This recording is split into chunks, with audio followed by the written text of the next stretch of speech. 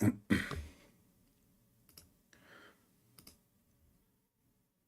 right. Hello, everyone. Shalom, everybody. We just start our live podcast and we are live in Rumble, YouTube, and Discord. If you are a Mohammedan and you like to talk to me in Discord, please click at the link. It's in the info and you can join us immediately. Um, we have a first caller, and I guess he is a Christian. But because he was waiting since last time, we could not take him. We will take him first one today.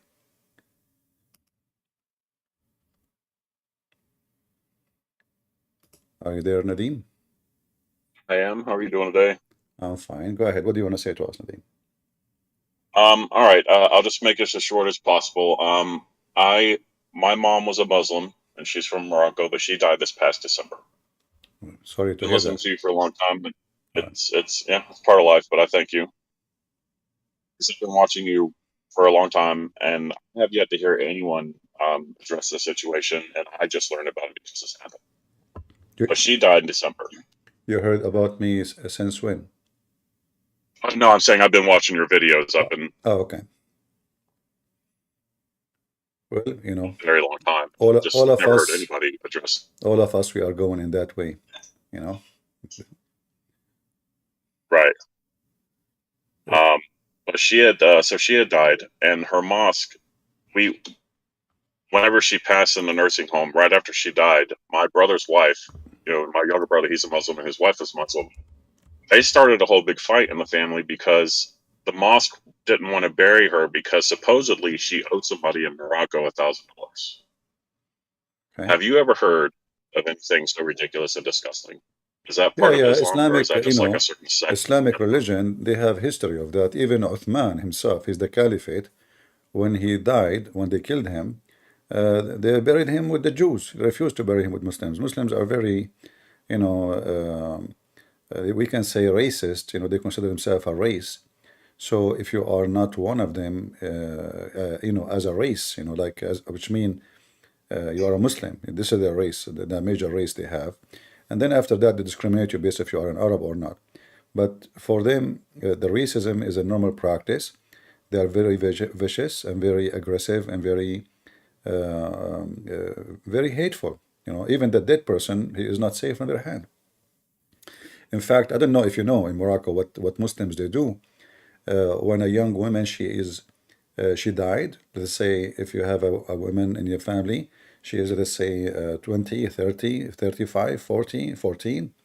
Uh, the family, they have to put guards around her grave for the first few nights because young Moroccan men, they will take her from her grave and rape her. So Islamic countries, they are so proud of themselves. But the second you go in details about the community and the society, you will see how disgusting it is. That's, Yeah.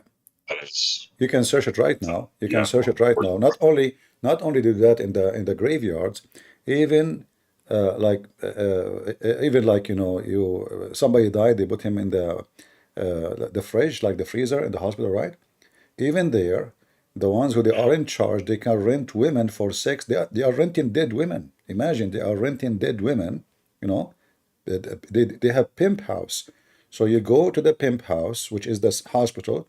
You ask him, do you have a young dead woman? She died freshly, like maybe a few hours ago, or even a day ago.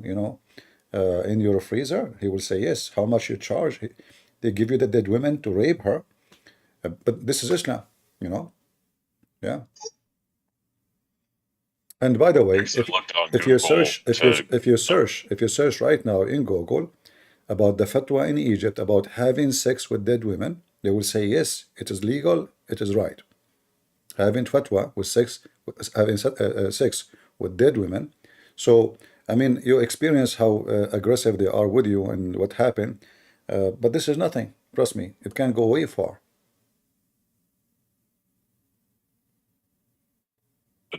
So I went on it. So I couldn't answer it. There's Your voice is from, cutting. and it literally says, Okay. all right. Can you hear me now? I Yeah, hear. I was looking on Google. Bacardi. Yeah, I can. Can you hear me? Yeah, I hear you, but your voice is coming on and off. You go ahead. Can you hear me better now? I hear you. I hear you. Okay. Yeah, so I was looking up on Google, and there's something from Al-Bukhari, and it actually says in that person would not enter Jannah if they have debt, and that's the only thing I could find. But that was the first I heard, and it's because of all this stuff that happened. I just thought it was kind of disgusting. Just one more disgusting thing to learn about Islam, among all other things. Yeah, but you know, So the first I just question, thank you for taking my call. you're welcome. The first question you have to ask yourself, what is even Jannah in Islam? When they say Jannah, what is that? It's just a, stupid ideas Oh, I of a bunch of lazy men. They do nothing. Even sex, they don't even move. Like even their sex is like a yeah, automatic sex. He don't even move to grab the grape from the tree. The tree will come back. So Muhammad is speaking to a bunch of lazy Arab men, and everybody knows that Arab is extremely lazy, extremely. So half of the day they are drinking coffee, the other yeah, half of the day they are drinking tea, and they have sex once a week. They cannot even have sex twice a week. And so Muhammad, when he made a promise about heaven, he was promising the lazy Arab who don't want to do anything. You know, like everything is ready. Like you look at the bird, you say, Subhanallah, the bird will be cooked in your dish. So what you will do in heaven? Nothing. mm, Just eating, having sex, and even your sex is funny. Yeah. yeah. It's I don't. All right, my So many friend. times you know. Well, thank you, I for appreciate you Nadim, taking my for call, even though I'm not a Muslim. you're welcome. You're welcome. Good to have you.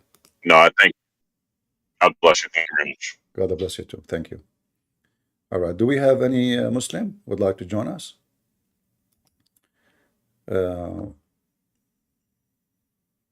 Uh, Nadim, can you leave the stage instead of me disconnecting you, please? Yeah, I'm Uh, trying to.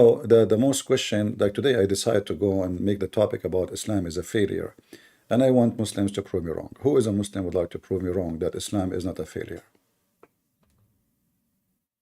By the way, today I went to other channel, and I don't know, like I noticed when I go to Christian channel to support them, uh, always the admins or the owners of the channels, they try, I don't know, they ignore me. I don't know.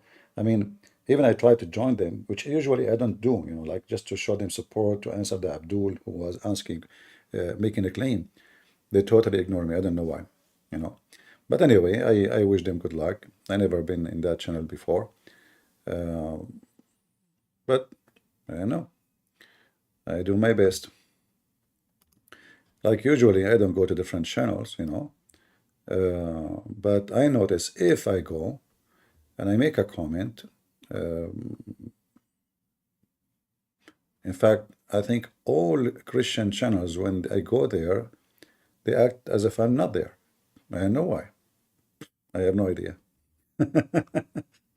Anyway, we have a first caller, and All I right, guess my he is a voice here is Christian. Coming twice. Yeah. Yeah, I just wanted to support them and give him the right answer for the Abdul who was making, a false answer. Yeah, like in the other channel, they ask what is the most strong argument. They asked. It was good logic. He's a good man. I support this young man, and we support everybody. Especially he is in the black community, and the Muslim they target the black. So for us, having people from every society, every community is very important. Like we need to have someone. He's an Asian, so he speak to Asian people. Someone he is black, so because he can, he knew how to be connected better than someone like me. uh, it's very important to have a new young generation come in. This is what we do here. Actually, we are trying to establish an army of warriors, who they are going to demolish Islam and make it shish kebab. uh, so there was a question, what is the most strong argument against Islam? God logic, he said, is that the Bible is confirmed in the Quran. Now, this is his opinion. I say that the most strong argument against Islam is proving Islam to be false. Muhammad is a false prophet. Because if you prove that, the rest is gone. You know? Salam al-Masih CP. Peace to you, brother. Just make it quick. The reason why they didn't let you in because when you typed in the chat, your name didn't have the verification mark of YouTube, so they thought that it was a fake account. I was at the stream, so No, they I thought think it if was a fake they account. no, I think if they click at my name, they will find that this is my channel. I tried and it didn't appear. I tried as Really? well. Okay. Yeah. I don't know. Maybe. But If you want me to try to reach to Logic, I can tell him no, and no, we no, can no, give him no. It comparison. wasn't. It wasn't God Logic channel. It was this Smart Christian, something like that. Yeah, a new channel. But if you wanna have a stream with Logic, No, I no, no, can no, I no, can no. reach You, to and you. me, I don't actually do stream with others usually, but I wanted just to Okay. join them because the Abdul was giving them hard time with his lies. That's all. Yeah. Okay. So I just want to let you know. So Yeah, and actually, they all love you, man. I click at the link, but it says you could not find your camera, and it looked like it doesn't allow unless you have a camera to join. You know? Maybe, but for the Yeah, YouTube, I was in the stream and I even tried to let them in, but they didn't have the verification mark. I just want to yeah. let you know. I don't have camera, in my computer, Mhm.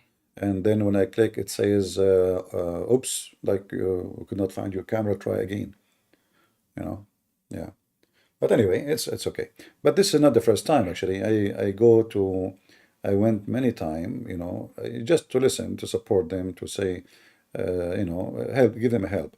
But I noticed that in Christian channels, somehow, I don't know. Oh man, they love you, man. Sam knows you, Logic No, knows you, I'm Rob not talking knows about you. individual, but you see, Yeah. I noticed that even the chat is boiling saying CP is here. The owner of the channel is the last one to mention it. You know, you will notice that. But I don't know. I hope nothing wrong with their behavior. Yeah, because it doesn't make sense that everybody's saying, "Hey, CP is here, CP is here," and then the admin is the last one to see it. You know what I mean? Yeah, but it does have gift mark, so maybe that's the reason. I don't know. I just want Yeah, it's all right. It's all right. God is so good. not to make you feel. Oh, we all love you, man. All right. Don't say that. Thank you, brother. No problem. Okay, CP, good luck. Yeah.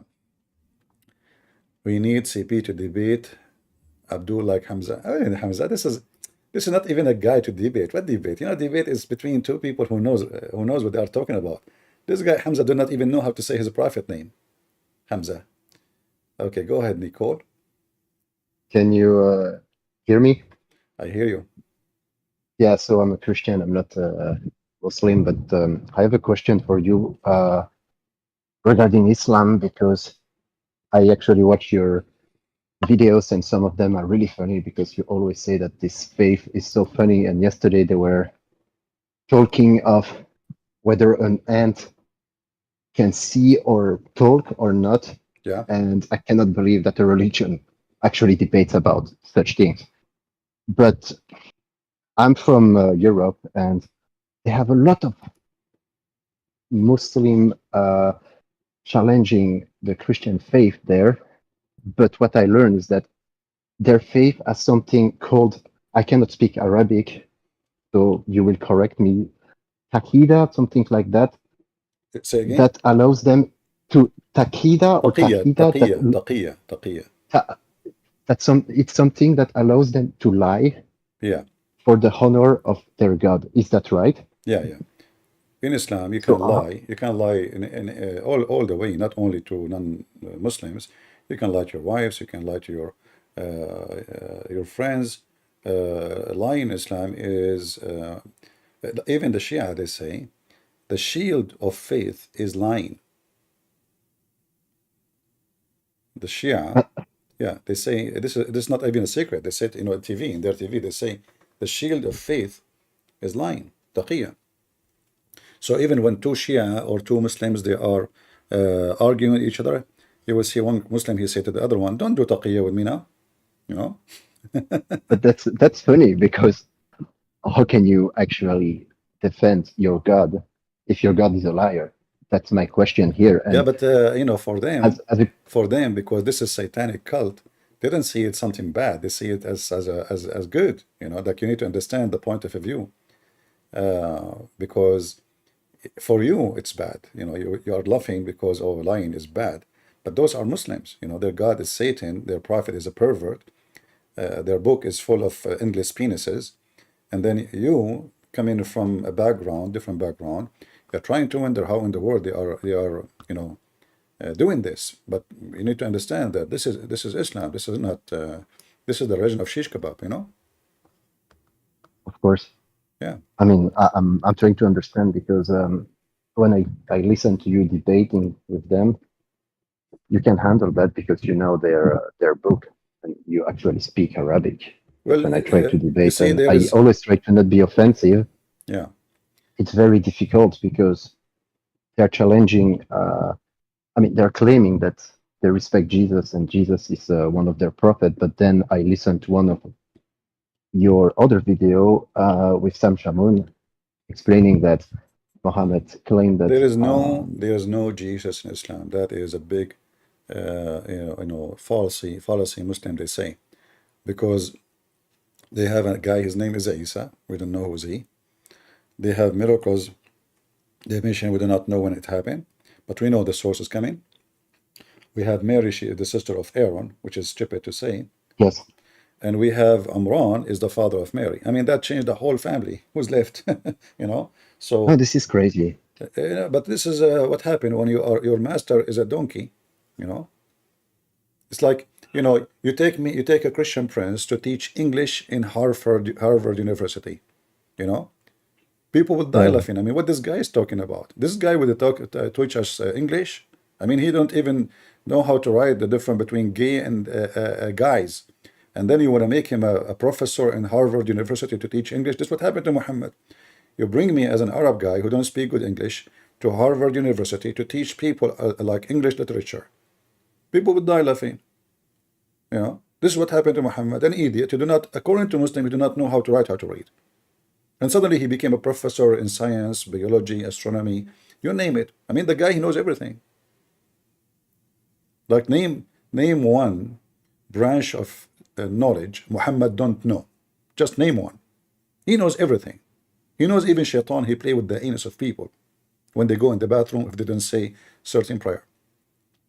So, we are talking about, a stupid belief. The second you are part of it, you are stupid. Like, if you are if a person want to join a gay club, what is the requirement? What is the first requirement? to join a what a lab? A gay club, gay club. What is the first to be a gay, right? Yeah, Okay, Islam is the same. To join Islam, the first requirement to be stupid. I mean, when I debate them, they tell me we are not supposed to challenge our book. We are just supposed to listen to the Imam. And then as soon as I give them Quran quotation by listening to their debate, I say, well, Allah has different parts. He has hands. And the guy told me, no, Allah doesn't have hands. I never seen that. I gave them the verse and they're like, oh, it's metaphorical. So it's, as you explained, they have a double standard. So my question for the community is they're still they're still not able to answer this question to Jay Dyer, to you, to Sam Shamoun, to anyone. How come they blame the fact that we have a God with three hypostases, one God, but their God has thousands of parts, so it's not united. But anyway, I will let you debate with your community because you're much better than me. But thank you for calling me in, and I really enjoy your content. And please Thank you. keep on. You're It's welcome. really funny sometimes with the stupidity of some people. I really enjoy. Yeah. Well, thank you very much. God bless you. Please, you guys, God share the bless you. link and invite your friends if you have any. I remember when I was in school, there was a guy. He's a Muslim, and he's a nice guy, by the way. He's a very, he's not a bad person. And his name, Abdul. This is his name. So once he told me, well, I was walking with him. He said, "This in this place. You remember I told you someone tried to steal my wallet?" I said, "Yeah." He said, "Here," and he pointed his finger at like a club. I said, "You idiot! This guy was not stealing your wallet. This is a gay club. He was touching your butt." You know. So this Abdul, he go inside the club, he drink, So he was sitting on the chair, and there's a guy. He put his hand on his pocket in the back, So he pushed him, and he the first time, and then he put it again. He said, he came to me. He says later, they tried to steal my wallet there twice. I said, really? And what you did about it? He said, I just pushed him. I said, that's it, Yeah, but then I was walking with him, and he pointed his finger. I said, you idiot, don't you see? It says gay, gay. He's touching your ass, Abdul. What's wrong with you? He said, oh my Allah, really? I said, yeah, your ass is big and round. It's ready. He's a little bit choppy, he have a round ass. So anyway, there's many, they are ignorant. They don't know where they are going. Like this guy, Abdul, he go inside the gay club. He think he is going to drink just beer, And somebody put his hand over his butt. He think he is just trying to steal his wallet. But the guy is trying to get something else from him. So it depends who you are and how aware of your, like surrounding your action will be. And most of Muslims, they have no idea, what they told them, that Muhammad is a great man. He is the most wonderful. He is the most knowledgeable. The Quran is amazing. But the second we put it into test, everything collapses. Do we have any Abdul? Any Muhammadan? Actually, this Abdul, his family, they could not send him money in the last year to finish his school. I did support him from my money until he finished school. He was only like a few months left to finish his study. He cannot afford to pay rent no more. He cannot afford to pay for school. He cannot even afford for food, And I helped him. It took me some time after that to take my money back, but not because he is like denying it, but because really he was, having a very tough time. Even his graduation suit, I paid for it. Yeah.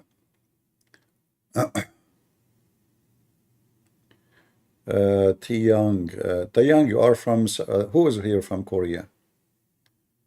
Who is here from Korea?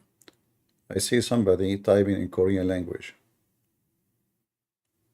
Taeyang, you are from Korea?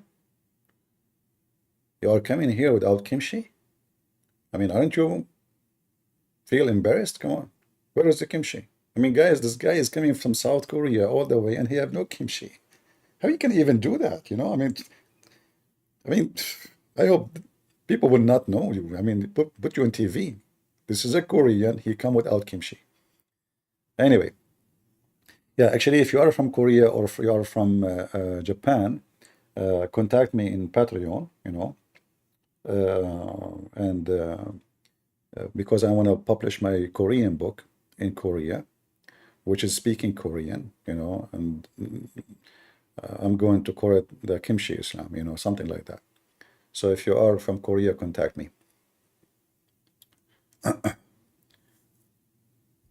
Yeah, if you like to come to the stage, feel free. Yeah, my book, actually, the Korean book is ready to be published, but I need to find a publisher so we can publish it in Korean, see how stupid Islam is. Because as you know, the Muhammadan trying to fool everybody in Korea and in Japan. And Taeyang, go ahead. Hello. Hello, how are you doing? I just would like to ask you to understand my English because I'm not good in English. Sorry. No, your English is a very much Korean English. Don't worry about it. Thank you. Have you heard about the mosque issue in South Korea? Because there is a city called Daegu, and then Muslim community, the foreign Muslim community, they tried to build a mosque in the city in South Korea, and the residents are protesting against the building the mosque. Okay. Have you heard about it? That's good. Uh-huh. Well, I'm happy to hear that. Yeah, I heard about this. And they tried to build a mosque. Yeah. South Korea is one of the most biggest Christian countries in Asia, actually. So there's about 20% Protestants and about 10% Catholics. Uh-huh. So yeah, so we have a kind of Islamophobia because we try to see the world in the eye of the Western world, actually. So I Yeah, don't like Islam, but I just added you as a friend list. Text me thank you, you know, thank you. because I might do a seminar in Korea. So if you like to Yeah. join, you can join. But that means you will see me. I mean, I look scary. I warn you from now. Ah, that would be nice. Yeah. You, Actually, nowadays we have some the Koreans who try to convert to Islam, actually, and they try to just like try to make some propaganda about Islam. They claim that Islam is good and then Christianity is wrong, for example. So actually, when I was interested in Islam before, I almost seriously thought about. well, you know, if you are Yeah, interested, if you have like you have a connection with the churches yeah, in South Korea, yeah. you feel free to contact them. And I'm willing to do seminar, and I don't charge. It's for free, you know, as you know. I'm Christian now. Yeah, I know, So but I'm I'm saying Christian. Yeah, if you have a Christian yeah, churches, you know them, like ministers, yeah, yeah, yeah. and you can contact them and say, as we have such a person, his name is a Christian Prince. Okay, If you like to invite him to do seminar, you know, okay. I will be happy So to do so. can I ask you if you want to debate with a Korean Muslim who is trying to make a propaganda about Islam? Sure, sure. Because he said that he got the degree, master's degree from the Medina Islam University in Saudi Arabia. That's even better because that mean Uh-huh. that will make the Yeah. chicken is more red, you know. Uh-huh. Yeah. Yeah. Yeah, And that would be nice. his master Yeah. degree will not be enough, Yeah. will not be have a value of toilet paper as soon he speak to me. Yeah. He studied Sharia and also he tried to. Now, as long as I know, he's in master, a doctor's degree at the same university. My friend, So, Islamic degrees is mean nothing. You okay. know what they teach him in I Islamic school? How to wipe your ass. What? Yeah, I know How his many blog, so time? I'm going to ask him if he is willing to debate with you. Tell him not only if he's willing. Tell him Christian Prince. He challenge Okay. you, and if you don't accept, that means you are running away. Okay. Okay. Don't be no friendly. Make it a challenge. You make it. You know what? I mentioned your name to this guy, and he's very weak. Tell him he's stupid. He don't know nothing about Islam. So I want you to come and you know you have a master degree, so you have a lot of ammunition. Shoot him, man. Just destroy Yeah. that guy. And And yeah, yeah. let us see if he can do it. Yeah. Actually, it would be very useful for us because many Koreans are interested in Islam nowadays because there are some benefits from Islam. For example, some Korean guys are getting into other countries, for example, and then nowadays Korean dramas, K-pop are so popular over the world. So, for example, many Turkish people and Arabic people are interested in South Korea, and then they want to marry South Korean guys, and then they say, "Oh, if you become Muslim, then I can marry you." And then even I have the experience. For example, some Turkish girls and Arabic girls told me, if you convert to Islam, I can marry you. And we don't know what kind of Islam actually, but they just say shahada, do shahada, and Yeah, then yeah, we can marry you. yeah. But But you I'm never going to. you see, we need people like you, Korean people, so they can help me Yeah, yeah, to share the truth. And because we have our Korean book, yeah. we are trying to publish. Uh-huh. That will be great help. So you can later promote it and tell Yeah, people yeah, about it. You know. yeah. Exactly. And I will give you a free copy for you. Just let me know. Contact me, Okay, and thank you. Thank you when we very much. print it, yeah, Yeah. you don't pay for the book. You pay only for the shipping and handling, which is like $1,000 only. You know. Okay, thank you. And then I'm just joking. I would like to ask you to check the Korean YouTuber channel. He's pretending as a Muslim. His name is Daud Kim.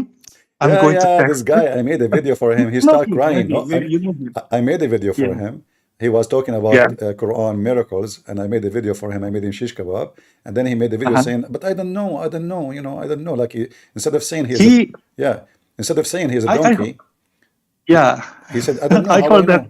Yeah. he tried to rape some foreign Muslim girls in South Korea, as long as I know. No, no. You And see what happened? He did not try to rape them. The fact it is them who tried to uh-huh, rape him.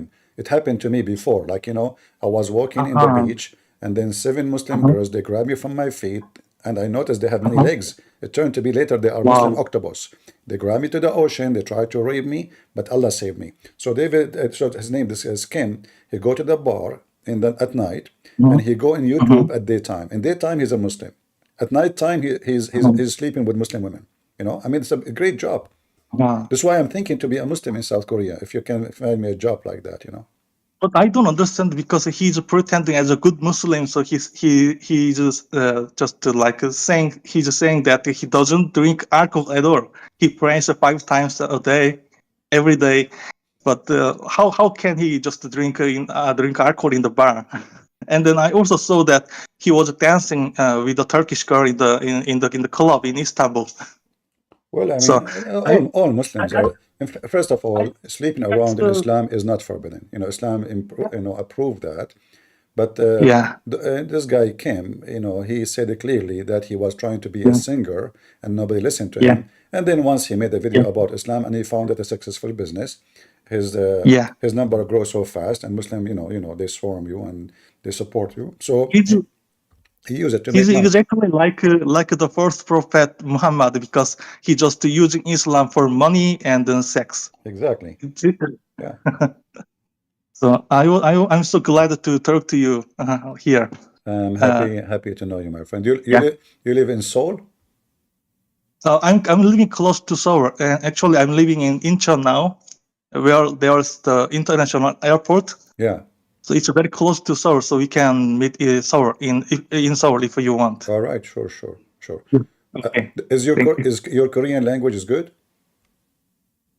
My Korean language. Yeah, like my Korean, I'm native because I speaker. speak very good Korean.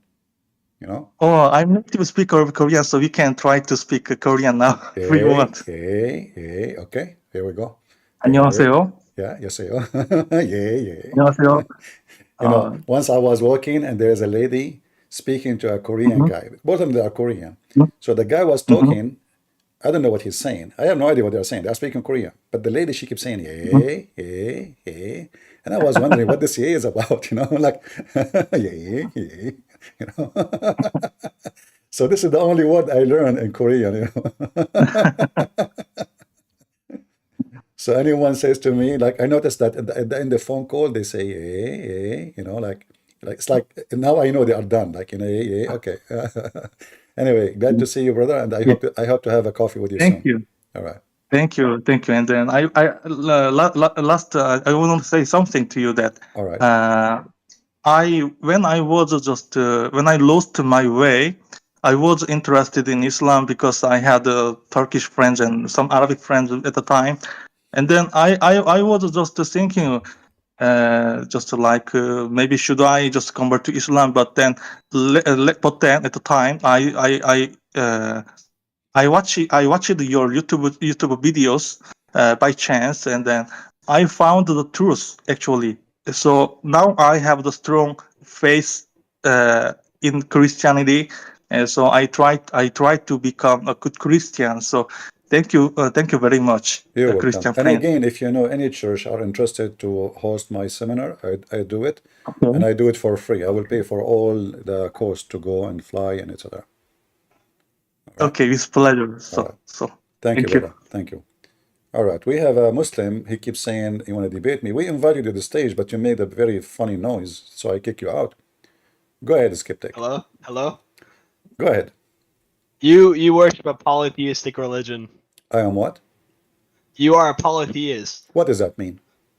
It means you worship more than one God. You worship the Okay. Father, Son, and Holy Spirit. All right. So why you're a stupid God? He says the Christian believe in And one. also, my Hold God on. isn't You my see, God isn't we have a stupid. My God conversation, isn't my stupid. friend. If you want to have a conversation with me, you say something, I say something to you back, but talking at the same time will not work. Is that okay? You know what? I just want to say you're a stupid nigger. That's what you are. You're Ah. super nigger, nigger, nigger, nigger, nigger, nigger, nigger, nigger, nigger. The demon inside them. When I say they have a demon inside them, I'm not joking. They have a demon. They are, like YouTube, or still working good. I hope so. Because, yeah. All right. Yeah, you see, like, first of all, this is the biggest lie the Muslims they say about us, that we believe in three gods, which is absolutely false. No Christian believe in many gods. We believe in one God. It is you who believe in many gods. And it doesn't matter if you believe in one God or many. I mean, those who worship Satan, he is one God for them. So, still he is a Satan. So you believe in one God, two God, three God. That is only a stupid argument, because what is important is if the God you will believe in is true or not. There is a temple. It's called the Temple of Satan. And they have only one God in that temple. His name is Satan. So, you have a temple. It's called the Temple of Muhammad. And your God is Satan. We can prove it so easy. Prove me wrong. I want to talk today about Islam as a failure. As I see, actually, one of the failure of Islam, the Muslims don't even understand what the Christian believe. The God of Islam do not even know what the Trinity is about. He think the Trinity is Mary, and there's a God, according to the Quran. There's a God. He married from Mary. They have a baby. His name is Jesus. If this is their stupid God, he don't understand what Trinity is. So what you expect from the stupid Abdul? Are you with me? This is their God. He don't know what the Trinity is. So what do you expect? Do we have any Abdul would like to join us? Is YouTube and Rumble coming smoothly, guys? Is it? I hope so. And again, if you are from Japan, or, we need somebody to translate my books into Japanese for sure, Yeah.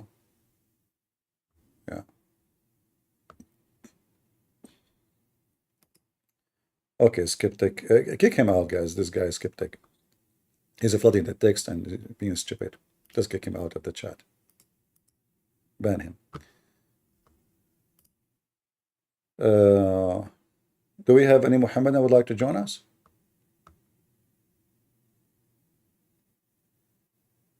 The good thing about having admins who they are females are very good in shooting, because they practice a lot of, like shoes shooting, especially if the target is a man. Like you say to them, ban this man, the female admin, they will ban him in the speed of light. Like the guy before even he noticed, like what happened, the females, what you can do about it. And Muhammad, he said they are half a brain. Oh boy. And the stupid Muhammad, look, one of his failure, he says, women, she can't be a witness in the court because she is half a brain and she have a like bad memory. And then you take Abdul to somewhere. If you ask him what his wife was wearing, he will not remember. But if you ask the wife what everybody was wearing, she will tell you what everybody was wearing. Their shoes, their socks, even the perfume name. She will tell you the earrings, she will tell you the rings, she will tell you the dress, she will tell you the color. And the stupid Muhammad, he claimed that women, they have half a brain and they are the last one to remember. And later we found that Muhammad, he forget Quran. And Aisha should remind him. And then we find out that half of the Muslim religion is coming from Aisha. Half a brain. She's not allowed to be witness in the court. Imagine. But they take the religion from Aisha. Aisha, she said, the Prophet used to suck my tongue. How she remember that? I thought she has half a brain. That is involved, tongue sucking. That is a special memory. And hey, Muslims, your Prophet, he sucked the tongue of his wife, and his wife, she go in YouTube and she mentioned that. Is that normal? Interesting.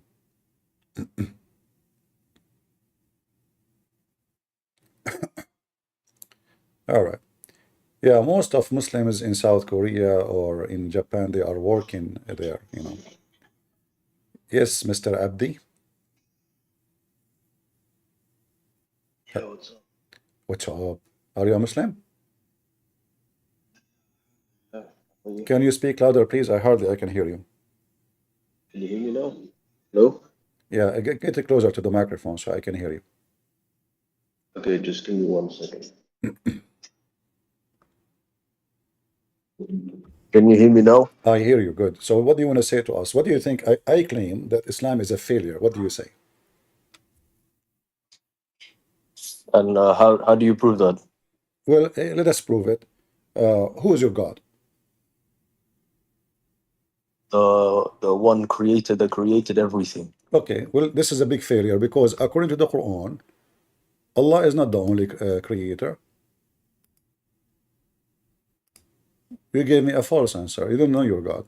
Isn't it the Quran says Allah is the best of the creators? Yeah, I don't see a problem with No, that. the problem is I asked you who is your God. You gave me a definition, says he is the creator. But it turned to be Allah is one of many creators. So which one of them is your God? You said to me, Allah is the one who created everything. Everybody heard you. So, but if he is the one he created everything, then the statement in the Quran is false statement because you cannot be the best of the creators if you are the only creator. He was trying to Did you just say he's trying? no. He's trying to tell people that the people that are confused. You did repeat again. Um, You just said he's trying again. I told you first time. Did you say he's trying? You said no. And then you said, well, he's trying to your God is trying what? By saying he is the best of the creators, that means he is not the only creator. no. So people back then, they confused. They thought that there were multiple Well, creators. hold on. People at Right. that time, they are confused. So Allah, he is trying to fix the confusion by saying he is the best of the creator, which means he confirmed that there's many creators.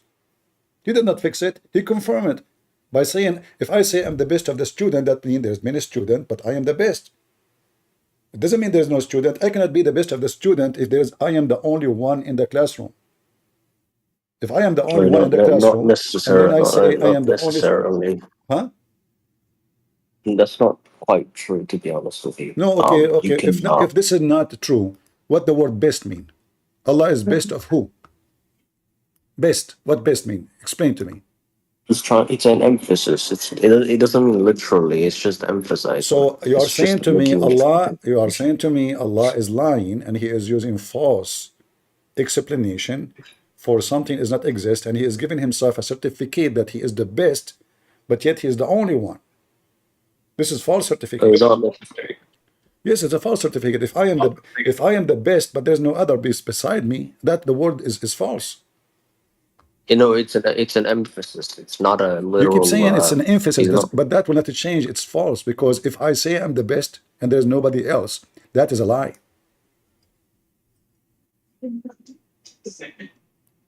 It is a lie, my friend. It's a lie. If I say I'm the best and there's nobody else, that means I'm lying. I lost your voice. Your voice is, I don't know. Are you using the microphone? How? What do you mean? How is he lying by saying? Because he I said mean, he's the best. how? He said he is the best of the creators. Either there's other creators and he is the best, and that will make the information true, or there's no other creators. That means saying the best is a lie and the creators is a lie because there's only one creator. So how you can be the best if there's no others? Yeah.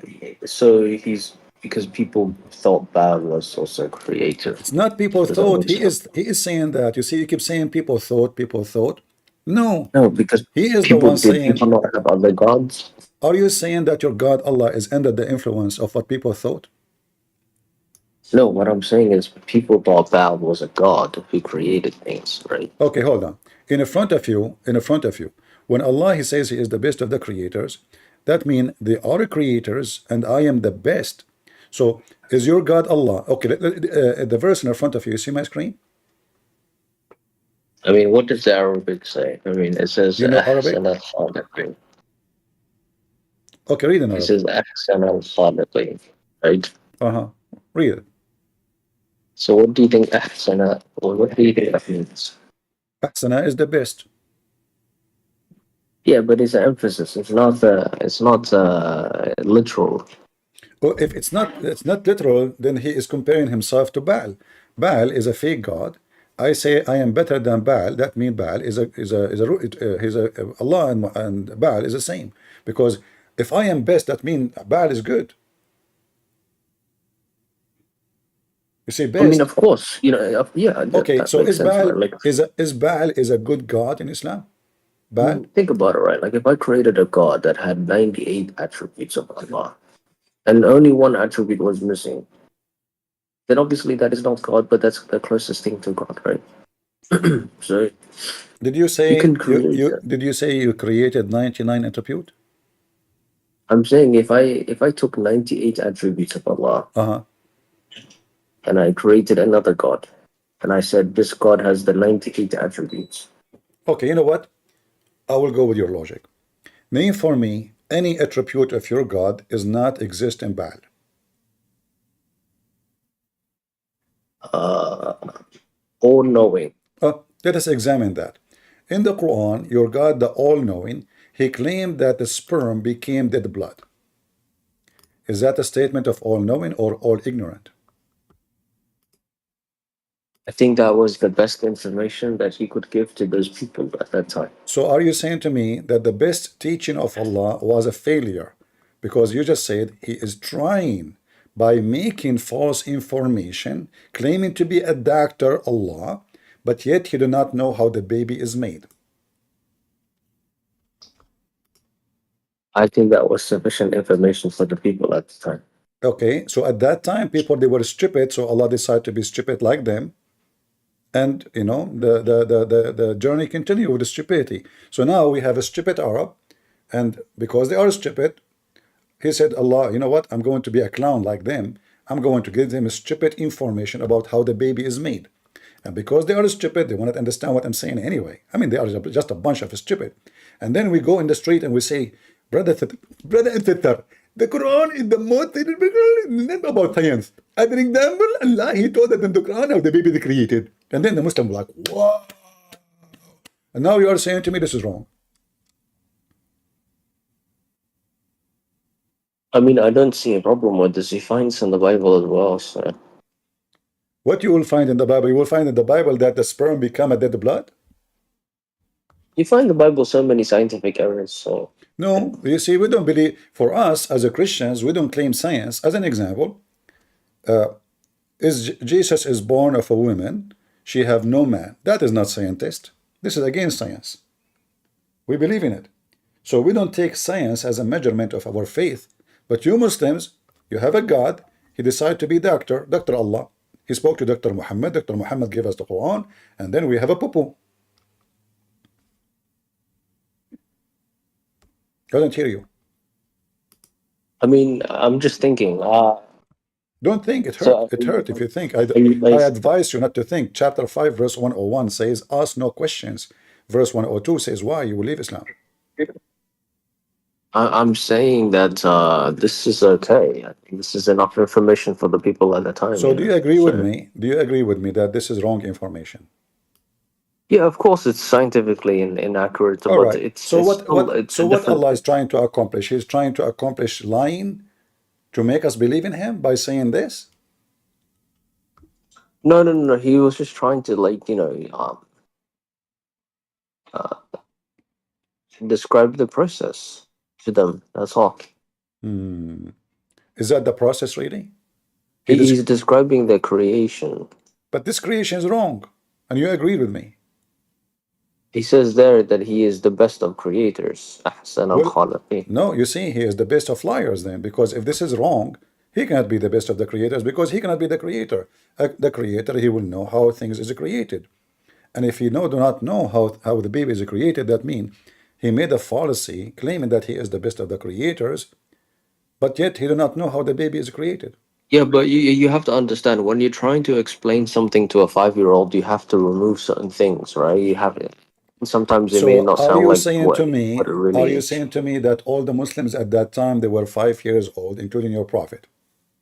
Yeah, they had like the 5-year-old knowledge. Like they weren't, they don't understand physics or biology or All anything right. like that. Do you have 5 years old brain? No, of course not. All right. Are you going to follow the Quran then? No, no, I'm not following this verse. Obviously, it's wrong, but like I understand the context. You see, when I ask you what is the best attribute about Allah, you told me He is all-knowing.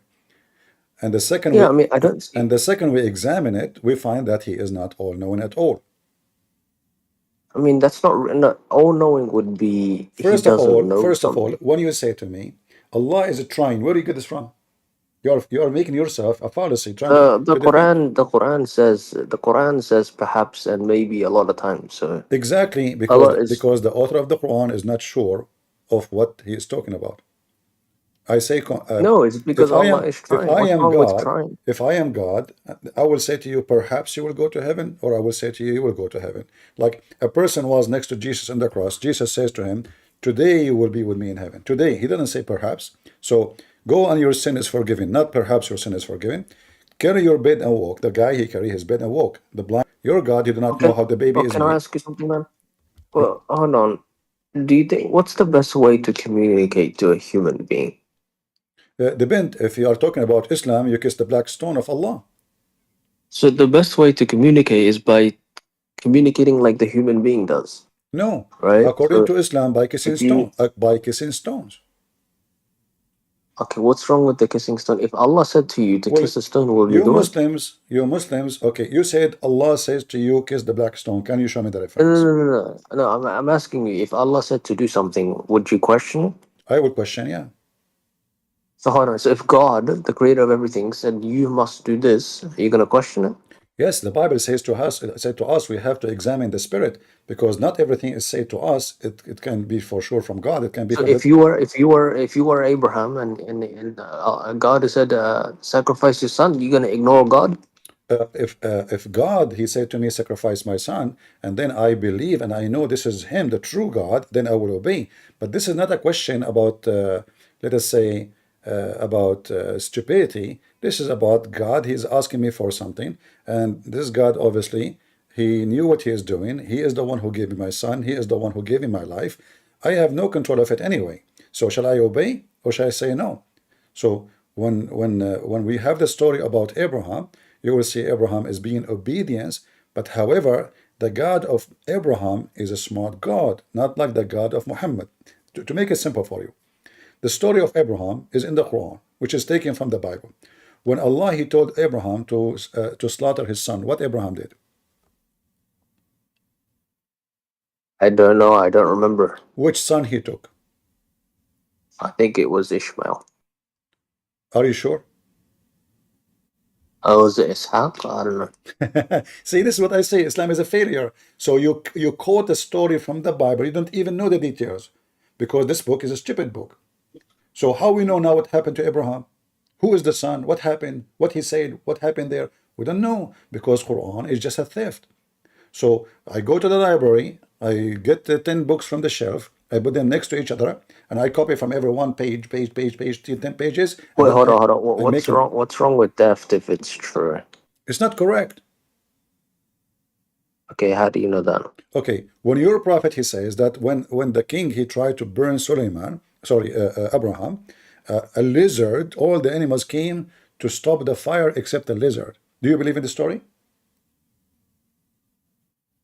I mean, growing up, I was taught that we should stay away from lizards. Stay away from what? We were taught to stay away from lizards because of what they did to Abraham. Yeah, but don't you think this is stupid? I'm actually afraid of lizards. You are afraid of lizard? Yeah, Why? because I was taught of what they did to Abraham. Do you think a lizard is going to burn you? Do you think like lizard is a dinosaur? It's a Yes, lizard. of course. Alhamdulillah. Yeah, Allah said so. Allah said it. Yeah. So what do you mean? Yeah, it's a lizard. You can put it in your hand. I would never touch a lizard. Astaghfirullah. It's like touching a dog. It's haram. Okay. Touching a lizard is haram. Your prophet used to eat lizard. No, he Muslims, did not. Muslims, they eat lizard. Yeah, if you go right now and type the word lizard in the hadith, lizard, you will find that the Muslim, they brought him lizard to eat.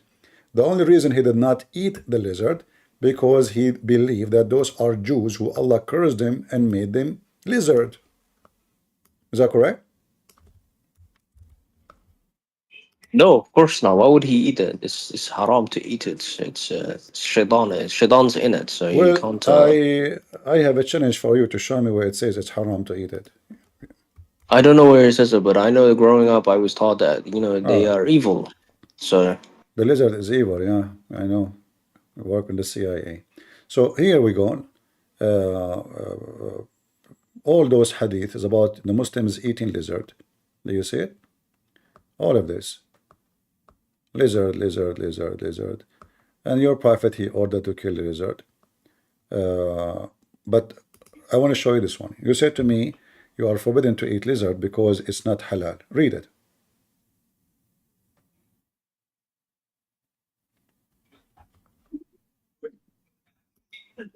I don't hear you. Your voice is gone. yeah, I mean, I'm just reading, man. I don't see a problem with this. If No, it's you just lawful, said it's to me, lawful. it is haram. It turned to be you Muslims, you eat lizard. Well, I mean, look, it looks like it's lawful, so it's okay now. So, what's your point? Islam have a failure. You told me that lizard is forbidden because he tried to kill Abraham. He is Satan. He is the devil. Yet Muhammad and his followers, they eat Mr. Lizard. Okay. So why you eat the lizard if he is evil and he's Satan? I don't eat it. What about But what about eating camel? Do Muslims eat camel? They do, right? I love camel. You It's love camel. Alhamdulillah, the All right. milk and So, it's how it's but it's good. okay, but you're a prophet. You love camel. You eat camel. You drink camel urine too. I mix it with the milk. Yeah. All right. So he mixed milk with the camel urine. Here it says, according to your prophet, that camels are created from the devil. So you are drinking the piss of the devil. Astaghfirullah. It's in front of you. And this is Sahih. It's Hassan, but okay. Hassan is Sahih. Hassan is Sahih. Hassan mean good, right?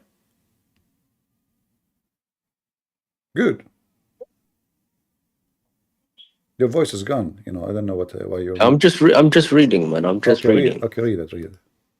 So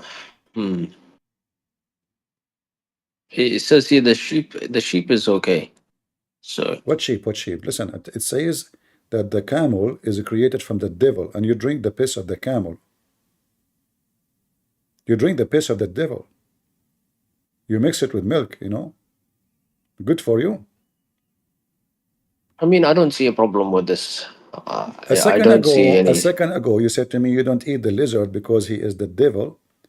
Now you are drinking the camel urine, which is the devil urine.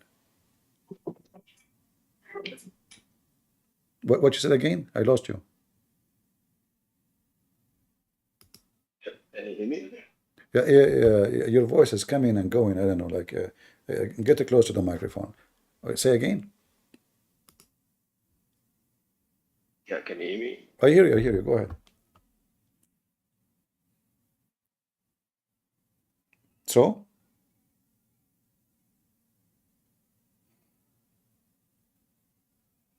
Yeah, I don't see a problem with this. Okay, you know what? I told you from the beginning, give me one thing to prove Islam to me. You fail. But we can prove that Jesus exists. The computer, the time, the date, the salary is paid by the date of Jesus. Everything around you in this world now is dated by Jesus.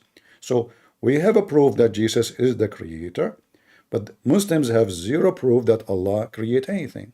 He create lies. It's you who said to me that Allah, he gave them false information because at that time they have a brain of 5 years old. Right? Are you there? It's talking about not praying. That's all that's saying. I don't know why your voice is gone. Are you moving around? You can't hear me? He's talking about what? He's not saying they are devils. Get close to the microphone, please. Your voice is gone. I don't know why. It's deep.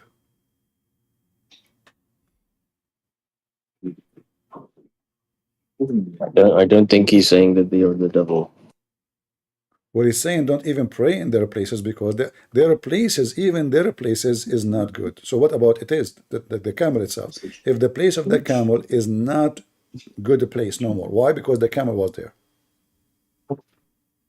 I mean, it's just their resting place. That's all. So why the resting place? Why the resting place? Why the resting place of the camel is bad? It's why? Because the camel itself is the devil. Have you seen a camel before? Have I seen a camel before? Yeah. Yeah, we have one in the White House, and now his vice president, her name is Kamala. She is a camel too. So it's normal to see. It's normal to see that in USA. They are dirty animals, camels. They are dirty what? They're dirty animals So why you eat them? because what's inside is good. What is outside is not good. What is dirty? The dirty is outside. Huh? The dirt is outside or inside? It's outside. Yeah, it's outside. So where is the shit of the camel located? Outside or inside? Well, I mean, it's a different part of the body, You are drinking the camel urine, which is a form of shit. Just a little bit. That's all. Just a little bit we add into the milk because the prophet did it, so we do it. It doesn't matter. It doesn't matter if you eat 1 kilo or half kilo. It's shit. It's shit. Who cares if you are eating, like little bit or too much? Why you don't eat much? Does it kill you? I mean, as long the shit is good and your prophet he make it for you clear that it's good, enjoy the shit.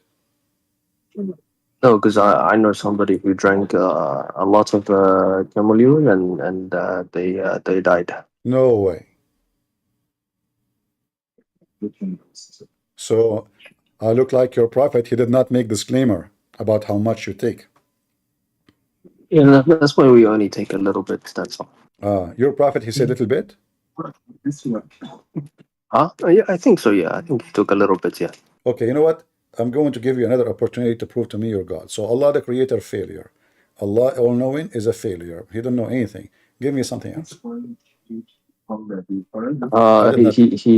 Yeah. He's the most merciful. He is the most merciful. That's deep. What is the word? What is the word? What is the word mercy mean? Forgiving. All right. Did your prophet put nails in the eyes of people? No, it's not in the Quran. No. This is your prophet.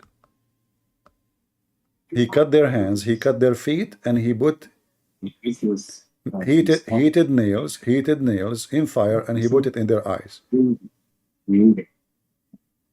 Huh? This is the miracle of Allah. This is the mercy. Otherwise, it could have gotten worse, That can be worse. What is can be worse than this? I mean, he cut their feet, he cut their hands, he put nails in their eyes, and he was watching them dying slowly.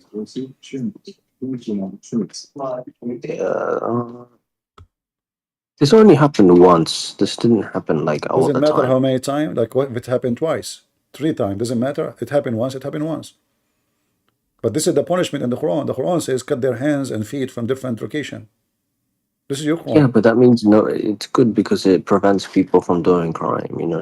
It's So why the Muslims countries are the biggest rapist country in the world if this will prevent the crimes? Because they're not doing this. That's why. Because they are not what?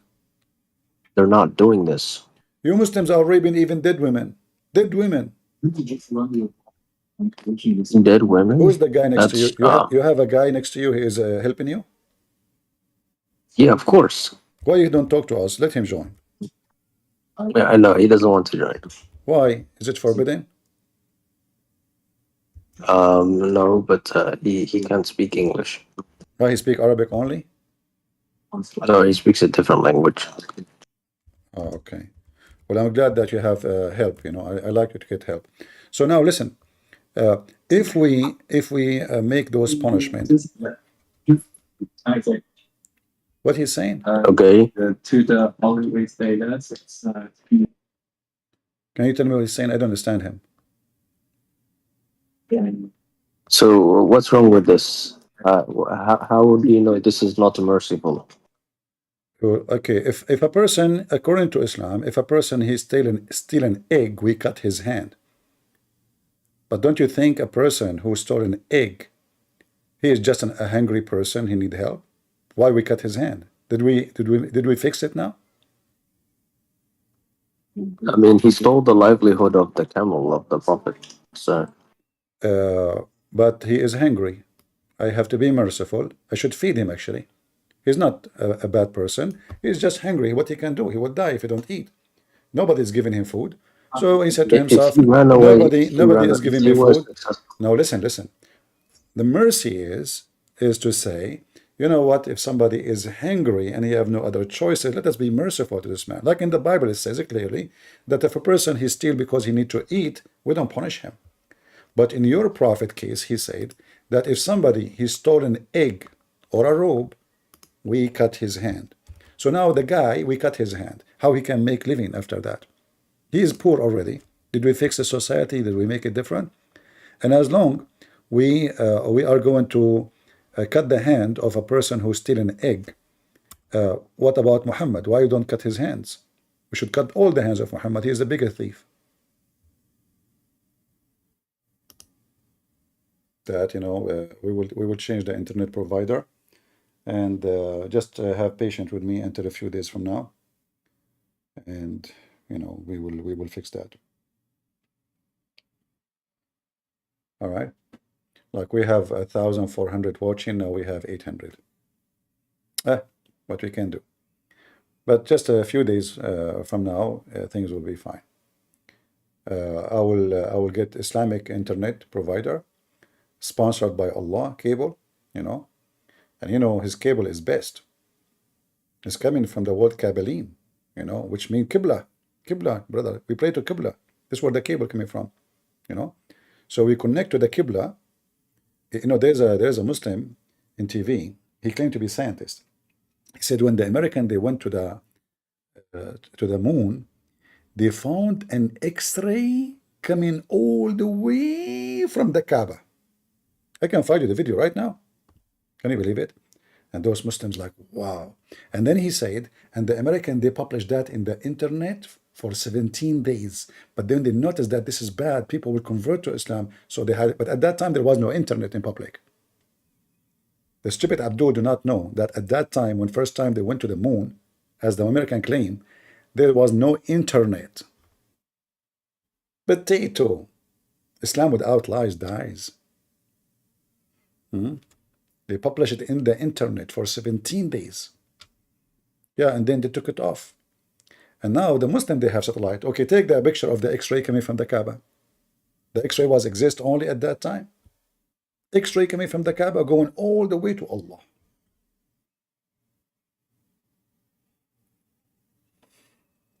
Any Abdul?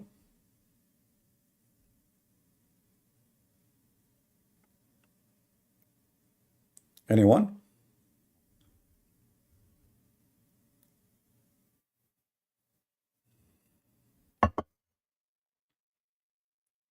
Who is a smart Muslim would like to join us?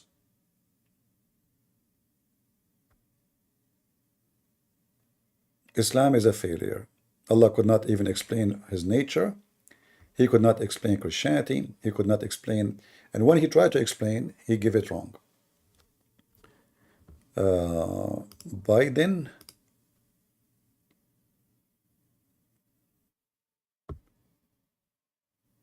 Rakab.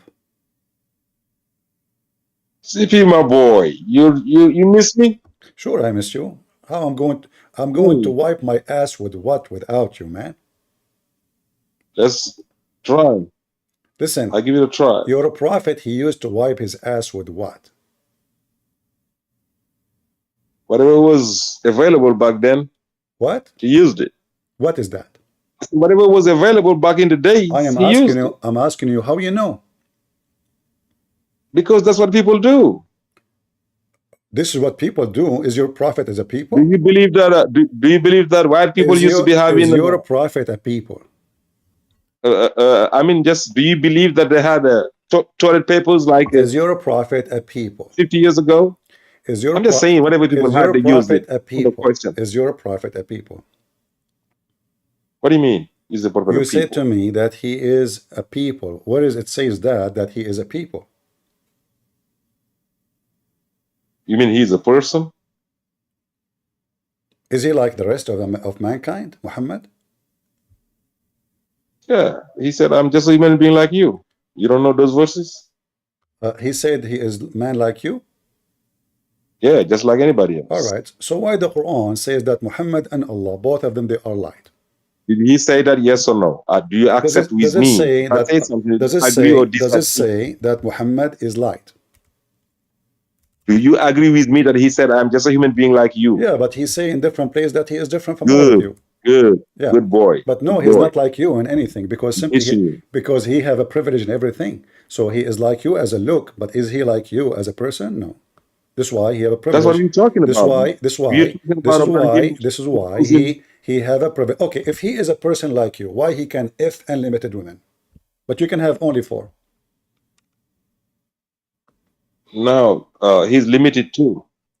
I just say, guys, did he say he's limited? Show me where in the Quran it says you can have 4. He can what? Show me where in the Quran it says Muhammad is limited to he can have only 4. Oh, so limited means necessarily 4? Is that Ah, what you mean? isn't it limited in Islam mean 4? Limited mean necessarily for you 4? What is the limit for No, limited means you have a limit. how many women you can have as a limit Oh, for you? this is another question you're asking. The I know. limit for him. Listen, I put you on the stage just for entertainment. I don't have time for kids. You're stupid. Everybody knows that Muslim they can marry only 4. Don't waste my time. I put you on the stage like you're just like a monkey for entertainment. Otherwise, your voice is annoying. Your stupidity is beyond stupidity. And everybody knows that Muhammad have unlimited numbers of wives, and you Muslims can have only 4. Even this one, you want to argue about it? I mean, how stupid you are. I mean, every single Muslim knew that this is what it is. How many times I need to spank you? I mean, my hand is dirty because of you. Potato. Even this one, they want to argue about it, which every Muslim knew. Muhammad, he had many wives. You can have only 4 wives as a Muslim. So is Muhammad is a people like you? No, he's an animal. He need more. He is hungry. He's a beast. According to Muslims, Muhammad, he if all his wives in 1 hour, which is 20 minutes. At that time, the word sa mean 20 minutes, between 15 to 20 minutes. Imagine Muhammad ifing all his wives in less than 20 minutes without even washing. You know, a pig. Only pig will do that. Let us assume that this story is true. You know, and Muhammad is a pimp, right? So, who in the world want to believe that there's a guy, he have 25 wives at least, he if them all in less than 20 minutes? Are you a rabbit?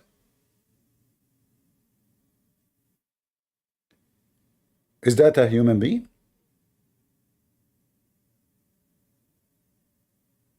I mean, by the time they take off their panties, you need more time.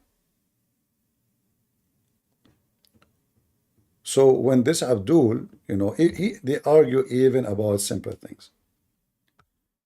Do we have any truth for Abdul? I hope I'm not offending the Muslim by saying truthful, because they get offended with anything. You say smart Abdul, they get offended. You say stupid Abdul, they get offended. It doesn't matter what you say, they get offended. Prophet Muhammad, they get offended. You read for them what it says in their books, they get offended. They love to be offended. But they offend everybody. They call you pagan, pig, monkey, etc.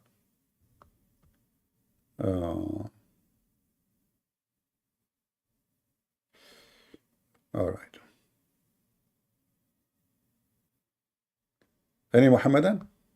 Abadi, you want to come back? Okay, Abadi is coming back. Abadi, you hear me? Yeah, what's up? Your friend, he said that the prophet is like everybody, but is it true that your prophet have no limit of how many wives he can have?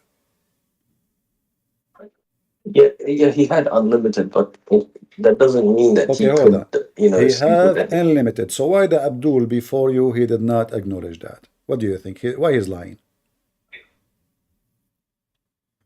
Yeah, but we are still human, so we can't have unlimited sex. You cannot have unlimited sex? It's not possible. We're human beings. Okay. Can a man have sex with 100 women in one night? If all of them are in one room, sure. What? In one room? Yeah, if all of them are in one room, yeah. You can have sex with 100 women in one night. If they're all in one room, yes. So the problem now, if they are in one room or two rooms, not the number of how many women. Okay. What do you mean, okay? Can a man have sex with 100 women in one night? Yeah, absolutely. Really? Are you sure? I don't see a problem with that. So you don't see a problem. Have you ever heard of a person he can have sex with 100 women in one night? Is he using his nose? If he goes in and out and he can do it in under an hour, I don't see a problem. He can do it what? Oh, you mean he just put it in, he take it, that's it. Like for a second. Right? Yeah, if you mean like that, yeah. Oh, okay. No, I'm talking about a guy, he did boom, boom, 100 women to make them have babies, which means have orgasm with each one of them. Oh, yeah, okay, yeah. No, that's not possible, man. Okay. So that is impossible, right? Yeah, that's impossible, yeah. So why your prophet, he says, Suleiman, he did that, and he have orgasm 100 times, but because he forgot to say, inshallah, Allah gave him half child. He forgot to say inshallah. Can you believe it? So he have 100 orgasm, 100 orgasm, and then he forgot to say inshallah. Let me show you the hadith. So do you think this story is true, or Muhammad is fabricating the story? And Muhammad always say inshallah. How come Allah did not even give him kids? So now Suleiman, he decided to have sex with 100 women, but he forgot to say inshallah. And then, and your prophet, by the way, is very funny. Here in this story, he says there are 60 women. You see it? Al-Bukhari 7469. 60. Other hadith, he says 70. Other hadith, he says 90. Other hadith, he says 99. Other hadith, he says 100 women.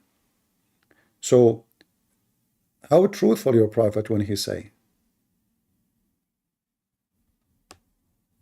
So he tried to finish the job with each one. Huh? He try what? Are you saying that he did it with each one completely? Yeah, he have orgasm. Each one of them. Yeah, that's not physically possible. It's not possible. But do you think because he's a prophet, his penis is special? But he can absolutely. It can be a miracle. It can be What? He could have stamina. So He can what? Stamina. He can have stamina. Stamina? What is that? Strength in difficult times. Oh, okay. Strength in difficult time. So this is a difficult time. I have 100 women in my bed, and now Allah, He gave me a stamina, so I can do 100 women. Yes. Is that like if you decide to do the same thing like Suleiman, can you do it? No, of course not. Why? Because I'm not Solomon. You think that Solomon and Muhammad, they are special when it's come to their penis? It's only if Allah decrees, so... No, but this is His will. And as you see, Allah did not approve it because Allah, He did not give him even a child because he forgot to say inshallah. Allah, He punished him because he forgot to say inshallah. Do you say inshallah before sex? No. No. So how those people around the world, they have kids and nobody say inshallah? According to the Muhammad, if you don't say inshallah, Allah will give you, even he slept with 100 women, still Allah gave him half child, which means a person with disability.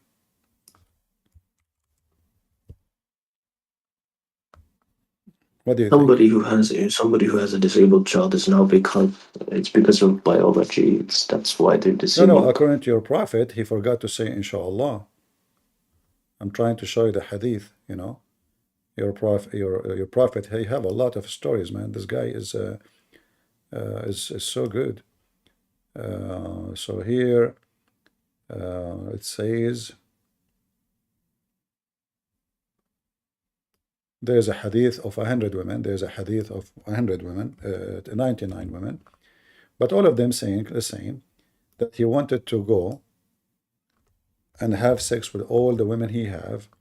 The purpose is to have babies so they can join ISIS.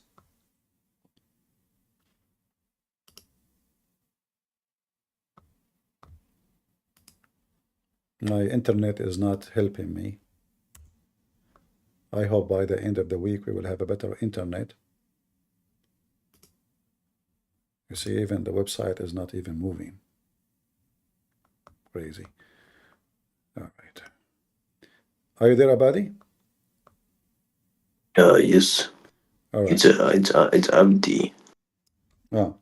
So is the story make sense for you, or the story is stupid? That the guy, he decided to have sex with all those wives just to make... Do you think it's stupid to walk on water? Well, first of all, you know, Jesus, he was not proven to us that he is sexually strong. He is proven to us that he is above nature of a human being, for he is God. But here, what is this? What is this? What the purpose? It's a miracle, man. How it's a miracle? No, it's not a miracle. Allah did not approve it. As you see, Allah did not give him a child. He forgot to say inshallah. He ifed 100 women. None of them was able to become a pregnant except one.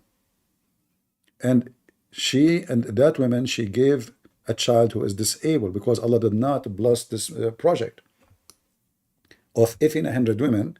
So, because why? He forgot to say inshallah. You see, it says here, he had said, had he said inshallah, which means Allah is willing, then every one of them will give birth. But he forgot. He forgot to say inshallah before he put his penis in. How he do that? This is really bad. I mean, how in the word Sulaiman he forgot to say inshallah? What do you think?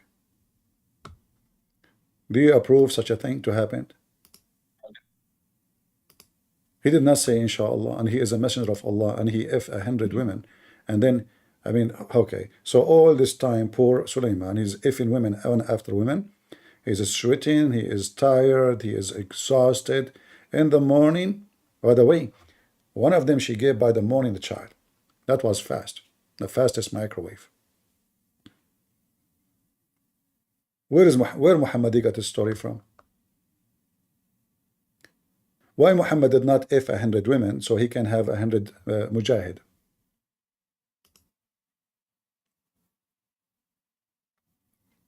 I don't know what happened to Abadi. I don't hear him no more. What happened? Are you practicing that now? Where do you go? I'm just reading. What do you think about this story? Look like Middle Eastern, they have a special features in their penises. They can if 100 women. Is that why they are number one nation in the world who buy Viagra?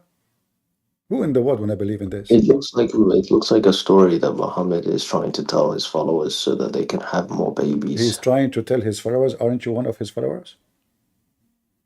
So that they can fight in the cause of Allah. Are you really one of his followers, or you are not?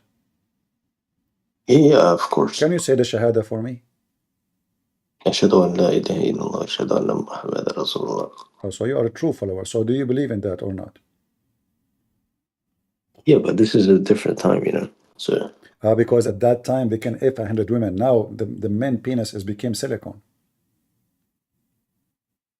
Like the wife, she go to the I husband. don't think Hey this. I husband, don't think this hey is the. husband, I don't think this. can you make this Like, thing work? You know, he said, I don't know how to use it. It's different time. We don't know how it work. How it work? You have to. What do you mean different time? What do you mean? I think this is not. I don't think this is real. I don't think this is literal. Why in Islam, when they speak about someone, they want to praise him, they praise his penis first. What is the connection between penis and being a prophet? Why in Islam, to be a prophet, you have to have a great penis? Because it's all about offspring. But as you see, he did not get offspring. Who is the offspring of Suleiman? Give me the name. Do you know? He got 99 What horsemen. 99? He could not. It says he gave only half child, disabled. And speaking of spring, okay, you know, is it true that the penis of Suleiman was the best penis between all mankind in his time?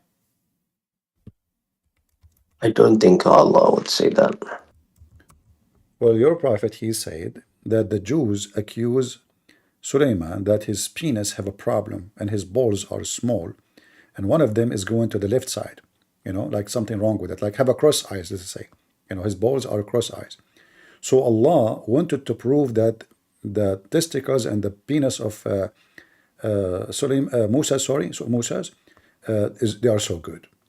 So Musa's, Allah want to prove that. So what he did, this is the story, this is Sahih Bukhari. Allah Messenger said the Prophet Moses was shy person and used to cover his body completely because he is extensive shyness. One of the children of Israel heard him by saying, ha ha ha ha, he cover his body because he have a problem there. Actually, in fact, in Arabic it says different. So he have a defect in his skin, spoken about specifically his penis area. Either leprosy or scrotal hernia, or he has some other defect. Allah wished to clear Moses. The Pink Panther is coming. From what they said. So one day, sit down, Abadi, because this is getting exciting. So one day, while Moses was in the seclusion, as usual, he's shy. He took off his clothes. Like Moses, he take off his clothes when he take a shower. Shame on you. I thought you are shy, man. And he put them on the stone. And he started taking a bath. But when he had finished the bath, he moved toward his clothes as to take them. But the stone took his clothes and fled. Are you with me, Abadi? Yeah, that's. The stone stole the clothes of Moses. Why? Let us see. Moses picked up his stick. Look, Moses cannot even move without his stick. I mean, this is the Harry Potter thing, you know? The stick in the movie, the magical stick. So he picked up his stick and ran after the stone, saying, "Oh, stone, give me my garment." Abadi, you Muslims speak to stones all the time. Like, is that normal to see stones? Shouldn't Moses be like, "Whoa, the stone is running"? No, Moses, he did not find it. He's talking to the stone as if a dog. He took his. Shouldn't Moses be astonished that the stone is taking his clothing? How does stone can run? Do stones have legs? Sometimes you can like attach a string to a stone and like. Sometime what? You can attach a string around the stone. You can attach a stream. Yeah, like a string. But this is a stone in the ground. He put his. Nobody did anything. It's a stone. The stone is running. We're not talking about Tesla cars. We're talking about stone. Stone was in the ground. He put his clothes on it. The stone, she took off and stole his clothes. Is that a true story? I mean, this is a miracle, right? Like, It's a miracle. till he reached the group of Bani Israel. So now Moses is running naked, totally naked, between the Jews. And he is shouting, "Oh stone, give me my garment." And then when he reached the group of Bani Israel, which means children of Israel, who saw him naked, and they found him in the best of what Allah had created. The women, they were looking at his penis and they said, "Look at this, and look what my husband had." The other woman, she looked at his balls. She said, "Praise be to Allah. This is how balls should be for every man. Why the husband don't have this?" And this is how Allah cleared him of what they had accused him of. That's deep. That's really deep. So now everybody in town, he saw the penis of Moses just because Allah want to clean him, clear his name.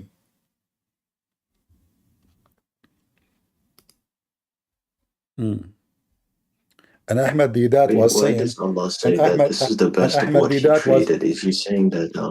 listen, and Ahmad Didat in his debate with the Christians says, "Your Ezekiel, he was in the desert naked." First of all, Abdul, he was in the desert, there's nobody. Secondly, the nakedness is about he took the clothes of a priest, which means this is nakedness. He is not a priest no more. So Muslims here, this is how Didat is debating Christians. Imagine if I'm debating Didat and I show him this, he will become like a rabbit. So this is your prophet, is making that guy totally naked, for real, running between women and children, in just to show them that his penis is so good.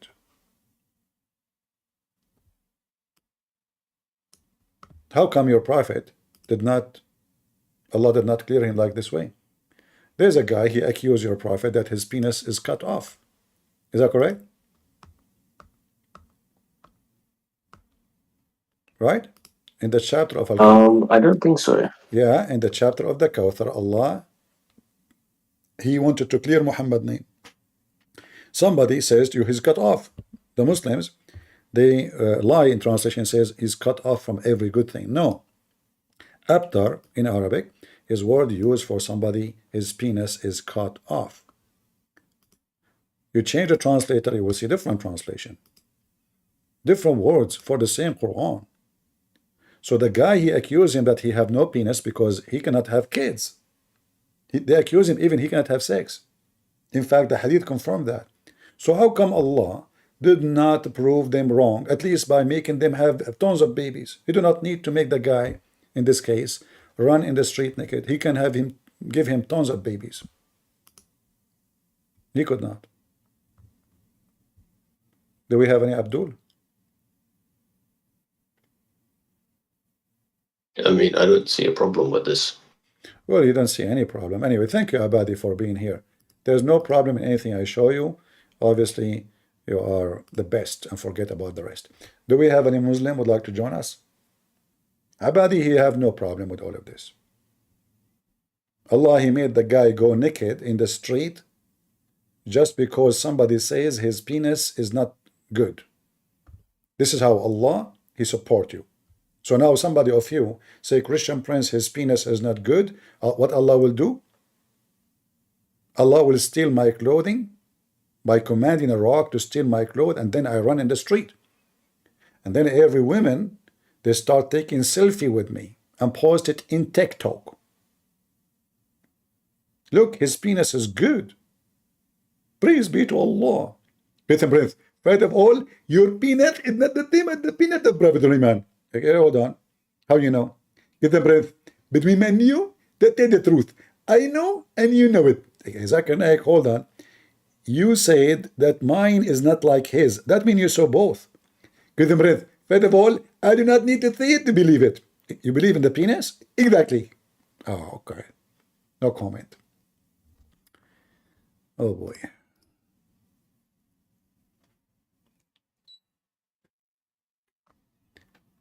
Tip? Yes, hello. How are you, Christian Prince? I'm fine. Are you a Muslim? No, I'm at my job right now. I'm working with Muslims though. All right. How about you?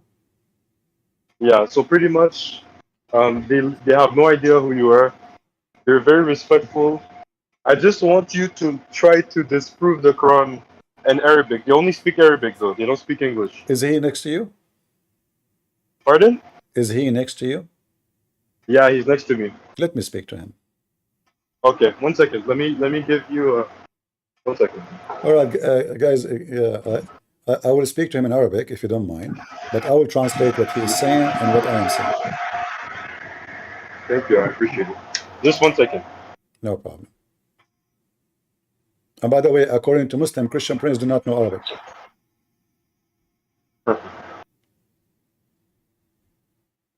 Where is he? I think he's hiding now. He's hiding? Akram!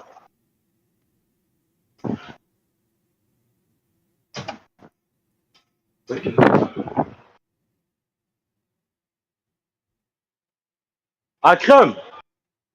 Viens, viens, viens, viens, viens. Viens, viens, viens. C'est vrai.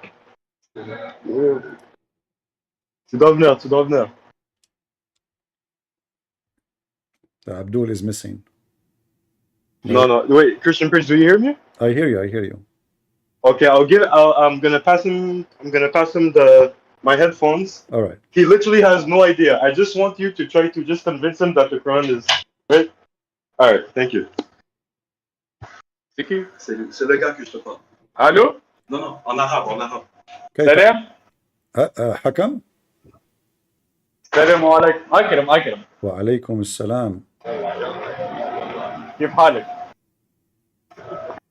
ممتاز ممتاز. هل أنت مسلم يا حكم؟ أي مسلم. أكرم اسمي. ها؟ أكرم. أكرم مش حكم. حكم؟ أكرم. أكرم أكرم أكرم. أكرم وي أكرم. Do you know that? أكرم. أكرم من تونس. هلا هلا هلا. Do you know that the Quran? Do you know that the Quran mention that word أكرم? Sorry, I forgot he don't speak Arabic, English. هل تعلم أن القرآن قد ذكر كلمة أكرم؟ حقيقة لا. نعم. الحقيقة لا أعرف. You don't speak Arabic.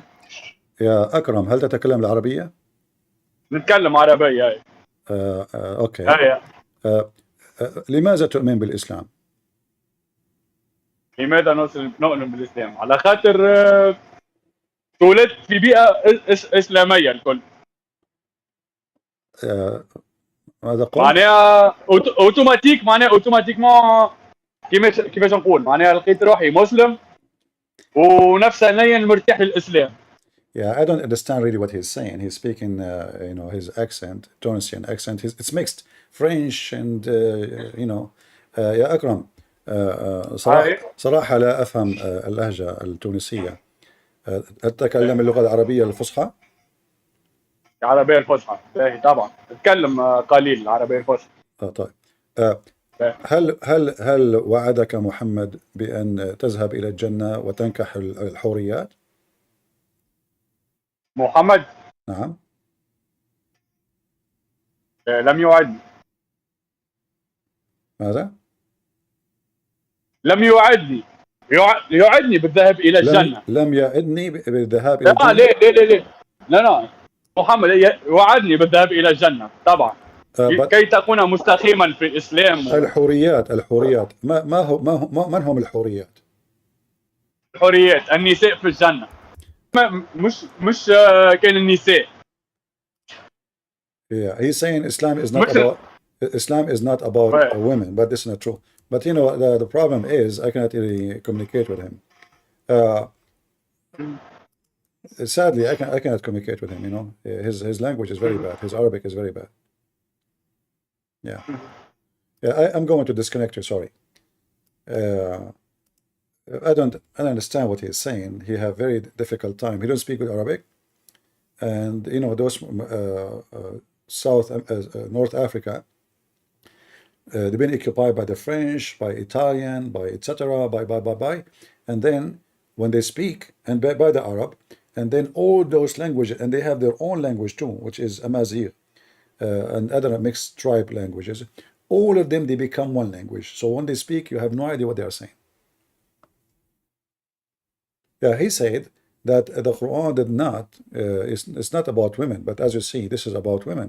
And even the Quran described that nobody open the skin of their vagina. The whole idea of Islam is to have sex with women in heaven. The whole reward is about sex.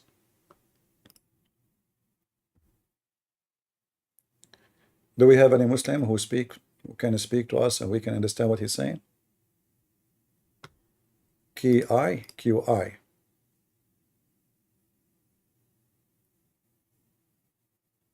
Go ahead. QI.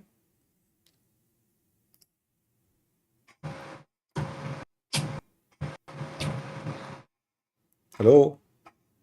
Oh, hello. I was deafened.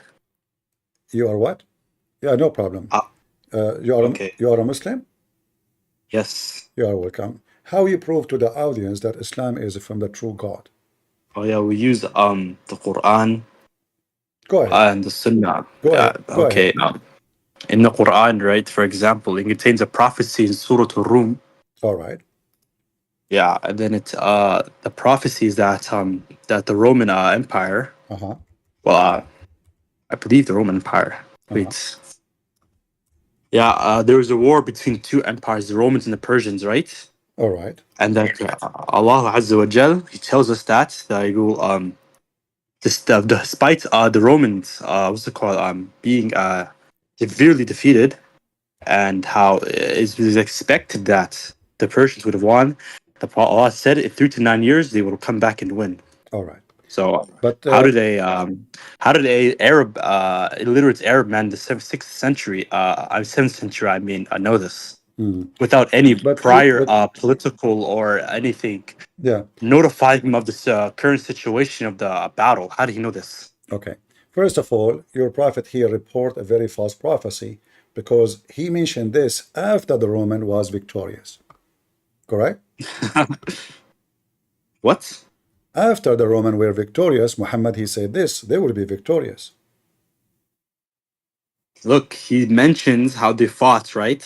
No. And then after that, he makes a prophecy that they will win after. Okay. So did he mention that they are going to be in the future victorious? Yes. Okay.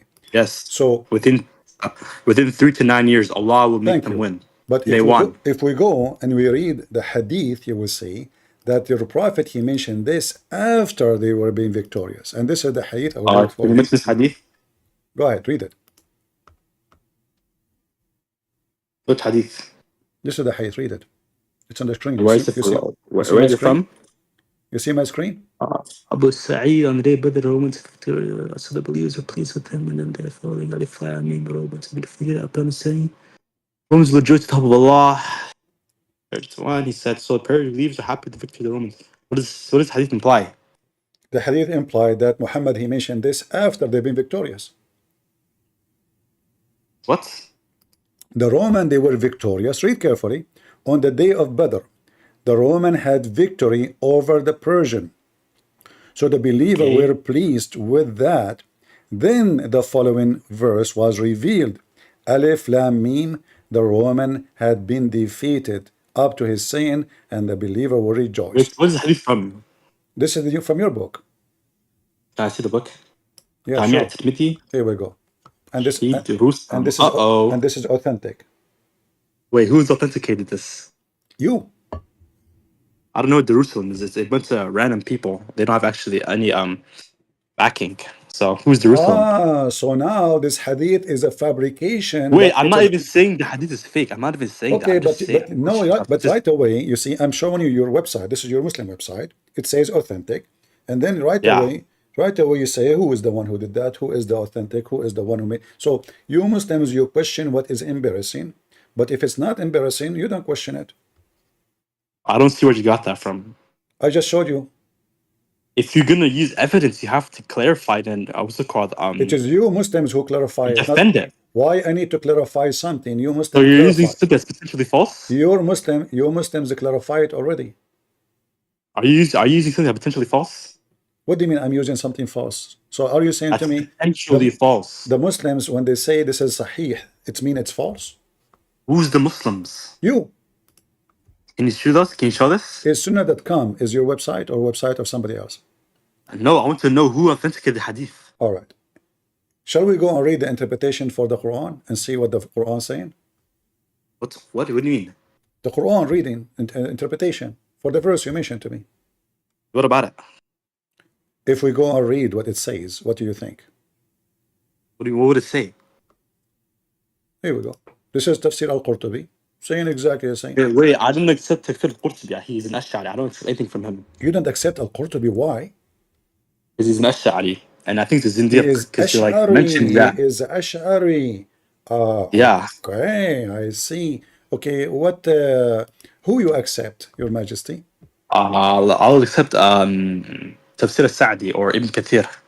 You accept Ibn Kathir. That's a good thing. So if we go to Ibn Kathir, you will accept? Let's see. Well, here we go. Read with me. What is this? This is Qurtubi Tafsir. I'm going to show you the source of the hadith, and then we can go to the tafsir more. Does it say here Sahih? Hadith is this? Huh? Wait, I don't know. I don't even know Arabic, so I can't really do anything with this. You do not know Arabic? Yeah, I don't know Arabic. So how you pray to Allah in Arabic? Huh? I know the general meaning of what I pray with. What is the meaning you're praying with? For example,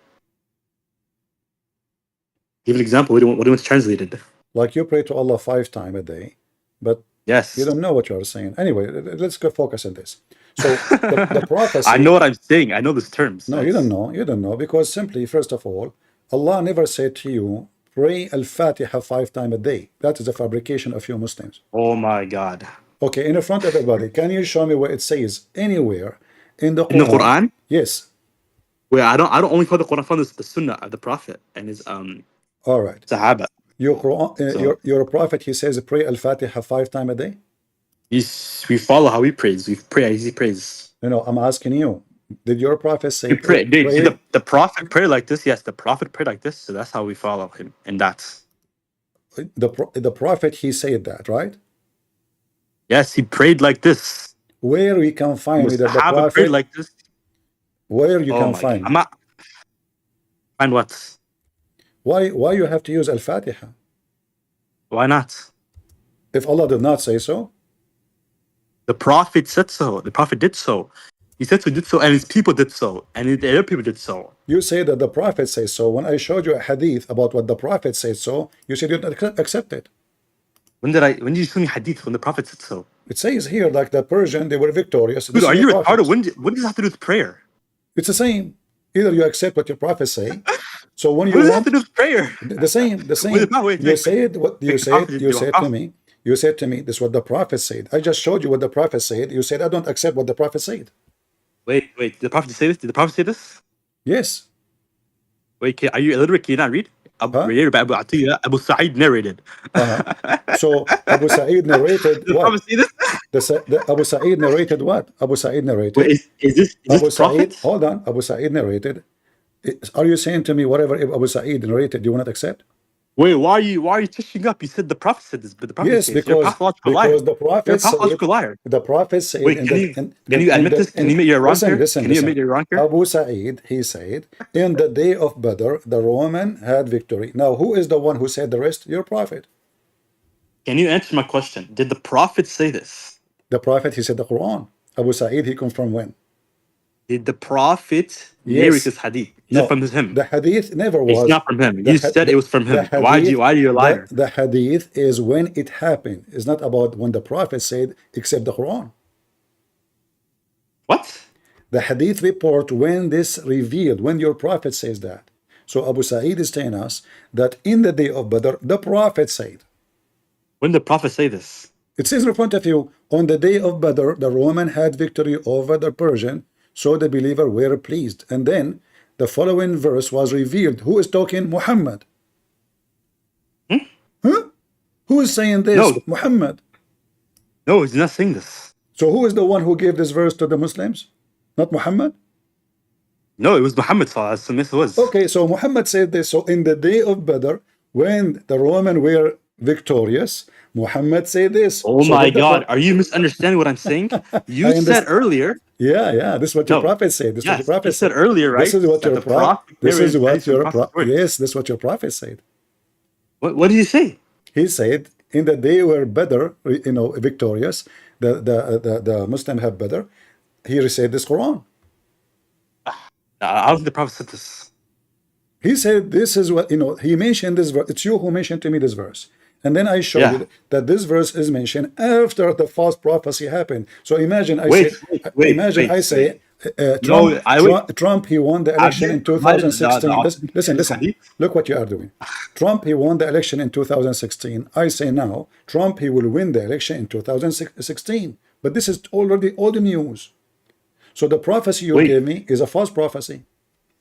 Are you answering my question? Go ahead. Who authenticated this hadith? I don't think it's authentic.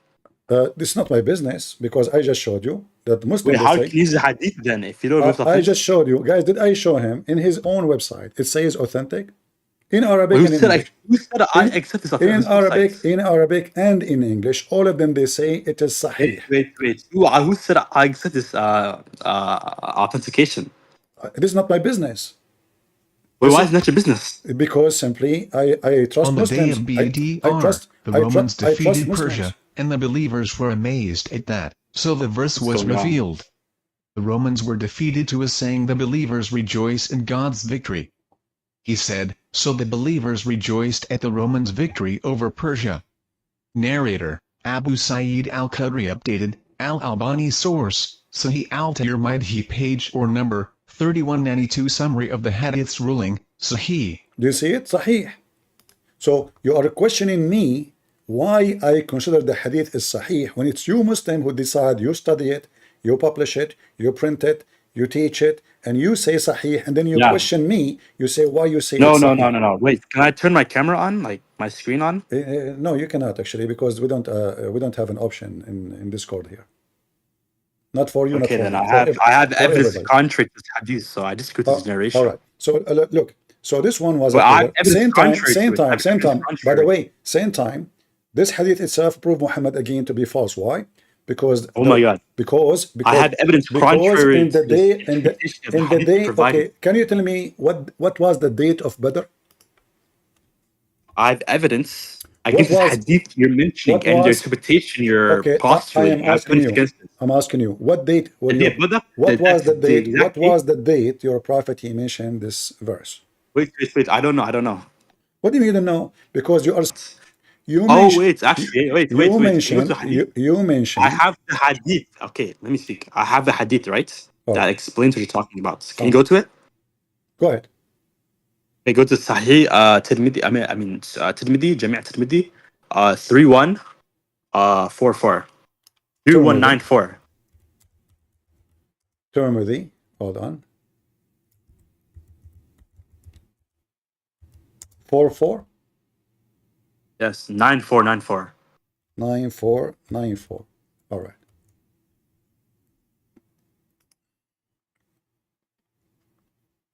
Okay, read it for us. I don't see 9494. Are you sure from the number? I see 2944. 2944. I don't see your screen. Give me the height number again, because you said 29. Jami' Tirmidhi, right? 3,194. 3,000. 100.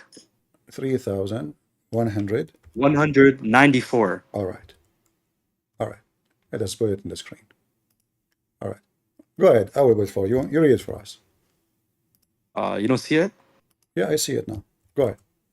Okay, let me see it. I picked out. Oh, do you hear me? Yeah, I hear you. Go ahead. When the following was revealed, Alif Lam Mim, the Romans had been defeated in the nearest land, and after the defeat will be victorious in the Bid'ah years. On the day that his ayat were revealed, the Persians had defeated the Romans. And the Muslims, see, this is why the hadith is contrary to your belief. It was not the Persians defeating the Romans. Continue reading. And the Muslims had wanted the Romans to be victorious over them because they were the people of the book. So Allah said, and on that day the believers will rejoice with the help of Allah, and He will help whom He wills, and He is the Almighty and the Most Merciful. The Quraysh wanted the Persians to be victorious since they were not the people of the book, nor did they believe in the resurrection. When Allah released ayat, Abu Bakr as-Siddiq, may Allah be pleased with him, went on proclaiming throughout the Mecca, Alif Lam Mim, the Romans have been defeated in the nearest land, and they, after their defeats, will be victorious. Some of the Quraysh said, then this is a bet between us and you. Therefore, it's Hadith Sahih, by the way, the ayats were not revealed after they won. So it's not a false prophecy. It's before it happened. This is why the Quraysh said, this is a bet between you and us and you. Your companions claim that the Romans would defeat the Persians. All right. In the Bid'ah years. Are you done? So why have you placed a bet on the between us? Abu Bakr said yes. Are you done? Oh, yeah. All right. You want to finish the Hadith? The funny is that this is the same book I just gave you from At-Tirmidhi saying the opposite, according to you, right? I just told you. I don't know that there was a call. Right. But look what it says here. It says that this hadith nobody knew except one person. Do you see it? Oh my God. Yeah, it says that. It says that in front of you. Answer my question, It says حسن غريب من حديث النيار بن مكرم لا نعرفه إلا من حديث عبد الرحمن. One person only reported. Just one. Okay, let's say. No. Here, actually, that will expose a big problem in Islam. How in the same book there's two hadith, both of them are sahih, one saying the opposite from the other one. Who's sahih? Who authenticated the hadith? They're not infallible. This could be false. The word can be untrue. So this hadith can be false too. Okay, go to the. Are you there? No. The hadith you just gave me, it says sahih, right? Yes. Okay. Who is the one? Who is the one who authenticated this hadith? That's fine. That's exactly what I'm telling you. You can't argue that unless you believe.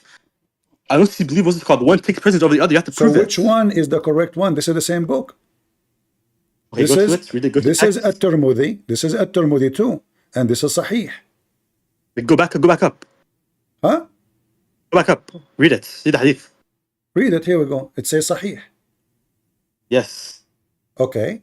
So now here it says that the chapter been revealed after the Roman victory. The same. The same book. Well, that's fine. The same book, yeah, the same book. How it can be? Wait. One of them is lying. One of them is lying. Wait. Jami' at-Tirmidhi writes, unlike Sahih Bukhari, Sahih Muslim do not fully contain Sahih hadiths. So it's possible. Okay, so it's possible that both of them are lying too? No, it's not possible that they're lying. Let us solve the problem. Let us solve the problem. The hadith you gave me, you cannot take it back. You gave it to me, correct? Yes. All right. Now, does it say here that it happened in the year number 7 that the Roman was victorious? I don't know what that means. All I know is, right? No, you know what it means. You know English, you gave me the hadith. Does it say verse was revealed before? Did it say? Does it say? Hold on. Does it say that in the 7th year, the Romans were victorious? Yes or no? Nice. That's. Wait. Can you show that? Sorry. It's in front of you. This is the hadith you gave me. 6 years. Yeah, 6 years, 7 years. Sure. Okay. So now, this was which year? In the year of Badr, correct? No, I don't believe that. It says that in the hadith. Other hadith? Yes, in the hadith. Wait. No. The bid'ah is not Badr. Why are you conflating the two? They're not the same thing. All right. Read with me. What do you see in the front of you? What do you see in the story? You're scrolling. Which one? And hope Allah he helps whom he wills. In the one you should. Almighty, the most merciful, the Quraysh wanted the Persians to be victorious, since they were not the people of the book. All right. Nor did they believe in the resurrection. So when Allah reveals ayat, Abu Bakr Siddiq, may Allah be pleased with him, went on to proclaim throughout Mecca. Alif Lam Mim. Muslims have been defeated in the nearest land, and after they defeat, will be victorious in bid'ah years. So the Quraysh said, this is a bet between us and you. Therefore, this hadith proves that this is actually a prophecy that was said before they were victorious. So you are saying to me, nobody knows when Muhammad he said that, correct? All I know is it was prior to the actual Roman victory. No. So I can say hold on. First of all, some of the ulama can know, but I do not personally. You can read every interpretation. They say this is mentioned in the day of Badr. Every Islamic interpretation says that this has happened in the day of Badr, correct? Wait, where does it say that? Can I see that? I actually don't know. I show it to you already in the hadith, and we can show it to you from the interpretation. No. It's in front of I you. don't wait. I don't even choose the translation actually. Can I see the what hadith number is this? I'll look for another one. On the day of Badr. Do you see on the day of Badr? What's the number of the hadith? 319. 319. Okay, let me see this.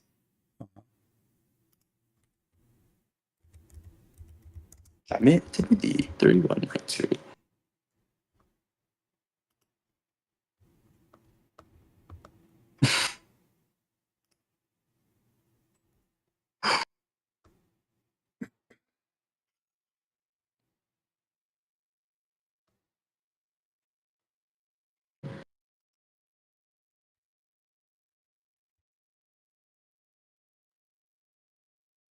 Okay.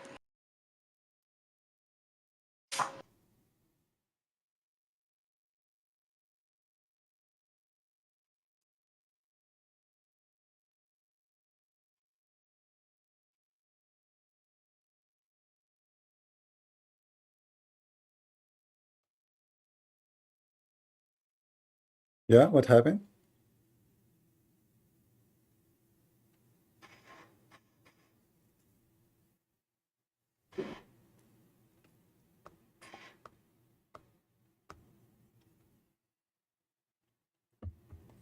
Hello? No, I'll look for the hadith. Wait.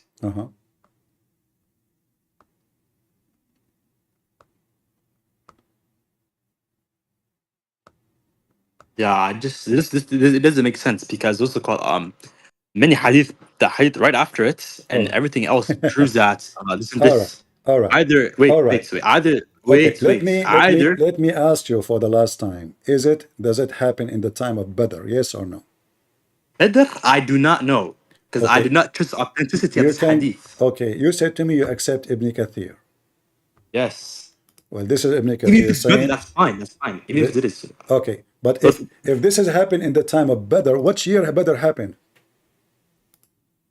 I believe, how many years was it? It's not tip my head.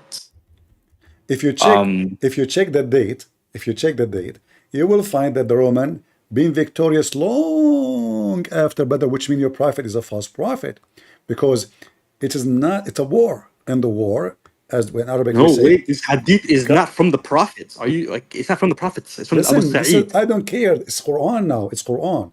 Your prophet. Not Quran. Listen, your prophet. He said this according to Ibn Kathir in the year 624, the day of Badr. Where are you? Where I am? Yeah, where are you getting that from? Badr, go check your history. No, from what tafsir are you looking at? What? What tafsir Ibn Kathir? Where are you? I don't see your screen. Ibn Kathir. You don't know Ibn Kathir? Okay, I will put it for you. No problem. Here we go. Screen. Are you not there? All right, here we go. This is Ibn Kathir. And let me show you. Well, I don't know his website. What's his website? This is Ibn Kathir. What website is this? This is the official government website of the Kingdom of Saudi Arabia. I will give you the link. Here we go. It says, fine. Continue. أنهم غلبوا يوم بدر. Do you see it?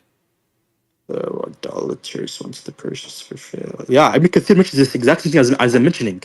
Okay, so do you accept Ibn Kathir now or you don't? Yes, I accept him. He's saying the exact same thing I'm saying. All right, so now, is the date happen in the time of Badr, yes or no? All Sufyan. Okay. Wait, so is this a narration he's mentioning? You said to me you accept Ibn Kathir. Now you want to question Ibn Kathir. Yes, I accept as the tafsir. Like, what is he quoting? What? What is he quoting? Quoting what? Who is he quoting? You know, when you said to me Ibn Kathir, did you say I don't accept Ibn Kathir or not? I said I do accept Ibn Kathir. Okay, now my question to you is what exactly are you quoting? This is something you can question. I don't care. I'm giving you the reference, which you all right, I'm at the reference. I don't see what you're talking about. The reference is that your prophet, again, he is a false prophet in the time of Badr. Guys, do you hear me? Yes, we hear you. Hello? All right. I'm asking you, if this has happened in the time of Badr, which year was Badr? Wait, I want to verify Ibn Kathir is saying this first. I need to I just verify showed you on the it. screen. Okay, can I please check myself? Go ahead. Hey, now I'm on his tafsir, right now. I'm mentioning you a hadith Imam Ahmed narrates from Ibn Abbas in Ibn Kathir's tafsir. He says, mentioning the ayat of the Romans have been defeated in the nearest land. He said they were defeated, then they were victorious. He said the idolaters wanted the Persians to prevail over the Romans because they were idolaters, and the Muslims wanted the Romans to prevail over the Romans because they were the people of the book. This was mentioned to Abu Bakr, who mentioned it to the Prophet ﷺ. The Prophet ﷺ said, أما إنهم سيغلبون, right? They will certainly prevail. Abu Bakr mentioned this to these idolaters, and they said, set a time limit for that, and if we prevail, we will get such and such, and if you prevail, you will get such and such, right? This clearly, the Prophet is clearly telling them, right? This is prior to the Romans' defeat, and the idolaters also agree with this, right? And they're saying, okay, it's a bet. This clearly demonstrates that this hadith was prior to their victory and is a true prophecy. That is ridiculous to say, because how could the Romans have possibly won when they're just defeated? Okay. Right? Are you done? Yes, I'm done. All right. So when the Persian lost the war with the Roman, which year? Totally. The end of the war. What do you mean? Which year the Roman I don't know. Which year is it? See, you Muslims are a bunch of liars then. Because if we find that the Roman, they defeated the Persian long after that date, the day of Badr, because now Ibn Kathir says it's Badr. So now we have the date, the day of Badr. So if it passed 9 years, that means Muhammad is a false prophet, correct? I don't know what this means. What do you mean? Hold on. So you see. Wait, you're quoting Ibn Kathir, correct? You asked me for Ibn Kathir, correct? Yes. What I want to know from you, right? Ibn Kathir, hold on. Ibn Kathir, he mentioned. Ibn Kathir, he mentioned that this has happened in the day of Badr. Do you agree? No, he mentions that someone said it's on Badr, right? There's someone. So Ibn Kathir. Yes, it's called Sufyan. Is Ibn Kathir Sufyan? Is this someone? Is anyone in the street, or this is what it says? It's Sufyan. I'm not. What do you mean everyone's street? I want to know this, right? No. First of all, you are making up stories. It doesn't say someone. It says Qala Sufyan. That's what I just said. Is that someone? Is that? Is he alien? Is Sufyan is someone to quote, or he is nobody? He is. Wallah, he is a authority. He's authority. He's a quote. I agree. So I want to know this. All right. So Sufyan, where's he getting this from? Sufyan, he was quoted by Ibn Kathir because he is a trustworthy. Dude, Sufyan is like 600, 700 years after Ibn Kathir. Where is his chain of narration from? Where's it from? How come you see? You are saying you take Sufyan. You don't take Sufyan, but you take Ibn Kathir. But Ibn Kathir, he came 100 years after Muhammad. Oh my God! He mentions a chain of narration. He mentions a hadith. Oh, listen. I want to know where it's from. Listen. You see, look what happened. So your prophet, he gave false prophecy because either the date is correct or the whole story is false. The only way to know if this is really what happened is to go and find what the Muslim says. And what the Muslim says, one hadith says Muhammad, he mentioned this after the victory of the Roman. Other hadith says he before the victory of the Roman. But both of them, they agree that this has happened. Oh my God, I told you this, both of them, they agree that this has happened in the day of Badr. Correct? Wait, what? It happened in the day of Badr. Wait, who says this? Ibn Kathir. What does Ibn Kathir say it? It happened in the day of Badr. Or is he quoting someone? So what? Where's he get the quote from? So look, guys, look at the hypocrite Muslims. Each time I show them a reference, they say, "Oh, he's quoting someone. Oh, there's no who authenticated this one. Oh, who said that? Oh, give me his name. Oh, where he's coming from. How he knew. How we can trust him." So you see, the Muslims, the game is in this just to duct tape their prophet. So the prophecy is a failure. Wait, what are you talking about? Wait, what are you talking about? We reach a dead end. I made my case, you made your case, I got you busted. It is said after what the victory. Same time, if you see actually the Quran with me here, you will see how stupid the Quran. Because why the Muslim will be happy Because the Roman are victorious. I thought the Roman are kuffar, they worship Jesus. Yes, this is people the book. So why you want to side with the Roman if they are kuffar? If both of them are kuffar anyway. We have greater قسم than we are to the kuffar. No, you will rejoice because they are. Yes, okay. It's the lesser two evils. We rather have them No, have I will tell authority you than the why. kuffar. Because at that time, your prophet was trying to claim to be Christian with the Christian, a Jew with the Jew. All right. Yeah. Otherwise, there is no reason. How the same people you want to kill them later, the same people you are rejoicing for, they are victorious? Doesn't make sense. How they are the enemy of Islam, the Roman, and now you Muslims are rejoicing because the Roman, they will be victorious.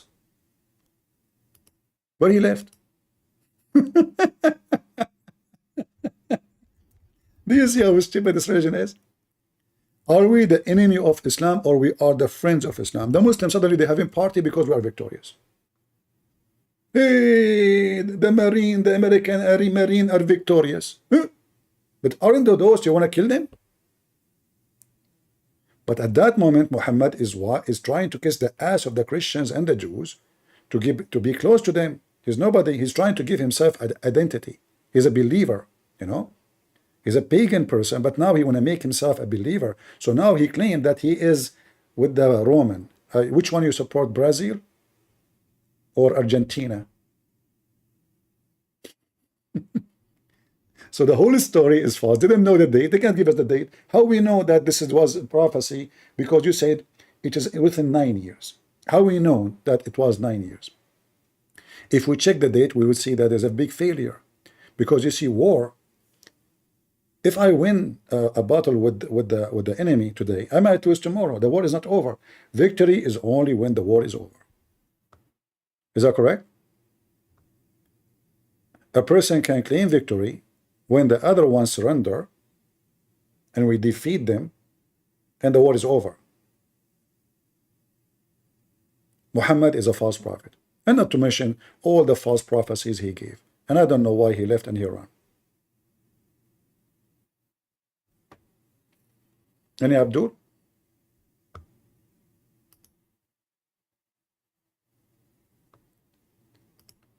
Any hadith you give them, any reference you give them, they try to question it even though it's their book.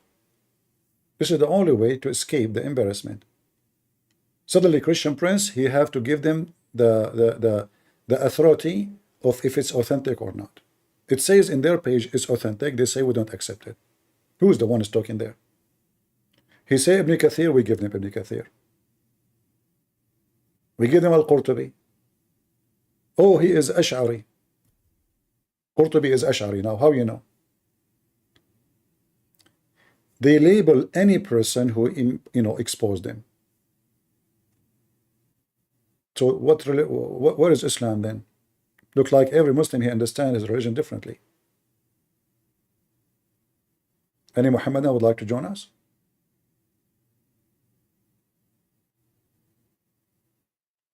I don't know why he ran. Guys, the prophet, he says they will be victorious in a few years. How he knew that? No, he said that after the victory. Secondly, let us say for the sake of argument, he said that. But that will not make him a prophet. It's a war. They keep losing, winning, losing, winning, losing, winning. So they will be victorious. Did he say even final victory? Trump, he lost the election, he will be victorious. He can keep trying until he wins.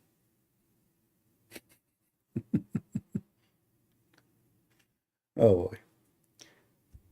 What about Muhammad? He prophesied that all the people of Mecca will never convert to Islam, and later all of them they convert to Islam.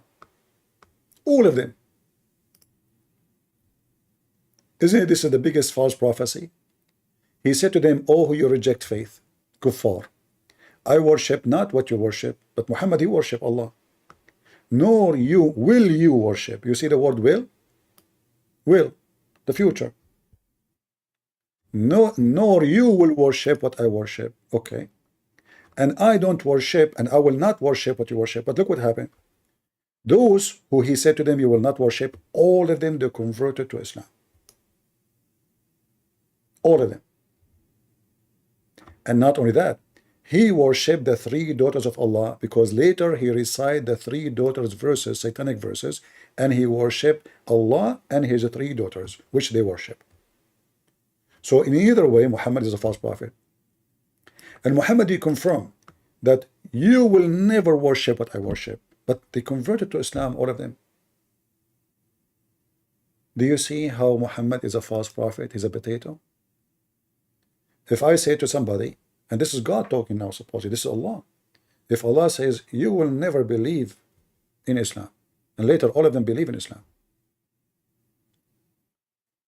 There's a guy, Liri Dawa, he says, the biggest prophet here, Prophet Muhammad, he said that to his uncle, Abu Jahl, he will never believe. If he believe, brothers and sisters, I will not accept Prophet Muhammad to be prophet. Huh?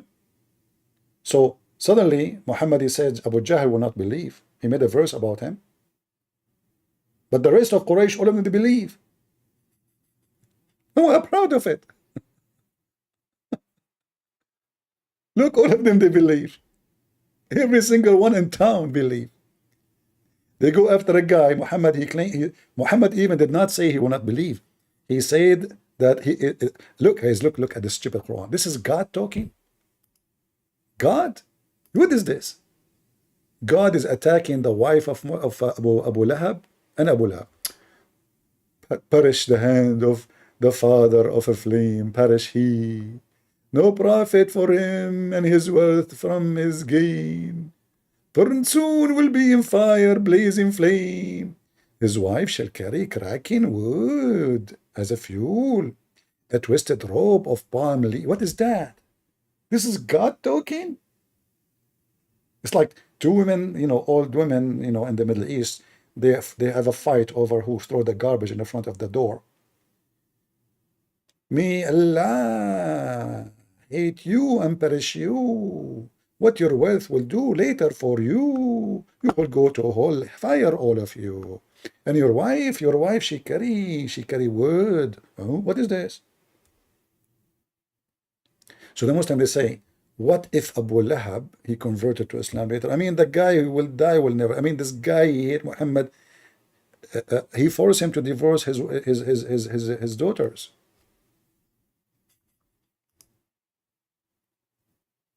Any Abdul? I don't know why he left.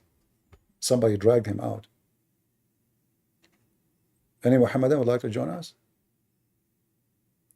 Who is a beautiful believer he would like to join us? Anyone? Nobody from those who believe Allah will give them endless penis would like to join us? Obviously, your penis is so small. Otherwise, you would join. Prove me wrong. The religion of penises.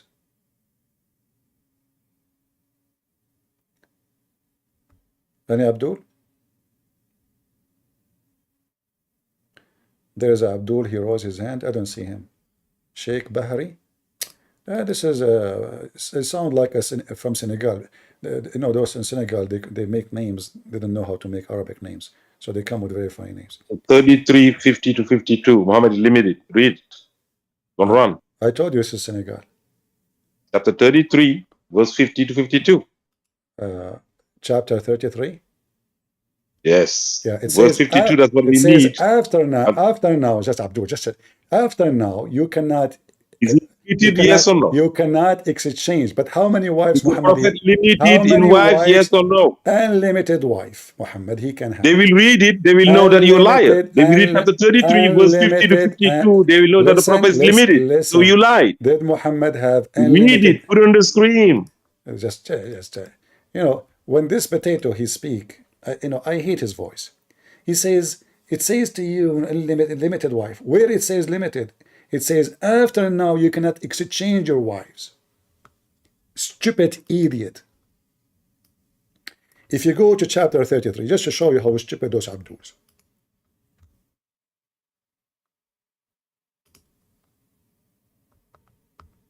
Muhammad, he been giving license to everybody. any woman, she offer herself to the Prophet to if. The verse he's quoting for us, let me show you. Here, look, there's nobody left. If all of those, no limit. And it says it clearly, this is a privilege to you. Remember we said, is it true that Muhammad have a privilege? That he is above all Muslims? He said where it says that. It's in the front of you. Only a privilege to thee. If you don't like this translation, we can change it for you. But let us go. I will use actually the translation of, what his name? Rashad Khalifa. Give me a second.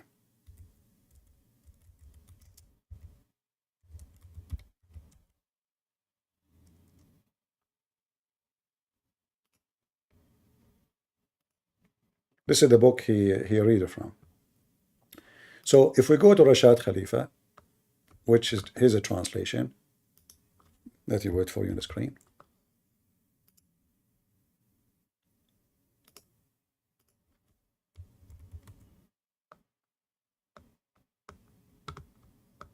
Read with me and laugh at the stupid religion.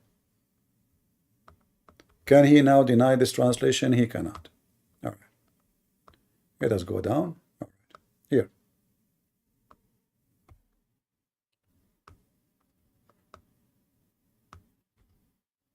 O Prophet of Allah, we made lawful for you, your wives. So this is after Muhammad have wives, Allah making saying to him, we made lawful for your wives. Are you stupid? He already effing them. We made lawful for your wives. Now, whom you paid their dowry. Okay. Or what you already have, whatever you have, no limit. As granted to you by Allah. Also lawful for you in nikah, not marriage, but we will go with it, are the daughters of your father brothers, daughters of your father sisters, daughters of your mother brothers, the daughters of your mother sisters, who emigrated with you. Any woman she migrated with him, he can if her. Also, if a believing woman herself give herself to him to if her, by forfeiting the dowry, you don't even need to pay. The Prophet may marry her without dowry. See the exception? He's above Muslims. Muslims, they have to pay dowry. Not only that, if he so wishes, only if he so wishes, Muslim cannot do that. However, if he wishes, however, her forfeiting of the dowry applies only to the Prophet. Only to the Prophet. This is a privilege. You see it? This is the translation of Rashad Khalifa, which this Abdul, he believe he is a messenger of Allah. Only apply to who? To the Prophet. As a privilege. And not for the other believers. Do you see it? So is Muhammad one of the people? No. He have a privilege. What about what? About sex. Then he says, is going to mention limit. Let us continue. You may gently shun any one of them. Gently, huh? It says there gently. And you may bring closer to you. It says a closer or to F her. Any one of them. Is it limit or there's no limit? Remember, those women, they offer themselves to the Prophet. So there is a long list of women, they offer themselves to the Prophet to F them. You take anyone to bed or you delay later. You see the limit? No limit. And then, if you reconcile with any of them, you had estranged, you commit no error. If you like, there's a woman you don't like to F her, you know what the reason Muhammad he made this verse, because many women, they are not good looking. So Muhammad, he don't want to F everyone she offers herself. So he fabricated this verse to give himself excuse why he is rejecting, because already many, they are offering themselves. He said any believing women. So now to cover his ass from having women who they are not pleasant to have in the bed, he said, Allah told me, I can defer any, or I can take any, or I can delay any. Where is the limit? Until now, there's no limit.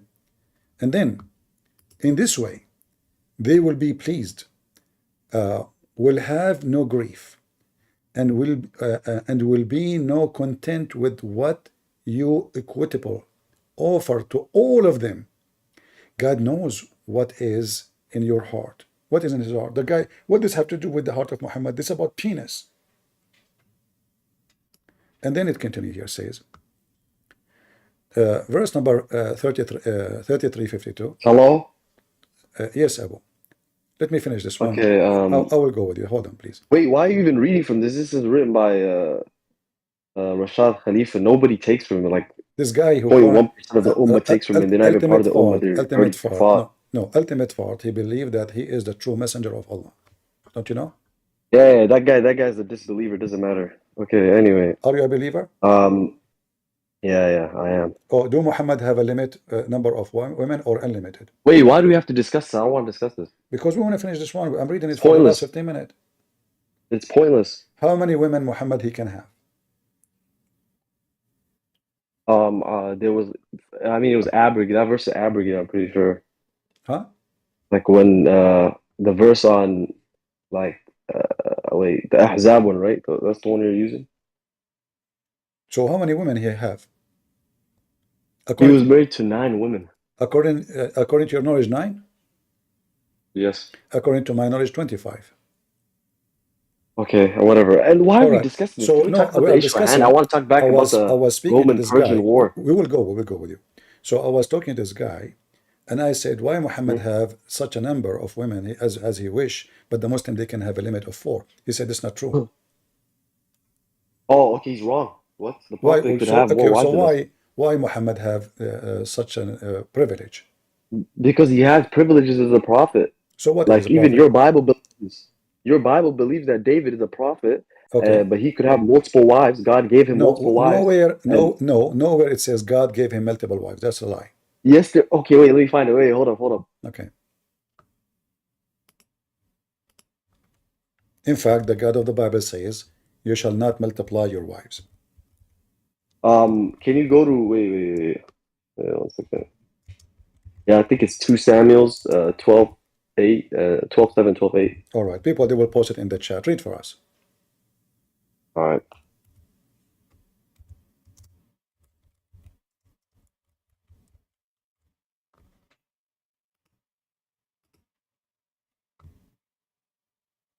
Read it. Wait. Okay.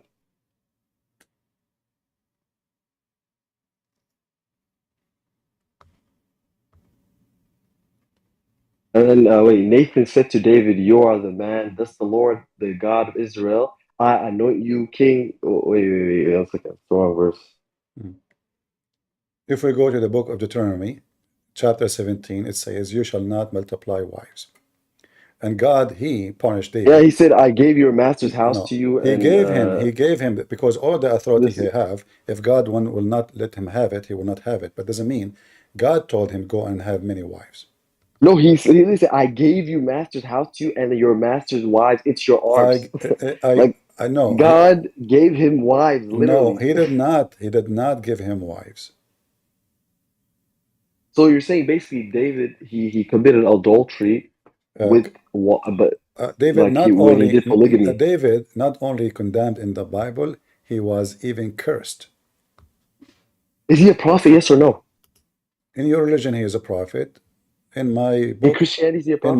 In my book, he is a bad and a good person in the same time, which means sometimes he do good, sometimes he do bad. Yeah, you Muslims. But he's a prophet. You Muslim, you worship anyone just because he is a prophet. Okay. Let me ask you. Hold on. As long as we mention David, in your book, in my book, David, he took the wife of somebody else. Is that good or bad? Taking the wife, it depends. He took the wife. He sent somebody to die, to go to war, just to take his wife. Is that good or bad? That is bad. That's bad. It's bad. That make him a prophet or a bad person? He's a prophet. What? I don't believe that. I'm asking you how you judge a person who did such an act. You say that was a bad action. Okay, does that make him a criminal? But why does this matter? My point is that God himself gave David wives. No, God, he said to David, he cursed David for the same reason you're talking about. He destroyed his house. So why would God say this? He destroyed his house. He destroyed his kingdom. He destroyed even his kid. He caused him to die. Even his son Okay. caused him to die. Because of what? Okay, that's Because of fine. because of the sin he did. So David is not the best example when it's come to No, this. this is besides David. I'm saying God Himself said, "I anointed you king, and I gave you this." No, God, he is saying to him, everything you have is given, is a gift from me, right? But nowhere in the Bible, Okay. it says that you can multiply your wives. In fact, the Bible says clearly, you cannot multiply your wives. So are you? So why would God say wives? That It's like implicitly Okay, accepting. hold on. You see, just to show you how Muslims, they fabricate stories. If you read the whole chapter there, what do you see? Did you read only one verse, correct? Yes, I read one Okay, verse. what chapter you are reading again? So people will open it and read what it is. It's 2 Samuel's 12:8 to 10. Okay, why you don't read it from the beginning? And I'm reading the New International Version, by the way. Why you don't read for us from the beginning? 2 Samuel what? 2 Samuel 12:8 to 10, New All right. International Version. But I want you to be sure that, did you read the whole chapter? No, I haven't. Okay, so what you do, you copy only a phrase? No, but I'm saying it's pretty clear. And No. also, when you see you No, can't, no, you no, see no, why you no, can't no, make this no. argument. You see, if I go now to the Quran and I show you a verse, you says, oh, you are reading. Okay, wait. Can I say something? Can I say something? Hold on. If you you know why you can't If play I this go right game? now in the Quran and I say the verse that says there's no God, there is no God. There's a verse says that there's no God. I don't. If we continue, I asked you to explain it, but before you explain, before you explain it, this verse, all before right. you explain it, So I have a I'm question. asking you why you did not read the whole chapter. I don't have to. It's pretty. It's Why? there's a what is called the meaning is clear. It's not like ambiguous. How you know the mean is clear? And can I tell you why? Can I tell you why? No. When How you God says know? that How you know the mean is oh my clear? God, I'm just trying Isn't to it make in it the clear. same? Hold on, listen. Isn't it the same chapter you are reading from? It says that it's speaking about David's sin. Nathan, he That's spoke to fine, but David. can I Hold on. Okay. So you are fabricating. You are showing me a verse condemning him. This is a book. This is a chapter okay. condemning David, not saying you are good. Don't read. No, Okay, read for me. wait, Read for me. Guys, one do you second, let me see the explain. Let me hypocrisy? explain, 1 Do second. you see the hypocrisy? Can I explain what I mean? No. Can I Does it clarify? say in the same chapter that God condemned him for the same reason, for Yes, multiplying okay, wives? this is fine. For multiplying his Okay, wives, yes or no? okay. So obviously, Okay, can I say something now? you got it wrong. For if God condemned David for his sin, multiplying women and going after women, it can't be that God is blessing David. In fact, God is cursing David for doing such an act. Okay, but can you admit one thing? That when God says, even though it's a curse to him, but when God says that like he gave him wives, right? Does that not No, he is implicitly saying, like, look what you did. bro, please You let me have talk. all Please of let me this. talk. No, in order to understand what it says, we have to read it all, and then we see that God saying to him, everything you have is like, God, you don't appreciate what I gave you. But he did not give him the wives. You have wives. He did not give him slaves. You have slaves. He did not give him, but he gave him the authority to be a king. So look at you. You have all of this, and now look what you are doing. You are going after even a woman. She is married. You No, are a but bad listen, person. when God says that you have wives, right? Does What? that not implicitly admit that you like, because if He it is was not. strict, He is not saying that. no, because the saying that wives, God is already admitting that it's possible you can be married to multiple people, because you No, wouldn't say wives, you because just the say that Bible you're say committing clear. adultery. The Bible says it clearly. What? No, hold on. I gave you the master house and the master wives into your bosom, right? So God is telling Yes. him that the victory you have, everything you have, is from me. But where there it says you can have many wives. I never said, bro. I'm not making a claim that you can have many All right. wives. I'm So, actually, it does actually implicitly but now, affirm this. okay. Implicitly, it does. Nathan says to David, "Thou art the man. Thus saith the Lord God of Israel, I anointed you as a king over Israel, and I delivered thee out of the hand of Saul. And I gave thee the master house, and thee master wives into their bosom, and gave thee the house of Israel. and of Judah. And then I had been, if it had been too little, I would moreover had given into thee such and such thing. But then what it says, why you are doing evil? Why you are being evil? Oh, you cut out. You hear me now? What? Yeah, I can hear. All right. So now, what the Lord, he says to him in verse number 11, I will rise up evil against thee out of thine own house, and I will take thee wives before thine eyes, and give them into the neighbor. So now what God is saying, you have wife, you have a glory, you have money, you have kingdom. I will take that all of you because you broke my law and you broke my command. Correct? Oh, okay, yeah, that's fine. That All did not right. negate my So point. now let us go back to zero. When David he did, take the man wife. Is he doing Wait, good? I have another reference. Is he doing good or bad? Okay, I have another reference. No, hold on. Is he He's bad? doing bad. He's Is doing he bad. a I bad admit. person? Okay, he's doing bad. Is that story But existing? that's according to my framework. I don't know. You guys can allow it, maybe. Is that a story exist in Islam? Okay, wait. Before we go there, can I say something? Is that a story exist I in found Islam? another reference in Deuteronomy 21:15.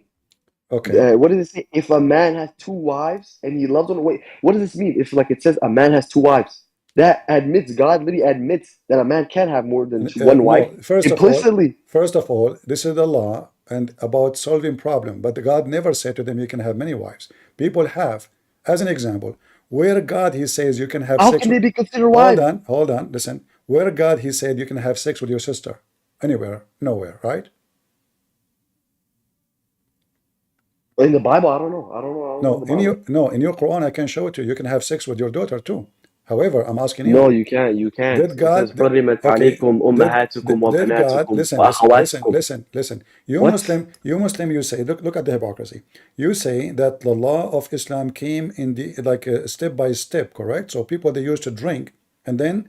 Yeah. All right. So now. Because we have abnegation, just like people you. People are doing what they are doing, but God never said to them, "You do that." You mentioned to me Deuteronomy, correct? Yeah. Okay. What chapter? Deuteronomy. You said 22, correct? Where was it? 1 second. 21:15. 21. All right.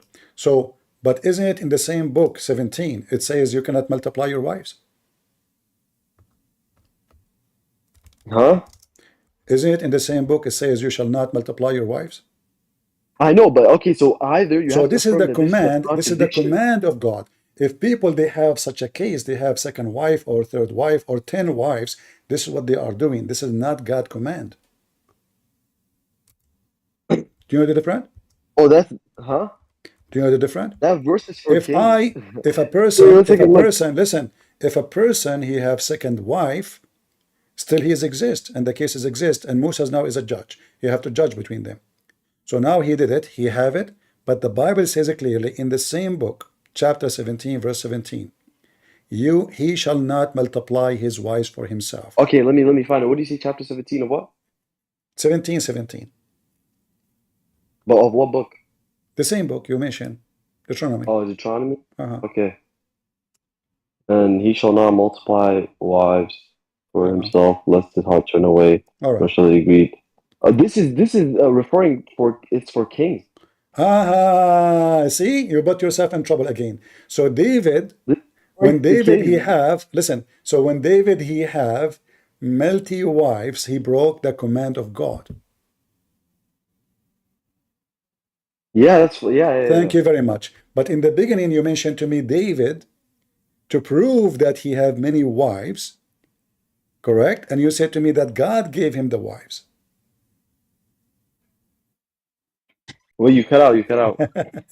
You said that God gave him the wives, but as you see, God never approved him to have many wives. So God here is reporting what he have. He have wives. He let him go with the evil he is doing. But now it's time to pay.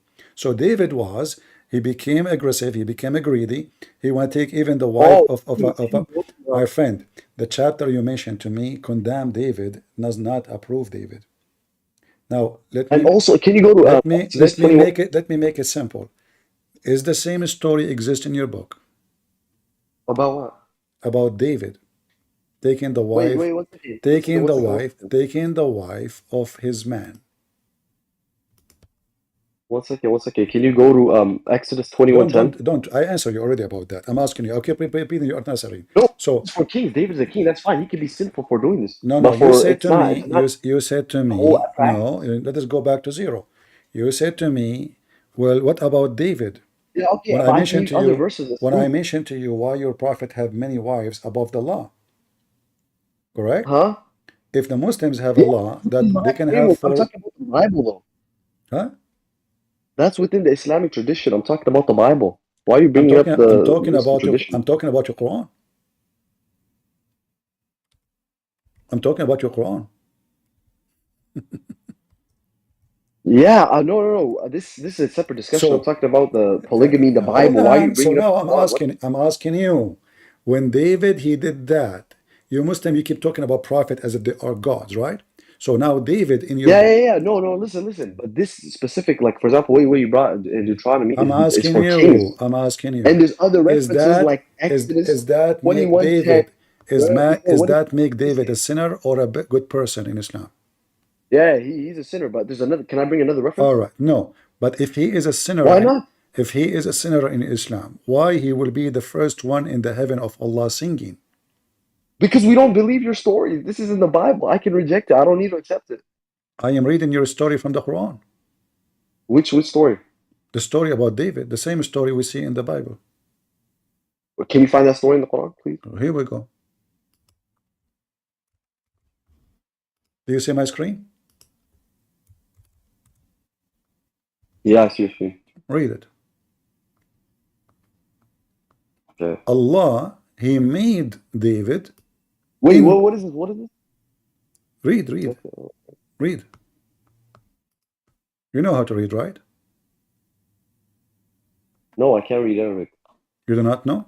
All right. You said, what? Wait, what's the source you're bringing the story from? This is from the Quran and from your prophet statement and the Muslim scholars. Huh? So what's the story? In the Quran it says, here, there's a verse in the Quran, and your prophet is quoting it to explain what happened to David. If you go in the Quran, you will see that the Quran described that David, he have 99 goats as wives, correct? No. What are you talking about? No. All right, let us go and see. Let us see.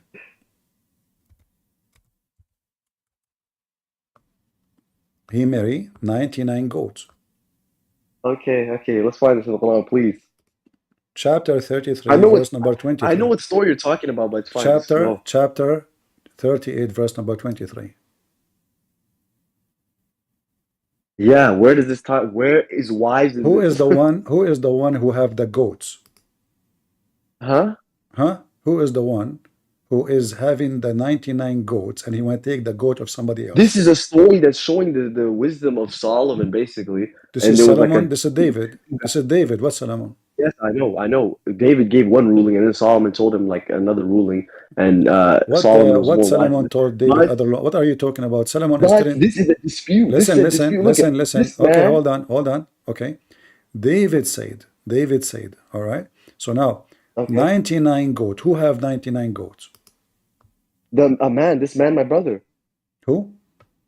This man, my brother. He has 9 and 99. Goats or no, ewes, this is David. He have 99 goats as wives. Where did you get that from? Huh? This is crazy. You just made that. Where is this? Okay. Well, is we reading the same thing? You see, you said to me Suleiman, you said to me David. This verse here is about David or Suleiman, verse number 23. Yeah, can you keep scrolling down? Huh? You want to go up? Scroll down. Down? Okay, down. Keep going down. Uh-huh. Go to the next verse. All right. Okay. Yeah, you see, so we forget. I don't know if this is not in the Quran, then it's in like a hadith. we forgave him. We forgave him this lapse. Like he made a mistake in his judgment. So Allah, He forgave for what? For what he did? No, he forgave him in a lapse of judgment because two men came What with he did dispute. him? What he forgave him from what? He forgave him for making a wrong judgment, and this is in line with about our what? understanding. About what? About these two disputes. They had a dispute about their goats. So One of them, it's not I don't remember the exact It's not dispute. about killing the man. It's not about killing the man. Huh? Killing the man? What are you talking about? To take his wife. No, this is biblical stories. I don't have to accept these stories. You're confusing biblical stories with Let us see stories that find who is Sunnah. confused. Let us see who's confused. Read. Here we go. I will use Google Translation. Here it No, says. wait. What is the source? What is the source? This is your books. I can show you tons of books. This is Al-Kamilu fi Tarikh. It's fine. Izzuddin ibn al-Athir. Volume number 1, page number 196. All right. So now this is about David who killed the man to take his wife. Let us read together. You said to me this is in the Bible, right? Yeah. Okay, but this is in your book. And I can show you from many references, not only here, as many you wish. It says here it's fine. Can you give me that the one who did that to him, it was Allah. Allah, He made him fail in lust with this woman. So a bird came to his room, and he followed. Can you tell me who transmitted this? Who transmitted? The transmitter. Yes.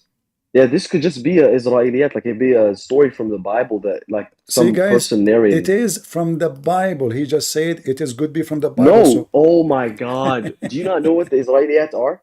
All right. So listen, do you know what tafsir is? Yes, I know what tafsir is. All right. So are you saying to me you Muslims explain the Quran by false stories? No, oh my God, we do. When we take when there's a story basically found in the Old Testament. Listen, so I will go with you. So now, if when I explain the verse I'm showing you in the Quran, who is the one who explained it to you?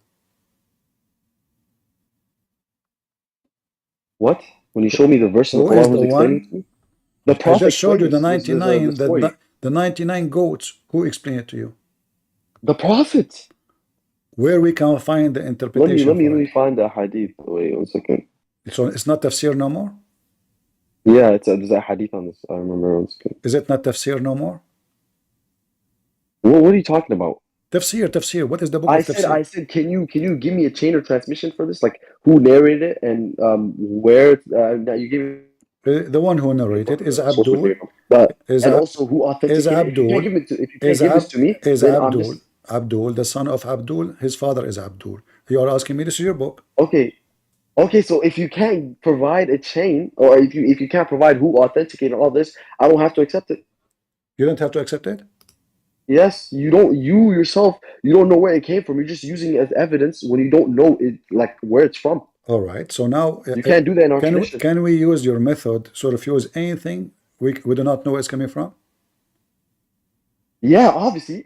All right. So now I will go with you. So when Ibn Kathir he says something, we should not accept Ibn Kathir unless he can tell us where he got it from. He can be wrong. Yeah, he can be wrong. But anyway. Okay. No. Hold on. But then we need to ask, as long as this is the case, why the Muslims accept tafsir when all of it based on nothing? Nobody tell us where it's coming from. As an example. Well, it's not all based on nothing. What is this fallacy? Okay, hold on. It's not all based on nothing. So now here the story in front of us is coming from where? This story, I don't know. You still have to provide that to me. I'm asking you. So you brought me the source. Are those Muslim scholars?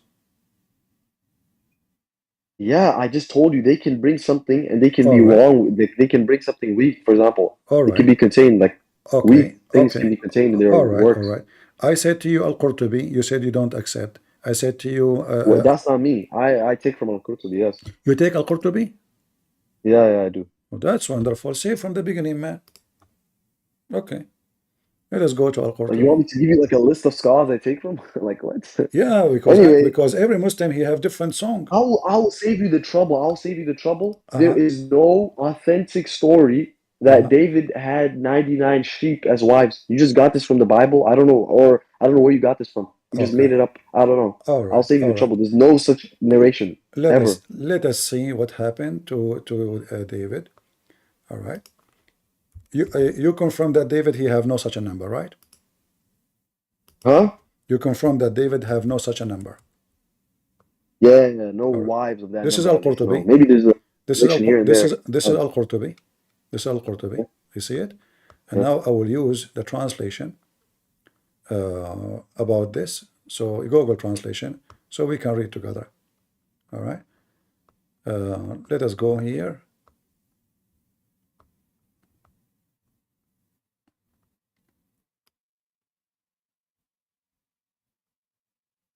Here it says that David he have a lot of women, but this is not what we want now. Let us go down.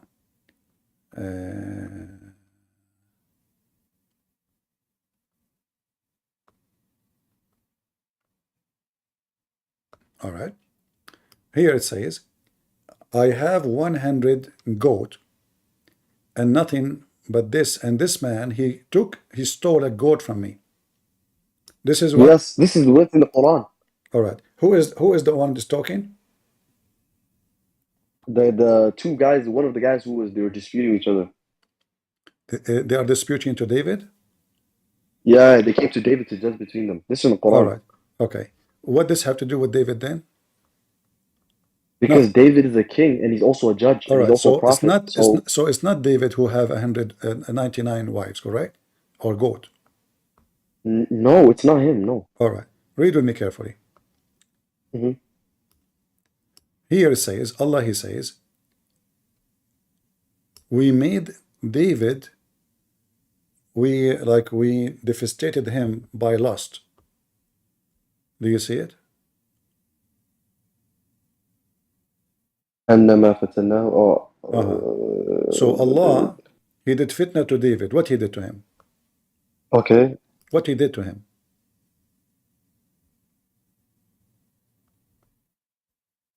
Do you know? I like how you skipped over the other fitna that I was mentioning. Okay. It says here. Yeah, what did he do? They are counting what he did. He look at the women, he keeps staring at her until he have enough of her, which means he is masturbating. Do you agree with this one? And who narrated this? You said to me you accept Al-Qurtubi. Yeah, I accept Al-Qurtubi, but okay, this is Al-Qurtubi. There's no need now to tell me who said that. And here. Yeah, he can include weak narrations inside his tafsir. It's fine. So here it says the second thing. He keep looking at the women and he keep looking again and again. And then and here it says this still doesn't address the point. And then this addresses the point. This is Al-Qurtubi. You said you accept. You will not question what Al-Qurtubi is saying. Oh my God, no. Oh, guys, did he say I say it's a good tafsir. Did he say he accept Al-Qurtubi? You said that. Yes. All right. Can I explain so we have to accept whatever is there. No. I can accept Al-Qurtubi. Number two, but I can know number two, he sent her husband in a war to die, correct? I don't know. Can you tell me where this is from? Al-Qurtubi. No. I'm saying who's the narrators who are saying this. قال سعيد بن جبير. It's in front of you. وقال yes, ابن okay. وقال أبو. Can you bring me who created this narration? So now it says here, he sent her husband to die at war, correct? Okay. Now can you bring me? That's all good. Okay. Can you bring me who authenticated this narration? I don't care. All of them, they are lies. Okay, you don't care. So you can't substantiate this to me. You can't prove to me that this is authoritative. Are you asking me? I don't need to accept Are you asking me to prove to you that Al-Qurtubi is not lying? Oh my! He is relaying this, but it could be weak. He could have it in his book, no, but it's weak. You said you accept Al-Qurtubi. You said you accept Al-Qurtubi.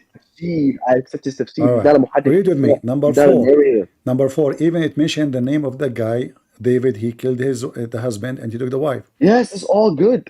All right. But this is still not addressing my main point. All right. You said that this story is obviously taken from the Jews. I have to agree. Islam is a fairy story. Islam is a lie. Islam is a lie. Islam is a lie. How we can confirm this story? The only way to confirm it to go to the Bible, correct? No. Where are you Muslims? Where do you get these names from? Oh, the story, yeah, for sure. But I don't know. I don't believe exactly. that it's So your Muslim scholars, they have to use our Bible in order to. They don't have to. They don't have to. No. So why are okay? Give me one Muslim scholar explain those verses without using our Bible. Go ahead. Every Muslim. What do you mean? Explain the what verses? The story of David. Guys, until now he don't know what verses we're talking about. No, I'm saying the explaining the story of David. I'm asking you. Can you give me? You said Al-Qurtubi. I give you Al-Qurtubi. You don't want it. I said Ibn Kathir. You don't want it. So what do you want? So can you name for me? No, I never. Can you name for God. me? Can you name for me one interpretation for the Quran can be independent on your book only? Can I explain to you what I mean by when I take it? So let us go to zero. I take it in. Oh my God. You keep trying to explain. So was David a bad person in Islam or a good person? No, not. He's infallible. I mean, he's infallible. He did sin. He's what? He's infallible. He did not sin. He only made mistakes in his ijtihad. What do you mean he didn't sin? He sent the guy to die. He did not commit sin. Oh my God. I don't believe in these stories. I told you, if you have to, you have to provide for me a chain of narration. That hadith itself, or this narration is not even reliable. All right. All right. Do you see what it says here? That your prophet, when he recited those verses, he bowed down. Why? Huh? What? When you're Can you repeat what you said? When your prophet recited those verses, he bowed down. Why? Recited what verses? The verses about. Because the ayah, because every time there's like a ayah where it mentions like a sujood, they would like you would even in the Quran you can see there's like a line you would make sujood. It's not because in the story of David, yeah, he prostrated. So that's the reason why. No, this is not about he prostrated. It's about that David he commits sin, and he killed a man so he can take the wife. So let me repeat that. Okay. Wait, this is gone so far from the main point. To Islam, let's go back to the main point. Let's go back to the main point. According to Islam, the man who do such a thing, is he a bad person or a good person? He's a bad person. He's a bad person. So can we agree now that David, when he did this, was a bad person? No, because I don't accept these stories. I just told you. Qurtubi himself, this narration, he says it's not reliable. I said to you, give me any interpretation. Can I say something? Okay. We don't have to accept things that are found in the Bible. Okay, listen. It's just used as like a historical document. We don't have to accept it. The only two things that we have to and are authoritative over us in Islam Quran and Sunnah. Do prophets in Islam commit sin? This is a different topic. No. This is I believe no. No? There's difference. There's difference of opinion. No, the opinion. Here we go. There's difference of opinion. Okay, give me the correct opinion. Give me the correct opinion. No, my opinion is they don't commit sins. But anyway, no, not anyway. You just destroy your religion. Oh my God. Here we go. Let's go back to David, please, in the Bible. We are going back to David, no problem. Don't worry. Here, this is your Quran saying that Muhammad is a big fat sinner. And not only that, is not sure that Allah will forgive his sin. And this is your Quran, chapter 48. Do you see the screen? Yeah, I see the screen, yeah. All right. Does it say that Muhammad is not sure that Allah will forgive his sin? This is for an example. You know how like when Jesus in the Bible, he does like, he bows down and like asks God for things, even though he's sinless? Or Jesus in the Bible, prays to God. Jesus in the Bible, he asked God for forgiveness? No, but he prays to God, right? Why does he need to pray to God if he's God? No, this is just he's setting an example for the people. No, you see, you are making a fallacy again. Jesus, when he speaks to the Father, he called him Father, and he said to the Father, glorify your Son, who was with you before the world was. So Jesus, he speaks to the Father. No, I'm saying, listen. Here, why you are making things mixing up? So here, Muhammad is a big fat sinner, yes or no? Huh? You said to me, Can you repeat what you said? You're cutting out. You said to me, Prophet, don't commit sin. Yes. So why the Quran saying Allah forgives sin? Muhammad maybe will forgive sin of Muhammad. Oh, no. This is. Wait 1 second. Yeah. Oh, Oh, this is Surah Fatih. My bad. Okay. This is like a one of the fadail of the Prophet, like over everyone. Like he that actually proves my point that he's sinless, because if you forgive every future sin that you're gonna do and every past sin you're gonna do, that means you don't have any sin. so guys, if Allah will forgive his future sin, that means Muhammad is That literally sinless. proves that you're sinless. What? No, that means you are a sinner, because he forgive the sin you do, which means he is doing sin. No. Oh my God. What? So okay, explain the future sin. Explain what it means by the Too future. much camel urine, too much camel urine. Possible. How's that possible? Abdul, if How's I that possible? say, How is that possible? I'm going to clean your garbage, that means you have garbage, correct? Also, there's and also you're not taking into account that there's a difference between istighfar and tawbah. What's istighfar? What tawbah? Allah is talking here. Allah is asking, are you saying Tawbah is different. Tawbah is like forgiving your like tawbah is different, like linguistically from istighfar. you are mixing things up. First of all, there is no tawbah. Tawbah means repent. Allah here saying, may Allah forgive your sin Yes. in the past and the future. First of all, here prove that to us that Allah cannot be God, because Allah praying to other Allah, asking the other Allah, may you forgive Muhammad, please. Do you not understand the third? Why are you being disingenuous? Do you not understand the like different like speech in different, like if I say that if I speak in third person, do I all of a sudden become a different person? Like Yeah, am I referring to a but you different see person? here, if we speak That's why if you're we being speak in disingenuous. different person, but your God Allah is saying, may Allah forgive you. He's not sure, you don't know. Is Allah sure that Muhammad will be forgiven or not? What? What are you talking about? Is Muhammad here being forgiven, or maybe will be forgiven? Oh, but okay. Can we just go back to the original topic? This is the original topic. About Okay. This is the original topic. So look what happened. You mentioned to me about multiple wives. We found that David was cursed. Yeah. David was David cursed having and it. condemned, and his kingdom destroyed for doing what he was doing. Okay, In that's your, fine. That's but fine. in your And I religion, asked you to go to Exodus, like other references. in your religion, you're a prophet. He go sleep around. He kidnap women. He take the wife of his own son. You know. But your God, he don't condemn him. He don't curse him. He don't put him down. Wait, listen. So I gave you reference. I gave you another reference where God is the like.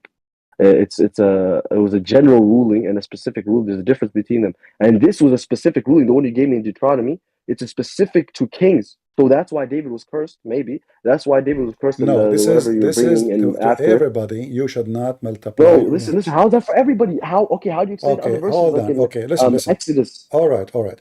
How many in the time of Jesus? How many of the Christians who follow Jesus they have multiple wives? Can you repeat what you said? You cut out. How many in the time of Jesus, the followers of Jesus, they have multiple wives? I don't know. Zero. I have no idea. Zero. How many? The followers of Jesus? Less.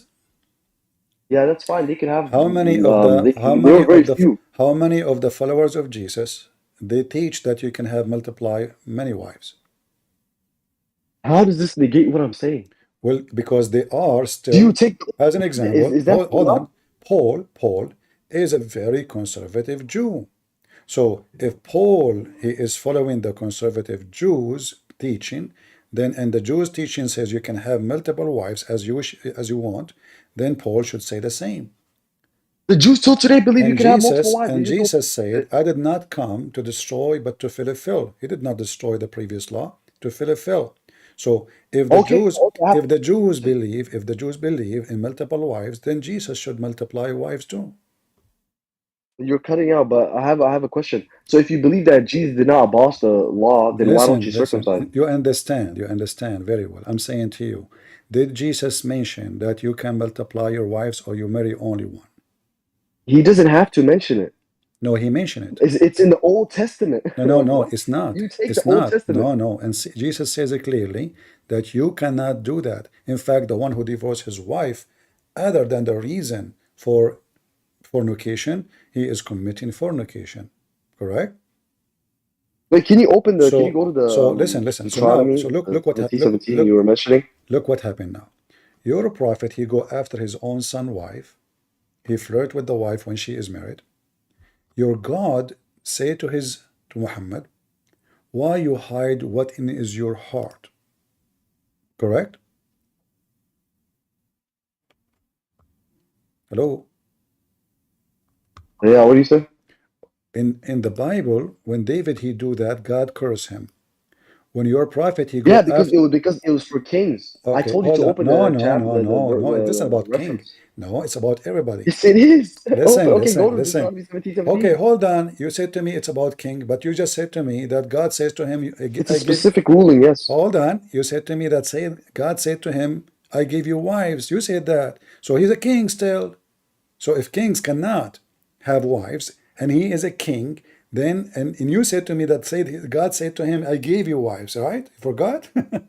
So Okay. Does that negate so my point though? listen, Because there's listen, other no, listen, verses. listen. So There's other listen. verses in the So Old Testament that God, allows that so implicitly so allows so and God, explicitly. so God destroyed David for the same reason. Your God praised Muhammad for the same reason. Correct? What? Can you repeat that? When You're Muhammad he cutting went out. when Muhammad he went to the wife of his own son, and the husband was not home, and then Why are you flirt. digressing? Hold on. You see, because we are showing you that in the Bible, this is the book of ethic. The book of the Quran is a book of sin. The God of the Quran, he praised Muhammad. Not only that, he says to him, why you hide the lost, You're cutting out. You're cutting out. You're cutting out. guys, you hear me in Discord? Am I heard or cut off? They hear me very fine, only you. So listen. So in your Quran, Allah says to Muhammad, why you tell the husband, keep your wife to you? The guy is married to her. He said to him, keep your wife to you. Why you don't divorce her? But a second ago, he was flirting with the wife. Are you with me? What? You cut out. You cut out. All right, hold on. He keeps saying I'm cutting off. All right, you hear me now? Yeah. All right. So in the Quran, your prophet, he did the same as David. He go after a married woman, and she is married to his son. And he flirt with her, and he sleep with her. And then Allah says to him, why you hide what is your heart? The husband, he found out. What? What? Wait. That is wrong. That is so wrong. What do you mean wrong? Because this, the Prophet never did anything before he was married. What are you talking about? How you know? Because obviously the Prophet can't do adultery. He's infallible. The Prophet cannot do adultery? Yeah, he can't. What is adultery in Islam? It's being married like outside of without no like. All right. It's being basically out of wedlock. Like All right. you. Well, this is your book, and this is Al-Qurtubi saying that if the Prophet, his eyes fall into a woman, her husband must divorce her so the Prophet can F her. Oh my God! You keep bringing weak narrations from Qurtubi. Like you don't even go to a hadith book. You just go to the tafsir or Qurtubi. Tafsir al-Qurtubi. Like what? Hold on, read. This is Al-Qurtubi. You claim it is weak. Tell Oh, me. okay, it's fine. It's fine. Can I bring someone on? Or, hold on. Here we go. It says. I'm a step down. Can I bring someone on? Sure. But answer about this. Is that true or not? Sorry, guys. They are working. They are working. Do you hear noise? Yeah. Okay. All I right. hear noise. Maybe I better stop soon because they are working. They are fixing something. Do you see this one, Abu? Well, I don't see your screen. Let me show you. Hold on. All right. Give me a second. Oh, just put noise suppression on your headphones and then it's going to be fine. No problem. Okay, hold on. Let us see.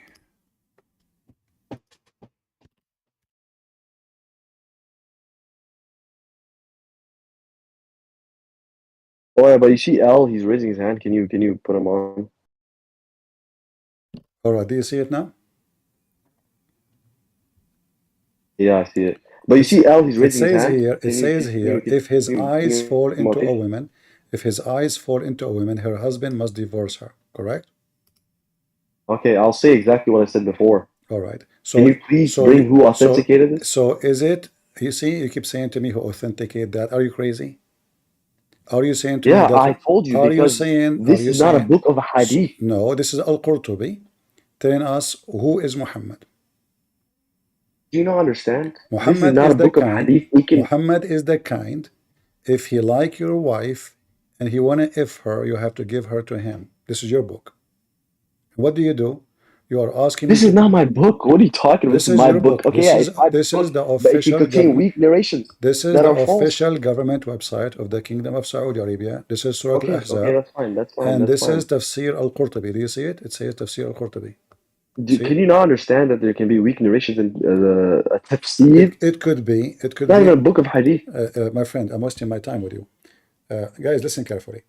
This is Muhammad. The Muslim, doesn't matter what we show them. The funny is, they ask me to prove what I am saying from their books. I am the one who need to provide. I give them the book. I give them the page. I give them the reference. And then they say to me, do you have a proof? And then I have to prove to them that the book, which is their book, which he agreed with it. Did he say he accepted Al-Qurtubi? He said yes. He said yes. I gave him Al-Qurtubi. And now he says to me, prove it. So, a Muslim is like a monkey. And this is the truth about Muhammad. So in the Bible, when David, he do sin, God condemned him. He destroyed him. Even he destroyed his family. The same chapter he mentioned to me about David, the whole chapter is condemning David. Here, the God of Islam is the opposite. He make a married man, his name is Muhammad, who have many, many wives, go after his own son's wife, force him to divorce her so she can be in his bed. And not only that, they claim that privilege number 10 of the Prophet, any woman he see, her husband must divorce her. Any women. We are not talking about single women. We're talking about married women. This is Muhammad. So what we learn from here, that the book of Islam is the book of the devil, promotes sin and lust. The God of the Christians, even though David is one of the greatest names in the history of the Jews, the God of David, he destroyed David.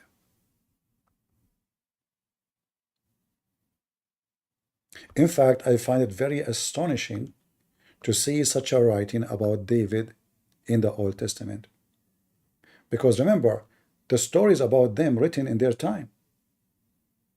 So imagine in your time, they write about you. In the time of your sons too. They are kings. Those are kings. And then the Jews, they are writing what David did in front of his eyes, saying he is a sinner, in front of his sons. And their sons did not kill them for saying that. This is the truth. And then they say to us, we are corrupt in our book. So our God, he condemned the sinner no matter who is he, even if he is David. With all the glory of a king and kingdom and amazing stuff he have, still he is nobody for God. God did not approve what he did. He said to him, you are bad, you are ugly, you are disgusting. This is what the Bible says. In their religion, their God, he praised Muhammad for fornication. Not only that, he made a verse for him saying, why you say to the man, the husband, keep your wife if you, in your heart, you want to F her. In your heart, you want to F her. Why you don't say to him? That is Islam. We have a Muslim here. His name L. Anyway, guys, I have some noise here. So I'm going to stop for now. I will try to come back maybe tomorrow. And I hope we will have a better time together. Don't forget to make your comment and download the videos. Let the Muslims see what Islam is about. They try their best, even though I'm going very nice with them. I'm being easy with them. Like I'm trying to put a Muslim in the stage, give him the time to explain himself. But as you see, the Muslim is a monkey. You show him his book, he say he agree with the book, he accept the book. The second you show him what the book is saying, he deny the book. And then he questioned me about how valid his book. This is why Islam is so stupid and so dummy and so ugly and so awkward. Imagine He showed me something from my Bible. I said to him, prove to me that this is authentic. This is what they do. And I asked him, do you accept this? Like the other guy he called me before him, he said he accept at-Tirmidhi. I show him the same hadith from at-Tirmidhi saying that Muhammad prophesied after the event happened. So how in the same book, two stories opposing each other and both of them they are authentic? How it can be? This is why Islam is so stupid. The same book, the same writer, the same story, opposing each other and both are authentic. This is what Islam is about. So when you debate a Muslim, this was my message for all the Christians, you don't debate a Muslim. We have to play with them. Because you cannot debate a liar. You cannot. A liar is a liar. You cannot debate him. You get him busted only. And doesn't matter what I show this guy, he keeps saying to me, give me the proof. And he said he accept Al-Qurtubi. And look, all of the privilege of Muhammad is about money and sex. Read with me. That the privilege of the Prophet, he says, are 16. 16. What is number one? The best of the booty. What is the second one? He take the fifth. The fifth of the booty. What is number three? What is number four? What is number five? It's about sex. What about number six? What about number seven? It's about sex. What about number 7, 10, 8, 9? About sex. All of them is about money and sex. The privilege of the Prophet. And always put that in your mind. That any cult leader, all of them, they have the same thing. Muhammad even, he have a privilege. He can if even around the Kaaba. He can if even when he is fasting. He can if when he is in the place where Muslim cannot if. All about money and sex. He don't need to pay the worry. Every Muslim have to pay the worry. Every Muslim need witnesses. He do not need witnesses. Every Muslim, he need a permission. The women, she need permission from the parents. Muhammad do not need that. He's above mankind. His penis is above all mankind. All of those are privilege of penises. But I could not believe that the garbage of Muhammad will go to the point where it says, if his eyes fall into a woman, her husband must divorce her so the Prophet can if her. That is hard to believe. How filthy Muhammad is. He see your wife. This is a gang leader. This is nothing but a criminal. Why a man want to give his wife to Muhammad? What are you talking about? Women exchange. Take my wife. Oh, because he's a prophet. So? Because he's a prophet, he became an effing prophet? Not an ethical? Because he's a prophet, he strip a wife from her husband? Is that what prophet of God do? So in the Bible, when a prophet of God, as Muslims call him a prophet, he do such a thing. He did not force the man to divorce her. No, he sent the man to war. The man died, he took the wife. Here, no. The Muhammad, his eyes fall into your wife, give her to him. Immediately. It's a must to divorce her. It's not like maybe think about it. Can you please divorce your wife so I can if? No. He must divorce her immediately. So the Prophet can if her. So there's a huge difference between the garbage of Muhammad and the ethic of the Bible. In Bible, when you do this, you are condemned. Badly. You've been destroyed. God destroyed David. He destroyed him. He literally destroyed him. Not metaphorically. He cursed him. He did not bless him for doing that. Here, no. It's Allah will. He take your wife. They are not ashamed of the zero ethic of the false prophet Muhammad. So how that can be from God?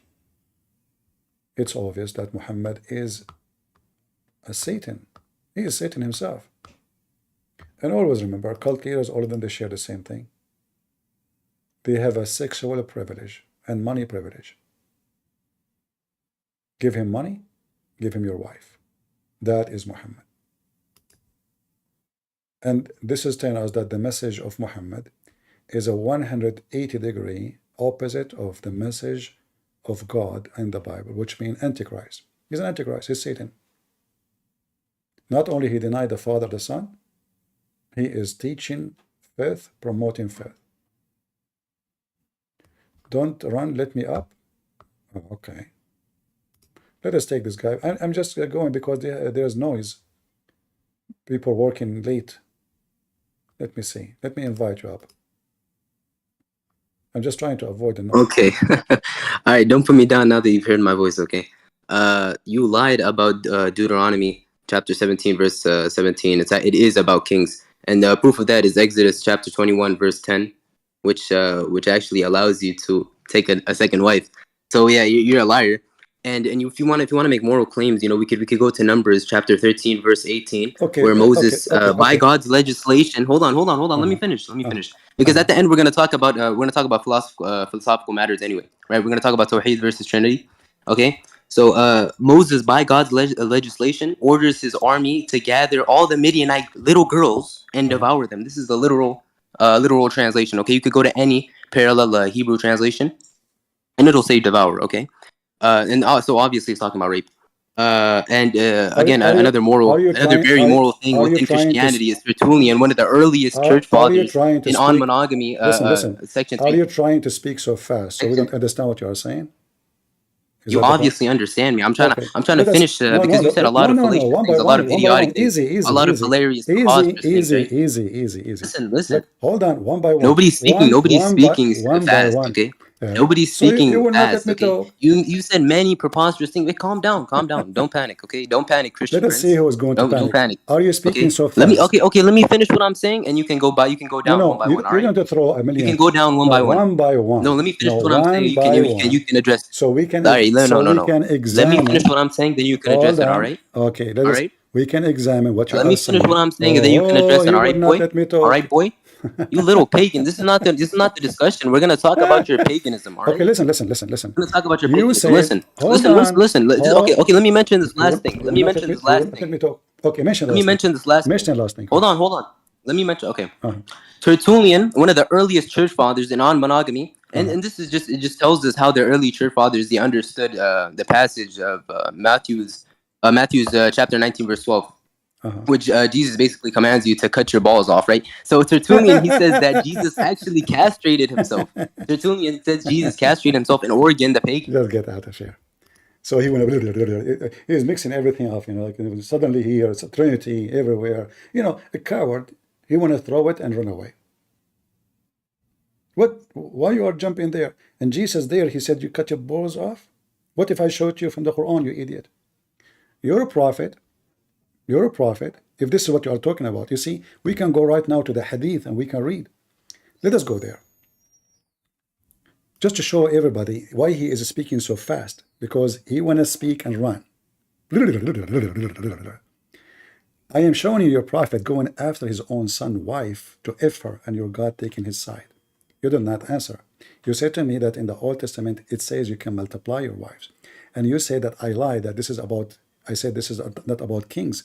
Well, we have it clearly that this is not about kings. And you mentioned to me, when I say to you, let us go one by one, do you know why you refuse? Because if we go there and we check them, people will laugh at you. That's why they want to go by one. Why? I mean, I'm giving you time. You can talk. Let us check one by one. But you will not do that because simply you are a coward like your prophet. When somebody come to us, speak about anything in the Bible, we know that in the Bible did not come. This is a book written within thousands of years. So in a certain time, a person, he can have sex with his sister. As an example, Adam, children's. At that time, there's no law says you cannot do that. So the absence of law make people do what is not recognized to be a law or forbidden. So there's no law says you can have sex with your sister. And there's no law says you cannot. And Adam and Eve, their sons, they have no females except their sisters. So the normal thing happened that, you know, they marry their sisters and they have kids from them, which means we today, all of us, we are children of incest. But incest is forbidden, not in the Quran. In the Quran, you can do it if she is a daughter from adultery. The Muslims, they come, as an example, just to show you how hypocrite they are. They say to you, do you know that the daughters of Lot, they have sex with their father? And they show you the verses. But the Bible does not say you can have sex with your father. The Bible says what they did. They were afraid that there will be no men to marry them and have kids. They are in the middle of nowhere and there's no people around them. So they made their father drunk and they slept with him. This is what they did. That's what the Bible says. But the Muslim, they say, oh, the Bible is, look, the Bible teaching you can have sex with your father. Liars. However, in the front of us now, we have Muhammad taking his own son wife, which means he is the father.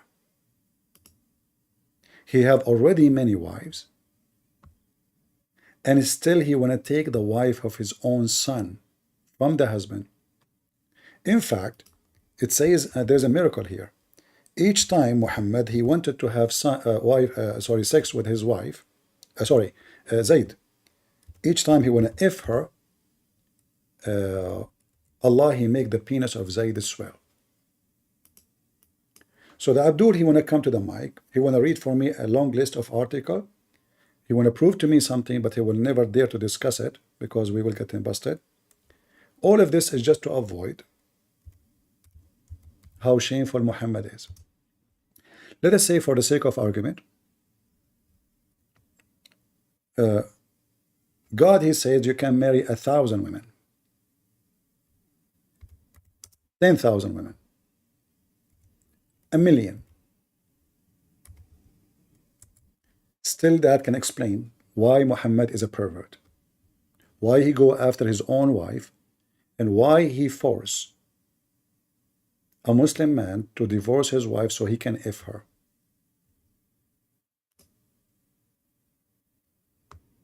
So the Muslim, he try always to divert the topic just to make you not to talk about Muhammad. If we go right now, and the second you say to him, let us discuss what you are saying to us, let us read it together, he will not accept. This is Al-Qurtubi. And remember, the one is talking now is Allah. Allah encouraging Muhammad to have lust with the wife of his own son. And even Muslim will say to you, well, this is not his son, this is adopted son. That make it even more horrible. Because the man, he trusted you. The reason you are inside his house in his absence, because you are his father. So Muhammad now go inside the house when the son is not there. He do whatever he want to do with the women. He, at least in the best scenario, according to Muslims, he flirt with the women, saying that Allah made his heart have lust for her. Lust, fahawiha. Here it says a miracle happened. Each time Zayd, after Muhammad, he mentioned that he liked to F her, each time Zayd want to have sex with her, Allah, he made his penis swell. So what the Muslim will do, will try to change the topic to make it about something else. In the Bible, David had many wives. God condemned David. He said that the verses in the Bible is not about everybody, it's about kings. Well, kings are the one who have a privilege. If the king cannot have, people cannot. Because king is the most high between the nation. He is the highest authority. So if it's not allowed for the king, it's not going to be allowed for me. Correct? The king is above everybody. Who can tell the king what to do, what not to do? So if a king cannot do it, others cannot do it. However, people, they have wives, but does not mean they are following God. Does not mean they are obeying God. People, they fornicate, but doesn't mean God says you can fornicate. People, they do what people do. Commit sin, lie, fornicate, kill, steal. But God, he said it clearly in the 10 Commandments, and you can read them. Muhammad, he broke every one of them. And just to make it simple, who is the Muslim is willing to come to the stage and tell me one commandment Muhammad did not break from the commandment of Moses? One, just one. Anyone? If I bring the guy here, he was speaking so fast, is he going to show me one? Or he will speak so fast before we, like say to him bye-bye. And Jesus says to the disciple, cut your balls. All right? You want to talk about Tawheed and Trinity? Why don't you change the topic? Guys, suddenly he wants to change the topic. I will invite you one more time. Let us see if you will behave. And you will speak like an adult. He want to speak about Tawheed and Trinity. All right. Shouldn't we finish? Okay. Shouldn't we finish this? Finish what? That's not my discussion. The Prophet. I came No, up this here is my because you discussion. said This is you not. This lied is. many times. Here we go. Hold on, hold on, He hold will on. not let me Hold on, talk. hold on, relax. Listen, I just listen. came up. Are you gonna Okay. You panic came already? up already. You said what you said. Already? Already you said what you said. So do you agree? Are you gonna panic Do already? you agree Look. Do you Hold on. Let do me you finish what I'm saying. agree? You are trying to Let me finish what avoid. I'm saying. You are trying to avoid the Let me finish what embarrassment. I'm saying. You I are don't trying. care. I don't care about the Bible. You don't We believe it's care. Muhammad. I don't care too. Then, if you don't care, you are a coward. You don't want to talk about it. This is not what you want to talk about. So why you jump here? A prophet, if his eyes fall into women, the second you put him in the stage, he will not let me talk. This is a strategy. Don't let him talk. Well, I can kick you out. I will invite you one more time. Let us see if you can have a civil conversation. And my question is, do you agree that you're a prophet? If his eyes fall into a woman, her husband must divorce her so he can F her. Answer that, and we continue with anything you want. You want to talk about Trinity, you want to talk about Tawheed, whatever you want. Is that fair, guys? I want you to justify how the prophet, he can F any woman, even if she is married. The mic is yours. Okay. Can you show how this has an asl in the Shara? Really quick. Can you what? If you even understand what that is, please tell us how it has an asl in the Shara and show us where it is. I don't understand what he said. Go ahead. I don't understand what he said. You don't understand what I'm saying because you're a jahil. You're a little boy. Okay. I'll explain it to you now. Listen. No, shut up. I'm gonna explain it to you because you're a little boy. All right. And asl in the Shara means that it comes either from the Sunnah or it comes from ijma' or it comes from the Quran. You bastard. This has no asl in the Shara. Okay. And it's. Your mother is a whore. Your father is a whore. Your Aisha is a whore, and I can't prove it. You see, I allow you to come to the stage, but you are very filthy trashy. You say to me, you stupid, this is has to be from the Shara. You idiot, your son of Mut'ah, who your father have Mut'ah with your mother in the bar, and he got you out by a beer. Isn't it this is your Shara in front of you, you donkey? Isn't it this is the tafsir, and this is the law of Islam, the privilege of the Prophet? He says to me, give it to me from the Shara. Isn't the Quran says that Allah, he gave Muhammad Zainab when she is still married?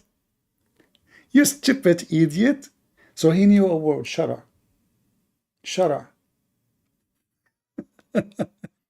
So according to which Shara, you stupid Muslim believe that if the Prophet, his eyes fall into a woman, her husband must divorce her so he can F her. Are you saying to me that your Muslims believe in such thing is not exist? I'm not telling you what I say. This is what you said. If his eyes fall into a woman, let's repeat again.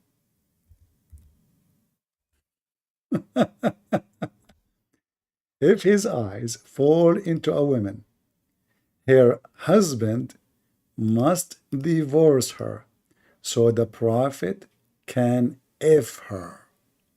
And you say to me, show it to me, you donkey. Let us go back. That's why he speaks so fast. And now he is challenging me to show him where this is in Islam. Let us do it again. This is Tafsir al-Qurtubi. And this is the privilege of Muhammad mentioned in al-Qurtubi. And the privilege of Muhammad is mentioned as you see here in front of you. Read with me carefully. And if you are saying to me this is against Islam, then this website should be shut down. Al-Qurtubi should be cancelled. Ibn Kathir should be deleted. And all Islamic scholars should go to jail. For those are your scholars. So you are saying to me that Muhammad, according to your scholars, is a pervert because you are saying to me, can you show me where it says that in my religion? is not in Shara, which means not in the law. It is in the law. This is why here it says that he have 16 privilege based on the Quran and the Hadith teaching.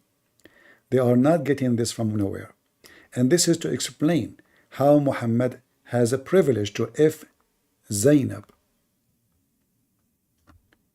Hear the verse in front of you. And here is the statement of your scholars explaining what's going on. So privilege number 10. If the Prophet, his eyes fall into a woman, her husband must divorce her. Who said that? Explanation. قال ابن العربي هكذا قال إمام الحرمين. And this is what all the scholars agree upon regarding the story of Zayd. Read carefully. This is not me saying that. 10th, if he sees a woman, her husband must divorce her, and this is the permissible for him to marry her. Ibn al-Arabi said, this is what imams of the two holy mosques said, and the scholars previously stated. This is meaning regarding the story of Zayd. The potato, he says to me, show me where in Islamic teaching it says that. Who is the one agree upon that? Your top sheikhs, not a boy in Abdul playing with his little peeny willy coming to me to challenge me. So I will give you now, I will invite you again just for entertainment. But I remind you, if you want to insult me, I will insult your faithful prophet. Behave. So now, did I provide that the most high scholars of Islam, they agree that the Prophet have a privilege to F any Muslim women? Yes or no? Come back. والله العظيم هنيك أمك يا ابن المتناكة you كافر ملحد. Look, listen. Guys, he said to me, I'm going to F your mother in Arabic. Yeah, trash, garbage like their prophet. I mean, this is what your prophet taught you. I cannot, So he could not answer. I swear by Allah, I'm going to F your mother. I'm not going to F your mother. I'm a Christian. I will let the Jews F her. In Gaza. Go ahead, Abu Zaid. Yo, Christian Prince, can you just let the guy speak without like moderating? He is not letting me speak, and he is insulting my mother for no reason. I mean, you insult the. Did you hear? Did you hear him saying he wanna F my mother? No, I didn't hear Arabic? That. Huh? No, I did not hear that.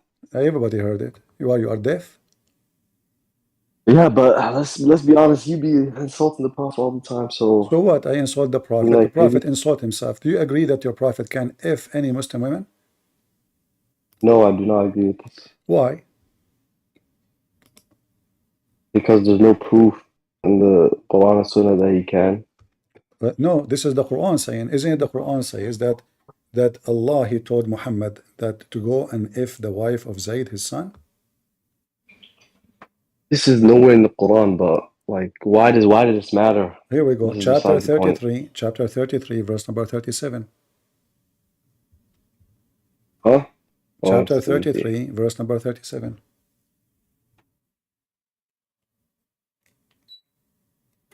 This is about Zayd. The man is Where does this say this? Oh my God. Oh my God. Oh my God. This happened when the Prophet married Zaynab. This happened after Zayd divorced her. No. He was not married to. No, he came to him. No, listen, Abu. Listen, I am assuming that you are a polite person and you want to know the truth, not like the filthy guy who just jumped on the stage. So listen, it says here that he said to him, keep your wife to you. Correct? So this is not after divorce. The guy, he came to Muhammad and he told him after he heard his wife. But listen. Right. So now the wife, she told the husband, your father was here and he was doing this and this to me. The guy in the interpretation says فَفَطِنَ زَيْد, which means, I got it. My dad is effing my wife. So he went to Muhammad. No, oh my God. All right. Can you prove this hold on. So what it's mean when he said فَفَطِنَ زَيْد? Okay, what is this narration? Where's this from? Huh? Where's this from? This is the Al-Qurtubi in front of you, Al-Qurtubi, and you said you accept Al-Qurtubi. Yeah, I said, but he So can read vary with me. things. Read with me. I will show And you. this goes back. I will show you in English. All right. So here we go. So it says here. Muqatil he reported. This is inaccurate supposedly from Muqatil that Muhammad he went. This is inaccurate. Who said it's accurate? So are you saying to me, you Muslims, you are lying? No, I'm saying that they can include a weak narration in a book of tafsir. If it is weak, why we explain the Quran with weak stories? He's not explain. He can, it does not necessarily mean that he's No, using it's to explain explained. the This is the Quran. interpretation of the Quran. So here it says, Muhammad he went to his own son house. No, but he could be using it also as like a historical reference, or he could be using it for other This is the things, not only using it historical as record. like evidence. This is a book written by you Muslims. One day. Also, he could be wrong. He could just be wrong. Maybe he could Read think that it's authentic. Use it. Read with me. Then one day, there's no point of reading. Muhammad went to Zayd. Oh my God. And he come to ask for Zayd, and he saw Zaynab standing. She was white and beautiful and fat. He could just be refuting. Hold on. He could just be refuting The most beautiful women of Quraysh. Here he says, he touched her. This translation is not correct. And then he said, "Glory be to Allah, the one who made my heart have lust for you." This narration is weak. This narration is weak. Okay, this is weak. So Islam is weak anyway. I mean, we show them the interpretation, we show them their books, we show them what the verse is about, and then they say this is weak because it's an embarrassment. And the other guy, he come right away because simply the second we check what he's saying, it's going to be an embarrassment. Any Muslim want to join us? Who is Abdul want to join us? Anyone? I'm showing you your book. You keep saying to me it's weak. Weak what? Weak book? Weak Quran? Weak stories? This is your book. I'm not showing you the books of the Jews or the book of the Christians or the book of the Hindus. This is your book. Those are scholars. Is Ibn al-Arabi is a Jewish guy? Is Al-Qurtubi is a Jewish guy? Is Qatada is a Jewish guy? So we show you the garbage in your books and suddenly you want to throw it at us? Where is the one who can refute me? And then the idiot who want to talk about Trinity and Tawheed. Well, I mean, you Muslims sound like Kamala. You repeat yourself, you keep saying Tawheed, Tawheed, but Tawheed means unification, it doesn't mean one God. Imagine what can be and be unburdened by what has been. What can be unburdened by what has been. There are those who are unable to see what can be, but there are many more who are able to see what can be unburdened by what has been. Anyone can give us interpretation for what he's saying? This is your Quran. So we show you what interpretation is saying.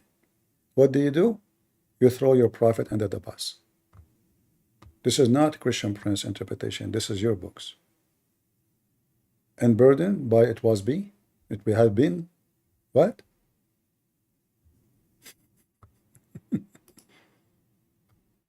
Yeah. You cannot refute us. You cannot, so you say, oh, this is weak. Anything we show you from your book is weak. He didn't want to answer. The prophet, he said to me, show me where in Shara it says, this is the Shara. This is the source of Shara, the Quran. He took the wife of his son. How? He saw her first. He liked her. He took her. This is why in the tafsir says, if his eyes fall into a woman, her husband must divorce her.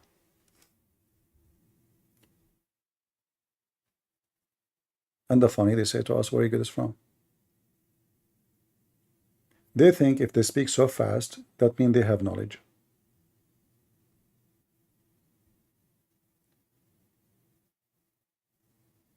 Why I kicked you? Why I want to keep you on the stage? I keep showing you. You say to me, this is weak. What weak? You idiot. Anything I show you, say it's weak. And you are the one who said you accept Al-Qurtubi. So he accepts the Qurtubi, but the Qurtubi is weak. If I show him from Al-Qurtubi something he like, he say it's true. That's it. And the other Abdul, he want to speak so fast, you know, because simply this is the only way they can confuse you about what they are saying. So nobody will notice what he is reading.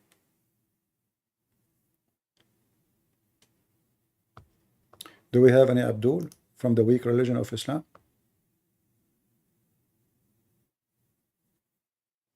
Huh?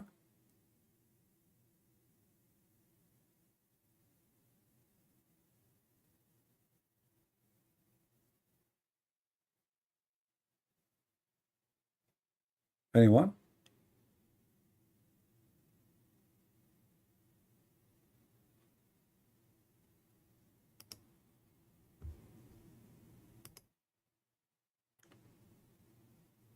Any brave Abdul?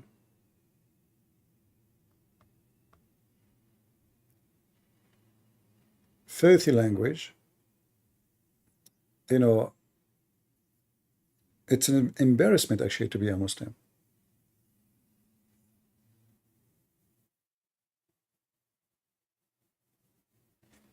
And you know, just to show you how they lie, they said that Jesus, he said, go and cut your balls. That's what Jesus said. Jesus said, if you can devote your life just for God, better than having marriage. Because simply, if you are devoted to God, you will be free. You don't have a responsibility of a wife and children. This is not about cutting balls. Like, show us the reference where any one of them, he cut his balls, you stupid liar.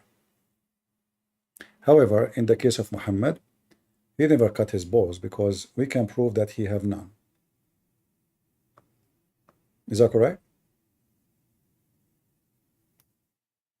Your prophet, he have none. The Quran confirm it. Aisha confirm it. Muhammad, he have all those women, he could not have kids. Why? Why a person?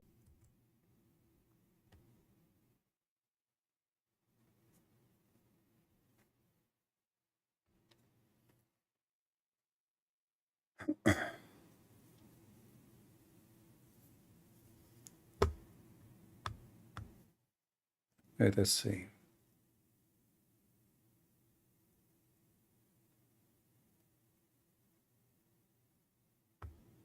We have Yahya, he is a Muslim. Yahya, want to join us?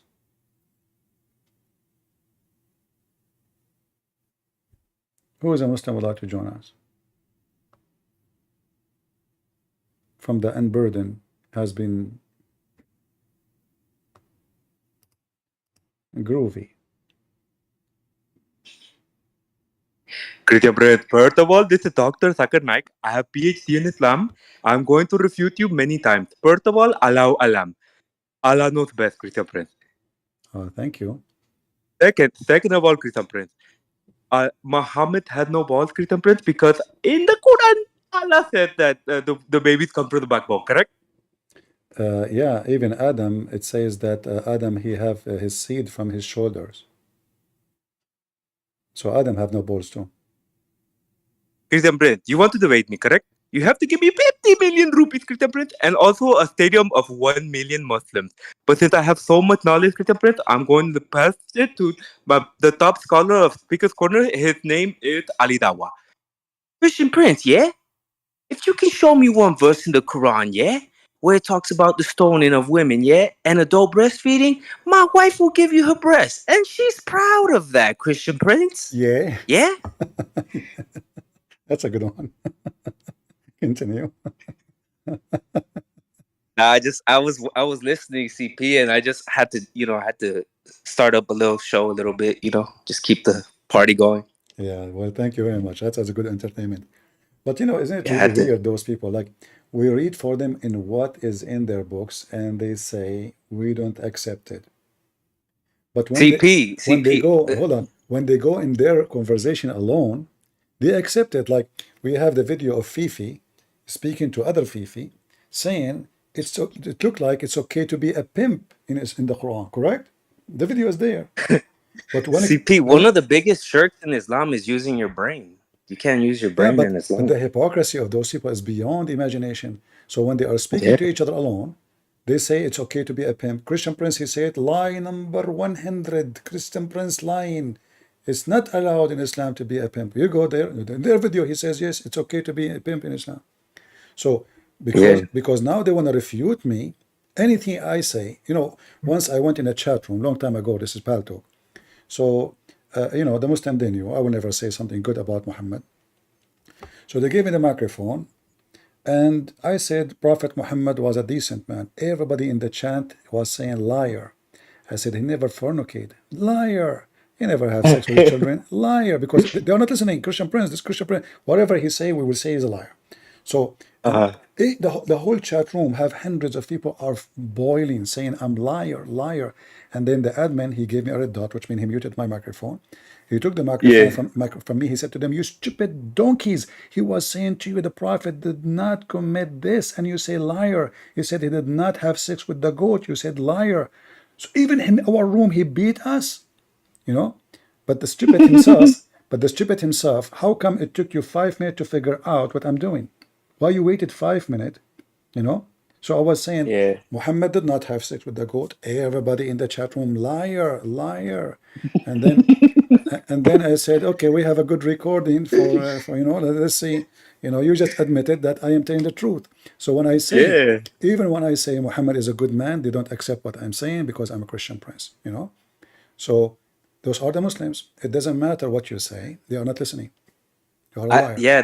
That religion is a piece of work. Lately, I've been comparing it to Chuck E. Cheese. You mean piece of shit? Yeah, it's a piece of shit. It's a Chuck E. Cheese religion. Like when you go to Chuck E. Cheese, they say, you know how you get the tickets and you can redeem them. Like I look at the tickets as like, oh, those are your good deeds. You get all your good deeds, and then you can claim that at the end and get a reward. Supposedly, you get like 72 virgins, and you get little boys, and you get wine that doesn't get you drunk. The thing is, you can't commit sin here on earth, but you can commit sin right in front of Allah. One of the funniest videos I've seen of yours is the one where you said, "Oh, does Allah have a big butt?" Like that was so funny. What if you wanted to f Allah? Is that permissible? Because everything is permissible in Jannah according to them. You see, this is how stupid in the Quran is. When I say to somebody, whatever you wish, I have to keep my promise. So what there is people, they are gays. There is people, they have a mental, they have sex, they want to have sex with animals. There's somebody want to have sex with his mom, want to have sex with a tree. People are crazy. So if I say whatever they wish, what if somebody want to if Muhammad? What if somebody want to if Allah? So either we say whatever you wish, or we say what is approved. No, anything they wish, they will have it in heaven. Anything. Yeah, it's interesting. Yeah. CP, it's always good talking to you, brother. God bless you. I'm telling you, bro, you're my best friend, CP. I love listening to you. So much knowledge. Thank you, brother. God bless you. God bless you too. From time to time, join us. Like for I like your Ali Dawa version. You make it perfect. Yeah, that was you weren't expecting that one, huh? But I don't know who can do Zakir Naik better, me or you. Let us compete. I did my best. Brother and sister, we have a person named Groovy, and he is saying that he can compete with me. I'm gonna screen record that. I need to keep that. First of all, I trained you only that to take off your clothes and to me personally. Because simply you cannot do that because simply you are very tall, but I'm very short. What the heck is that? God knows what I said. God bless you, CP. All right. Have a good one, brother. Take care. All right, Desmond. Are you there, Desmond? I don't know what happened to Desmond. Hello. Go ahead.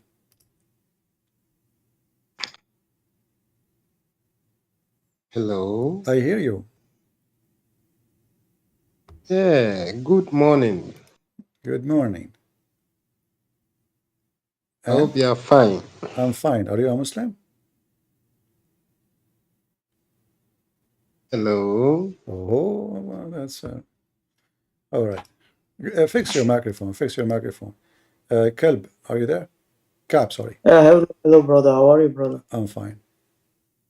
Brother, to be honest, some of us know these guys who were at the stage with you, on the stage with you, and especially the one who was talking faster like Roadrunner. Let me tell you something. He was in the VC yesterday or 2 days ago, and he, for example, is someone who rejects anything as possible as he can. And the only one thing, what he didn't say is that he is Allah himself. I mean, we showed them a lot of proofs. He claimed that At-Tabari is da'if, although although I busted him. I showed him the book Majmu al-Fatwa from Ibn Taymiyyah, his own scholar, who said that At-Tabari is the greatest tafsir. He lied about Misyar. I showed him another source. I mean, they're only throwing Arabic words to act smart, or I don't know, but they are not honest. And Yeah, that's it's a huge the problem. easiest way for them to deny, to get away from it. They deny it, you know. So you show them from their books, then suddenly their books is not valid. And now they ask you, they put a burden on you to prove their book. You know, you have to prove their book. Yeah, Not I it's mean, not it's like gay. usually the Muslim, he should give me his book to prove me wrong. No, the Muslim, he asked the Christian to prove that his book is right. And really, stupidity is amazing, brother. I All mean, right. if you show them a Sahih Hadith or a Tafsir book, why should we even supposed to prove the chain of the narrations? Let's say, for the sake of the argument, the sources or these sources are da'if or not authentic. Why do scholars use those sources? Why they Yeah, don't yeah, remove it? if it's not good, like imagine we have a medicine, it's expired and we put it in the shelf. Right? Well, we have it in the shelf. You know, it's bad. It's, you know, so either it's bad. The second you put it in the shelf, that means it's good. Yeah. Anyway, thank you, brother. Really, We have a stupidity is amazing. yeah, we have a Muslim. His name is Laith. Thank you, Yeah, Kak. Thank you, Kak. bless you. Hey, Laith, are you there?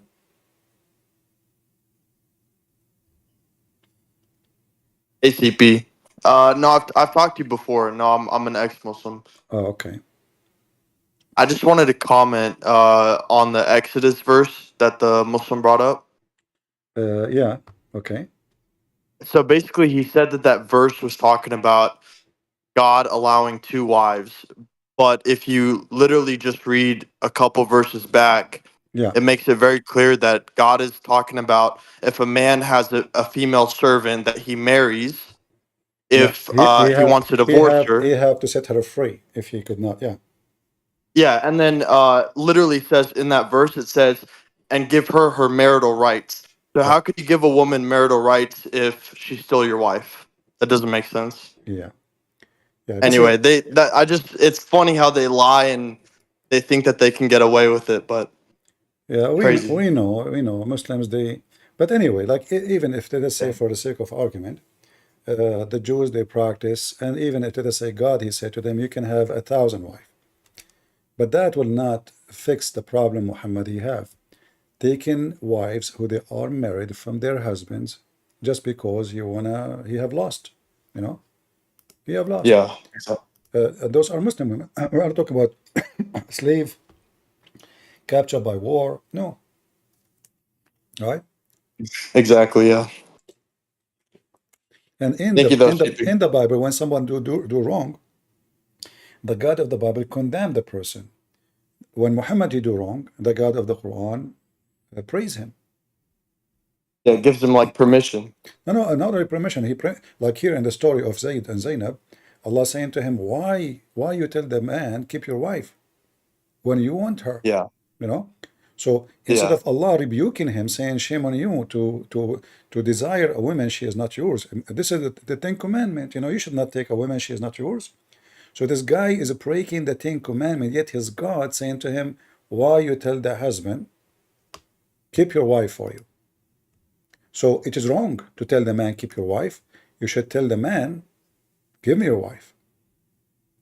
Exactly. And Filthy God, filthy prophet, filthy religion. Yeah, when this is totally against the Bible teaching, instead of being rebuked, because we believe that every man he commits sin, including me and you.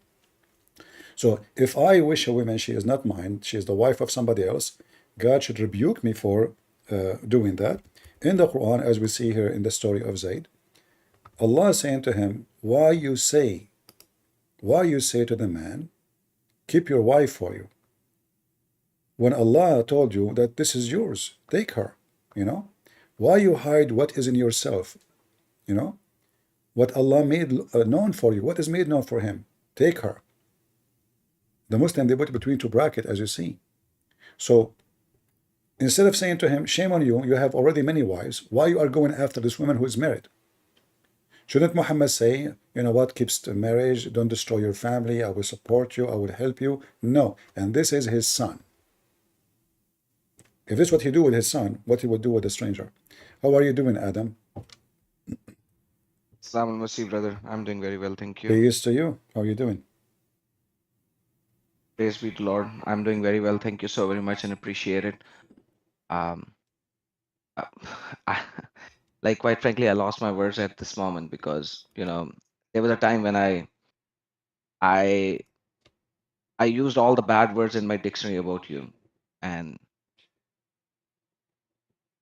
thank you so very much for all your help. Let me just say that, and I'm sorry for like my dictionary coming from Pakistan. My abusive word dictionary is pretty huge, and there was not a single one that I did not use about you. I just used each and every one of them. Well, my And brother, because of you, I'm happy. By the way, I spoke to Adam before on the phone, correct? Yes. Yeah, actually, Osama, he spoke to me, and he was there in his house, and I spoke to Adam. And in case you do not know Adam, he have a channel. He's an ex-Muslim. Him and his family, as I understood, correct me, Adam, if I'm wrong. Him and his family, they left Islam and they become Christians. Correct, Adam? Absolutely correct. Yeah. But for me, I never knew him until Osama told me.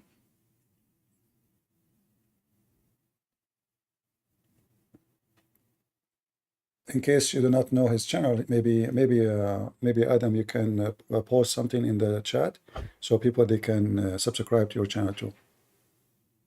Yes, that's literally Adam Seeker. For the English viewers, my Urdu channel is Adam Seeker Urdu. But for the English speaker, that's Adam Seeker. I just posted it in the chat. All right. In Discord. I sent you a message if possible. Whenever you can find some time, I would definitely like you to join in us and have a discussion in the Urdu channel. I will live translate if possible. Thank you. I looked at your video. A friend of mine, and I always say somebody has to be the first drop of water, and that's what I say. And this friend of mine was a first drop of water who gave me your first video, and I wanted so badly to disprove you and prove you wrong that I started to study, and 3 years later I left Islam. So what happened? Somebody he gave you my video, and then you start watching because you want to refute me. Yes. And then it took you 3 years after, and you decide to leave Islam, right? Absolutely. What about your family? Oh, it took me another year to work with them. All right. Okay. That's a long story in itself because as soon as you leave Islam, your wife doesn't remain your wife. Yeah. And that brings to a secondary problem because let's say that I went through a miserable condition and I didn't even accept Christ back at that time. I was an agnostic. So and then once I accepted Christ, which was like another 6-7 months later, things went into more dilemma because my wife clearly stated to me, now you're an agnostic. I don't approve of you, but I still accept you, but never be a Christian because that's the limit. Because then you'll be crossing the limit. So you can be a bad Muslim, rejecting Allah, but you can never be a Christian. That's where things went absolutely south, where we became like literally brother and sister, in other words, who were always fighting, kind of a thing in the. So yeah, it was it's a story of a lifetime. I don't think I will ever have this story again in my life, but yes. How is your Urdu channel is doing? Urdu channel is pretty decent. Yeah, I have like over 250, 240 something subscribers, and I go live every Saturday. Usually the live viewership is around 4 to 5,000, and I do different discussions in Urdu and Hindi and Punjabi, 3 different languages over there in Yeah. my channel. And yes, God is good. I have 7 acts of Pakistani law upon me, which includes 495, 295 C, B, 420, and so on. There are 3 protests that happen in Islamabad, um, Gujarat, and Sialkot against me, against my channel. But you know, Adam, you should think about it in a positive way. If you go right now to Pakistan, you will find 1 million people waiting for you. Yeah. See? Kill me. Yeah, I mean, it doesn't matter whether you're famous or not. You go to Pakistan, you will find all the Abdul in Pakistan. They are having a big sign, Adam Seeker. Who's Adam Seeker? Come here, Adam Seeker. You know, like, and the limousine, they have limousine and they have sharp knives, and you know. Yeah, they like in the news channel, they showed my monogram and my channel name. They had big banners when they were protesting against me. They had big banners on their hands. I'll send you the videos. I showed them on my Urdu channel as All well. right. And they like this blasphemer against Muhammad, like blasphemy. Yeah, there was a time when I used to call blasphemy against Muhammad as well. Yes, but like we claim blasphemy against a man, Muhammad, instead of Yeah, God. So he's their it's God. very different. He is God for them, yeah. You know, actually, the first time I receive a complaint from YouTube, it says a government entity report an legal issue to us, and therefore, after blah blah blah blah, like, you know, we decide to ban your video from this location, Pakistan. You know, Yeah. so imagine, 300, yeah, the government. 309 videos of mine are blocked in Pakistan. All my videos, my channel is blocked. You know. You won the trophy, brother. God is good. But imagine a country, they have nukes, they are worried about a video, and it says it's a threat for safety and security, you know, of the nation, of the country. So a guy in YouTube is making a threat, is a threat by speaking about Muhammad to a nation have nukes. Look like I'm more dangerous than India to Pakistan. You know. Absolutely. Absolutely. They don't want, like, last time they filed a petition in the Supreme Court of Pakistan where they claimed that I have led over 1 million Muslims astray. Like this is the statement. This is like I'm trying to I translate the saw a Urdu into video, English. as I remember, I saw a video, I think it's posted by you, about Muslims are writing the name of the Prophet on their penis. Yes, ex-Muslims. That was hilarious, you know. The sheikhs in the TV, they are crying. They're crying, you know. Yes. They were crying, the Yes. Prophet, they are writing the name of the Prophet on their penises and their private parts. And you know, and here I And that ask, was how they that was knew? in Ramadan, by the way. How they knew? How I the have sheikh how the sheikh he knew this unless he is watching porn? I have no idea.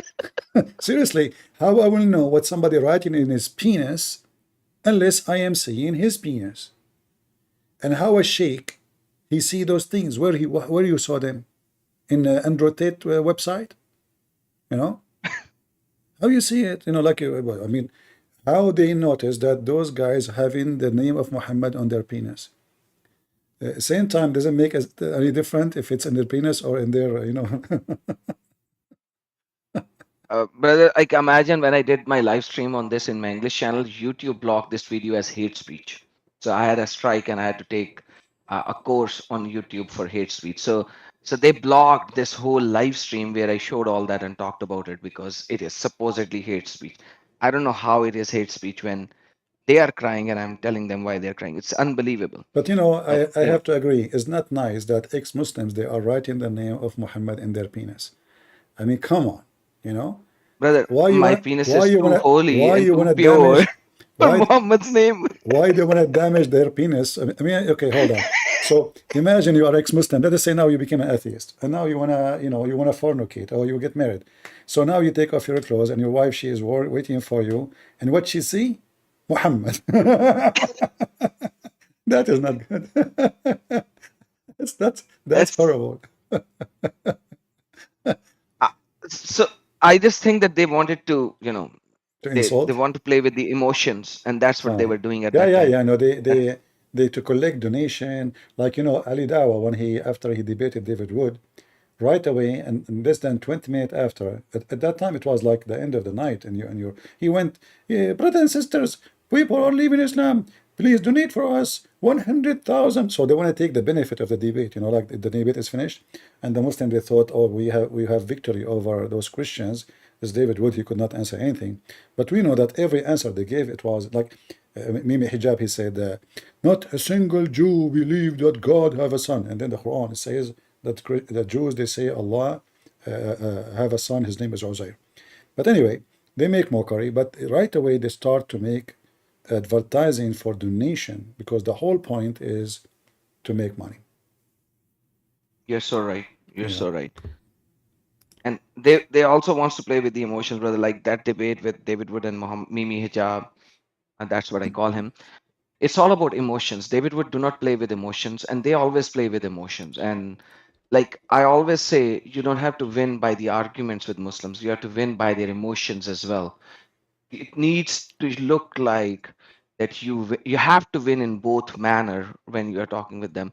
And by the way, you do a awesome job anyways. And sometimes some people come and say you you you are a you are a Christian Prince student or Christian Prince 2 or something like that. And I was like, you do realize that's an honor for me. So you are not shaming me by saying that you are giving me an honor. So, brother, thank you so very much once again. Thank you, Adam. And Thank I you. All appreciate of what us, you're doing. we learn, and we learn from each other. Like in life is a process of learning, and being a student is something never stop. Like me, I learn every day. And the one who he claimed, the Bible even make it clear that the one who think he is wise, he is a fool. The one who claim knowledge, he is a fool. So we learn every day. The process of learning should was my video. I was holding a camcorder in my hand, recording my screen, and then in order to load the video in the computer, not in the internet, it take a couple of hours. And then after that, to load it in the internet, even if it's 5 minutes, it take a day or two. So I remember I used to go to work, I come back, still the video is not loaded. Can you believe it? Because now we have different story. We have the DSL, the connection by the phone, lose connection. The connection does not. You have a limit. It's so slow. Not like now. I mean, we have the privilege of common life, speaking to people, showing you the Islamic interpretation, the Islamic. So it's different story now. So internet, it was maybe for the benefit of the Muslim for some time, but the same internet is going to be the reason for Muslims to leave Islam. Amen. And Absolutely. now you can go to Pakistan without flying to Pakistan. How they can stop that? Absolutely. By blocking our videos, by the way. But still, in fact, we know that in Pakistan, they don't go by the government. Everybody have a, because most, number one, according to Fox News, number one country in the world who search for sex with horse, sex with etc. or rape is Pakistan, which Camel. mean they are using VPN. So all those blocking will not work.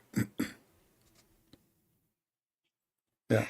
True that. That is why 35% to 40% of my viewership is coming from non-subscribers, and I believe they are from Pakistan for sure. Yeah. Because they can't even subscribe. Yeah, but the government, they try their best to block it, but they cannot because all the country work this way. In fact, when you forbid something, it become more attractive. Yep. It doesn't, like the Muslim, they make a woman wear hijab and burqa. Does that make Muslim not thinking about women, or they became obsessed with women? It does the opposite. Much more obsessed. Yeah. Much more obsessed. Yeah. So the women, I've seen that firsthand really because I lived over there and I know how, rather, let me not say they, let me say us, me included. We used to fantasize on that because this is how it is. Like I lived a very filthy life all my life. I was a Muslim and I lived a very, very filthy life. Yeah. Well, this is Islam. Islam does not make you anything will not make a normal person, a human being, normal human being, is not right. I posted a video a long time ago from a Saudi doctor. It's in the internet, still internet now. She was doing a study. She did a study about how many Saudi members they have sex with the family member, which means incest, brother with sister, or how many are homosexual. What Islam does, because I live in a community where I can see only my sister as a female, this is the only one I can be associated with her in the same house, and the only one I can see is male. So now there is two choices: either you sleep with your sister, or you sleep with the guy. The female the same. She is not allowed to have any friend, anyone to know except a female. So she can sit in a room, in her private room with other female.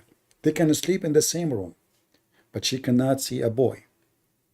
But now what will happen, those two teenage girls who they have desire and there's no male available. So what they do, what Islam is doing, increase homosexuality because there's no other options. And the female, she go to female, and the male, he go to male, or the male, he go to his sister. So Islam is a very unhealthy society. Does not prevent bad things, it encourages it. And this is what the woman she was saying in her, in her study. She is a doctor in the army, the military in Saudi Arabia. She made her study, and she said an astonishing number. I think, if I remember, 30 to 35% of Saudi, they have sex with a family member. Family member, which means inside the house. Brother with sister, or even father with daughter. So hijab and burqa did not make the society better. Make it pervert. Well, now you're talking about in house. I will say every madrasa in Pakistan, the imams, the Maulvis, they does this filthy act, so and so that my parents, because we were blessed enough for with some money, so my parents had to bring the imam in our house so that he could teach the Quran in the house in front of their eyes, because The link. every single madrasa. I need to search it because this is a long time ago. Let us see, Saudi study gaze. I need to search it.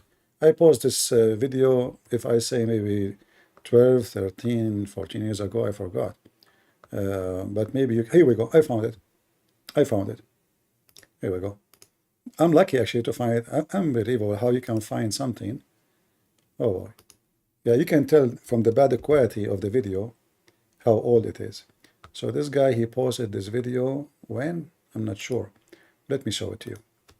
Saudi society have been raped 23%, not 2%, 23. They have been raped.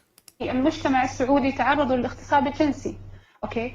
حوالي ربع الأطفال حوالي The host of the TV, she says almost the quarter of the population being raped. The quarter of the children of the population in Saudi Arabia. ربع الأطفال السعودية متعرضين للاغتصاب الجنسي. 62% من هذول الأشخاص يعني لا عفوا هم الظاهر إنه هذه الدراسة. Anyway, I will post the link, guys, for you. You can watch it. But this is a video I posted long time ago, and this guy, he posted like, his name in the top of it. But this is my work. And this is why the quality is so bad, because at that time the internet was so bad to post anything, to load any video. This is taken from TV, not from YouTube, which means record from the TV itself. Let me post it in Rumble for people on Rumble. All right, you can save it. But this is telling you how corrupt the society, and this is the most religious society between Muslims in the world, Saudi Arabia. I remember at that time when this is mentioned, this is when women, they cannot walk in the street alone. There is Saudi Islamic police. There is all the madness. Yet look at the numbers. Look here, it says here, if you continue, study from الدمام. وهي كانت دراسة مسويتها الدكتورة إنعام الربوعي. أوكي، هذه الدكتورة هي رئيسة قسم جراحة الأطفال في مستشفى القوات المسلحة في And this is a studies made by official government in the armed forces of Jeddah. She mentioned our in the coming years suffer society from extreme widespread cases of homosexuality. We continue. The reason for this, the increase of about what he's saying, let us know. If you are a Muslim, you would like to get us busted that this is not what it says. Let us know. All right, Adam, thank you, brother, for being here. Good to have you. And usually I don't go really to other channels, but I will be happy to join you one day. Thank you, brother. I've sent you a text in Discord whenever you're ready, or whenever it's possible for you. I do it every Saturday, so let me know, and I will be more than happy. Rather, it will be my honor to host you. Appreciate it, brother. Let us, God bless you. you know, maybe without setting up the time, I will try to surprise you and join. Awesome. All right. That'll be awesome, brother. God bless you. God bless you. All right. Bye-bye. BJ? Finally, I was able to talk to you. My laptop last time when I wanted to talk to you for some unforeseen reason, I don't know, maybe I didn't say subhanallah, maybe. I'm so sorry. Yeah, finally I was able to talk to you. Yeah, and I totally agree with you that we should not say I'm a Catholic or Orthodox or and all that, because when Christ came to the world, he only spread his message, and we are just the followers of Jesus, so that's the way we should be saying. Brother, I just have a few questions related to this religion. Other than he said, she said, narrated by he said, she said, is there anywhere in any of their books, regardless whatever the books is, other than the supposed person Momo, did anyone spoke with the so-called AL-law? Anybody during the time of Momo or after the time of Momo ever spoke with this supposed God, moon god of theirs, AL-law? That's the question, brother. That's the first question. If you may kindly answer. The funny that in the Quran you will see that Allah, he talked to everybody, but he never spoke to Muhammad. Yeah. You know.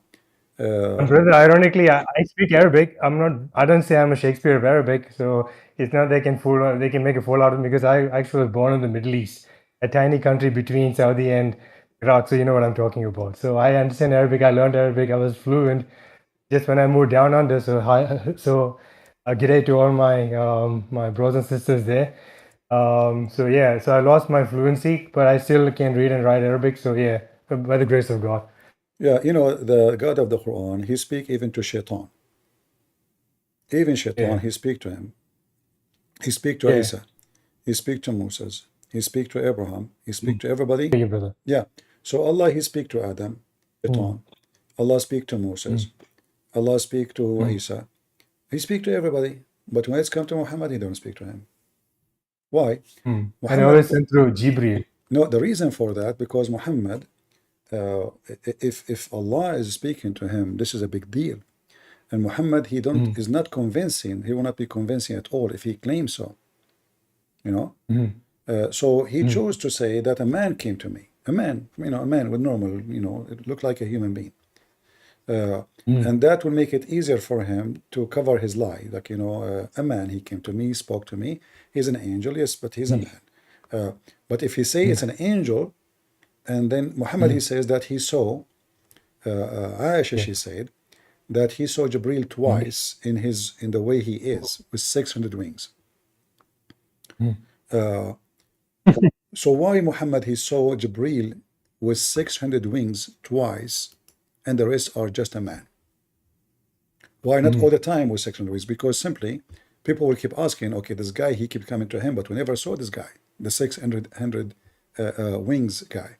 But I can say, and the other day I was in the jungle, in the desert, and you know, the angel with 600 wings, they came to me. But if I say he's coming to me every day and I did not leave town, people will ask, where is this guy who can cover the horizon, you know, with his wings? He can enter town and nobody see him. Yeah. It's just a way to cover up a lie. Like if I say Trump, he came to visit the Christian Prince today, and then people will say, where is the Secret Service? Where, I mean, Trump, this is the president, you know, he wasn't a president, so he will come with his Secret Service. There's no way he will come and nobody notice. But if I say undercover, right, that make the lie acceptable, because now I just said he came undercover. If I say Trump the way he is, he came to me with Secret Service and the cars, then people will say, well, we did not see any, you are lying. But if I say undercover, maybe he came as an ice cream guy, you know. So Muhammad, so Muhammad, he make it undercover in order to cover up his lie. In the case of Jesus, we notice in the Quran, nowhere Allah he said that Allah he sent an angel to Jesus. Why? Why Allah he sent to Muhammad an angel, but he don't send an angel to Jesus? Already Jesus in their religion, well, Isa, I should say, because our Jesus, once they reject the Trinity, means they don't believe in our God anyway. So there's no point of saying they believe in our God, which is total rubbish. Because once they deny the Trinity, irrespective of they deny the Father, the Son, the Holy Spirit, it means they deny our God. So that itself is like that's not even a topic to discuss even in the first place. But again, as you say, brother, it's Isa, you know. So yeah, he himself is very special. The name is wrong. The name is wrong. But here always, if you wanna ask yourself, if Muhammad is more important than Isa, according to Muslims, the one they call him Isa, so how Allah keep talking to Isa, but he don't talk to Muhammad? Why? Yeah, exactly. I talk to the most important. I deny access to the one who is less important. So if I'm a king, the one who can have access to me, obviously he's more important. The one who is denied from having access is the least important. Yeah. So a president, he meet his ministers, but you don't meet the guy who work in collecting or engineer anywhere in the world. You have to be someone special. So Allah, he speak to Isa. He mentioned his name. He speak to him, and he ask him questions, and he have a conversation with Isa, as we see in the Quran. Why Allah don't talk to Muhammad? They have no answer. Yep. And they always try to beat around the bush, and then they either say, oh, it's syllogism or it's a straw man, and they try to cover up the whole inadequacies. He doesn't say anything, and they try to find a way to go around and start shifting the blame onto some imaginary excuses on our religion. So I find that very, and you know what's the worst thing, brother?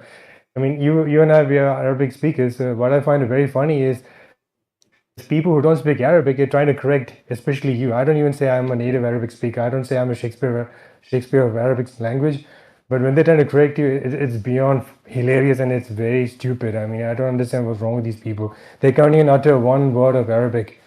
And yeah, it's beyond stupid. The language is just another story, a bad side of Islam, because the Quran said Allah Allah never send a messenger to any nation except in the tongue of his people.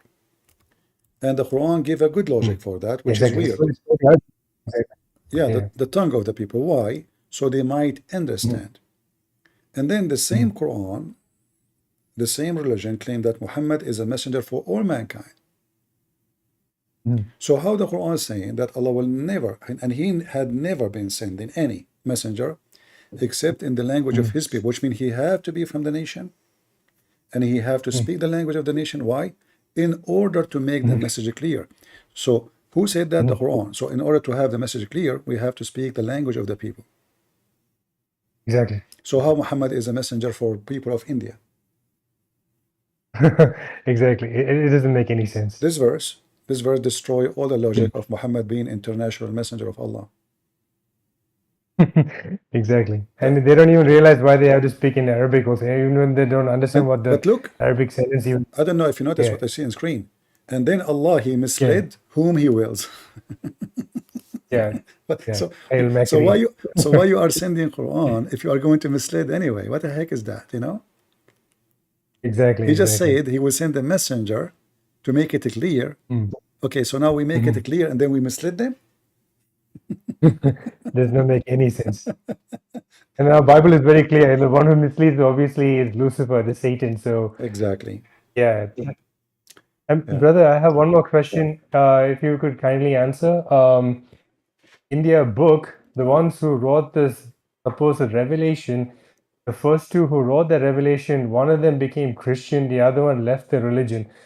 Brother, is that really true? I may have missed it, but I've heard this also from another Christian brother. He's an ex-Muslim. I'm an ex-Muslim. I'm sure you're aware of him.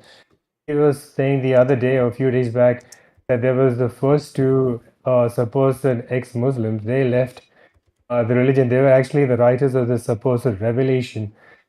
Is it true, brother, that one of them became Christian and the other one left the religion and he created his own religion? You know, we go by what Muslim says, you know. So as an example, we have the story of Abdullah ibn Sarah, who is the brother of Uthman, you know. He was the scribe of Muhammad, and if you remember the story in the Quran, where he was talking about how Allah created the baby. So Muhammad, according to the Muslim books, not our books, when he was reciting how Allah created the baby in chapter 23, verse 14, he said, Muhammad, he'd read until he arrived here. He says, then he closed the bones with the flesh. Then and then we brought it other creation. Muhammad stopped talking now. The guy, Abdullah, he says, he liked what Muhammad said, so he says, oh, blessed be Allah, the best of the creators. Muhammad said to him, oh, write that there. The guy, he said, write what? He said, write, blessed be Allah, the best of the creators.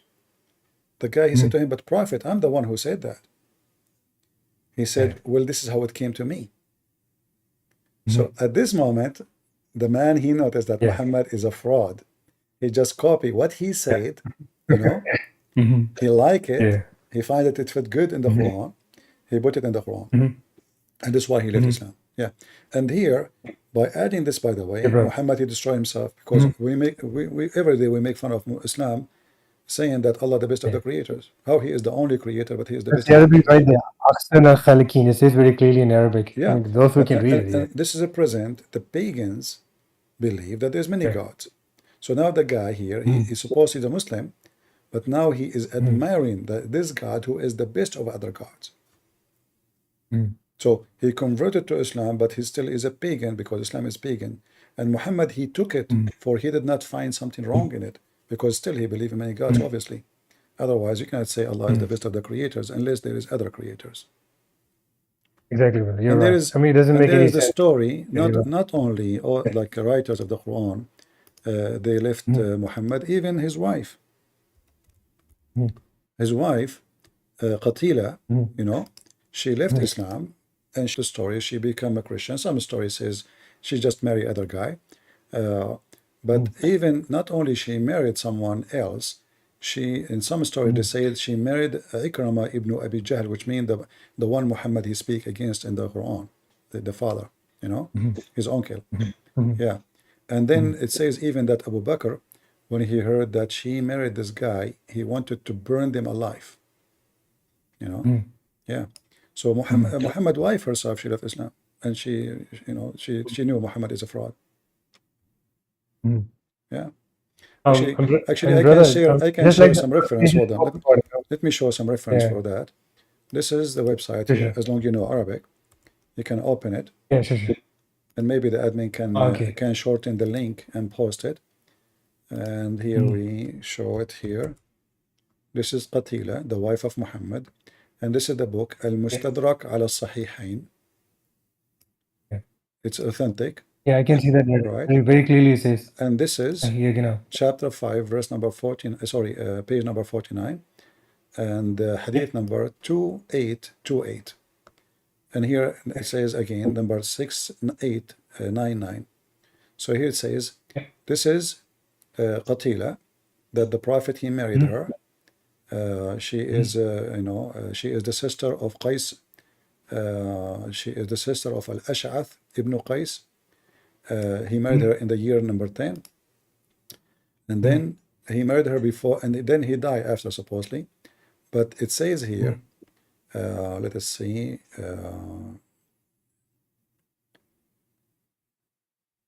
So he married her.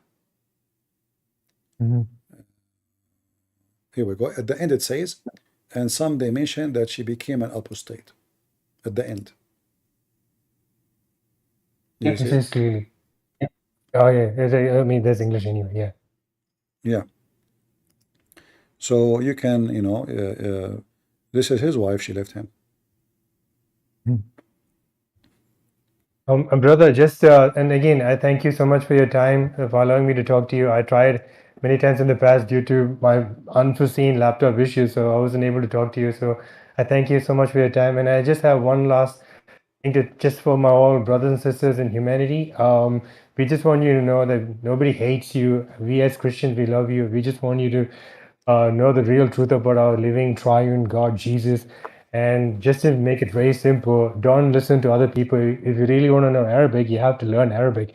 Otherwise, don't trust blindly the false translation and learn to listen to a brother, Christian Prince. He's saying only from his heart, and he just wanted to know what the living triune God Jesus is. And just to make it very simple, what Trinity is, it's just like we as human, like me as a person. I have a body, I have a mind, and I have a soul. So my body is like, my soul is like, so like, make it very simple. My mind is my ability to think, my consciousness, and my soul is what is inside of me, and my body is my body. So it's still these three. I'm still the same person. So in the same way, just like Father, Son, the Holy Spirit, there's still the three. They're still the same. And yet they're not the Father is not the Son is not the Holy Spirit, the Holy Spirit is not the Father. So the same way, my body is not my mind is not my soul is not my body. So they're the same way. That's what the Trinity is actually is, and they're the same person, and that's what, to make it very simple, what Trinity is actually. So you don't have to read and go through all those mumbo jumbos and very complex things about Trinity. It's just very simple, and the living triune Jesus is the living triune God. Jesus is the real God, and we just want you to know what our God is, and that's what our brother Christian Prince CP is trying to do as well. And aside from that, brother, I just want to say, God bless you. Yeshua, Yehmi Anta, so much. I'm so grateful, and you're the true warrior of our living triune God, Jesus, brother. Keep up the good works. Thank you, brother. God bless you. And Yeshua Yehmianta. I don't say Allah Yehmianta. I don't say Yeshua Yehmianta, brother. All right. I mean to. Thank you. The Muslims, they keep coming to us with a Trinity, and they think that we have a weakness when we believe in a Trinity. No, because God is miracle. God himself is a miracle. So if a Muslim, he says this is against logic, that because you are stupid and you are a hypocrite. Either you believe in logic all the time, or you don't request logic when it's come to God. The second we say God, he is above logic. Can I live for thousands of years? No. This is against logic. So how we Muslims accept that Jesus is alive and Muhammad is dead? And what is the logic that Muhammad is dead and Jesus is alive? Doesn't make sense. They say to you, because Jesus will come back. Okay, that make it more illogical. Why? Because you say that Jesus is just a prophet. He failed even to keep the Bible, yet he is the one who will finish the movie. Like if you watch a funny American movie, who is the one who stay to the end of the movie? The hero. The rest are accessories. Is that correct? Who is going to come at the end of the time? Jesus. What he will do? He will destroy evil. So who is the one is important? Muhammad or Jesus? Obviously it's Jesus. So when they want, they say logic. When they want logic is not required. What is the logic that Muhammad is so good in sex, but he is not the one who will finish the evil? What happened to the power of his penis? You know what I mean? What is the logic of saying to me that Muhammad, he can have sex with all his wives in 20 minutes? Is that to prove that he is godly, or to prove that he is pervert? I want to know. Like, when I read that Jesus, he fasted for 40 days. Who can fast 40 days? Nobody. Can you? That prove to us that Jesus have ability, even though he have the flesh of a human being. Nobody can have. Muhammad, he cannot fast, even when he is fasting. According to Aisha, when he is fasting, he is sucking her tongue. Okay, hold on. In Islam, if you suck any liquid into your mouth, you broke your fast. So how a man is sucking the tongue of his wife is fasting?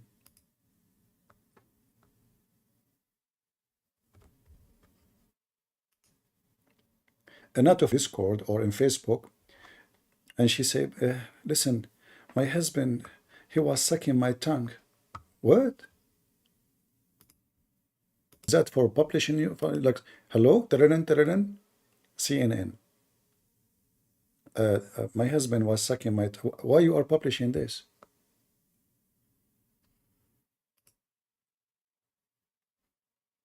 Is that from God?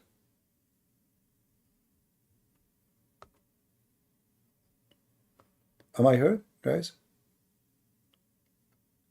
Do you hear me still? Or you lost me? We are going to change our internet provider soon. Is acting bad.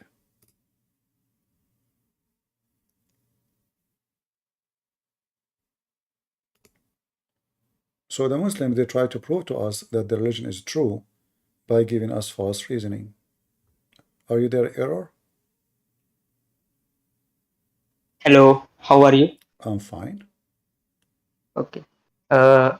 Actually, my question was that one of my Muslim friends, he's thinking to join Islam because after watching the videos of Zakir Naik. So I want to give him a reference of the hadith where it says that even if you do as per follow the Muslim rules, still you are going to hell because of Allah's decision made by the destination something. First of all, this guy, he is thinking that by going to Islam, he will go to heaven, right? Yeah. All right. But this is not a reason. Let us say the Muslim, they believe they will go to heaven. But this is not the reason to accept Islam or not? Because all religion, they say, you will have special treatment from God, So, وَمَا مِنْكُمْ وَإِلَّا وَارِدُهَا إِلَّا وَارِدُهَا. Not even a single one of you, but he is going to enter heaven, to enter hell, sorry. Let us see, hold on.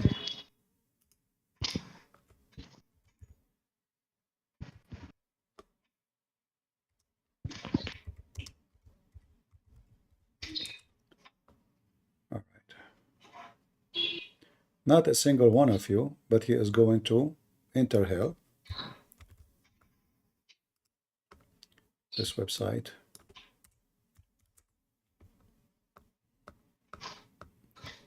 I mean, this website is really weird.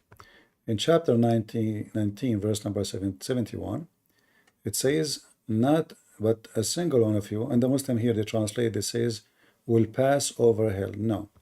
Wariduha mean he will enter it. If you change the translation or translator, actually, let us go and see the interpretation just to show you. 1971.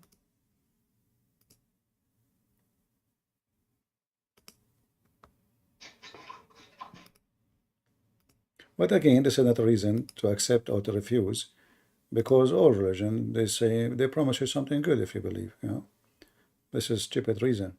Anyway,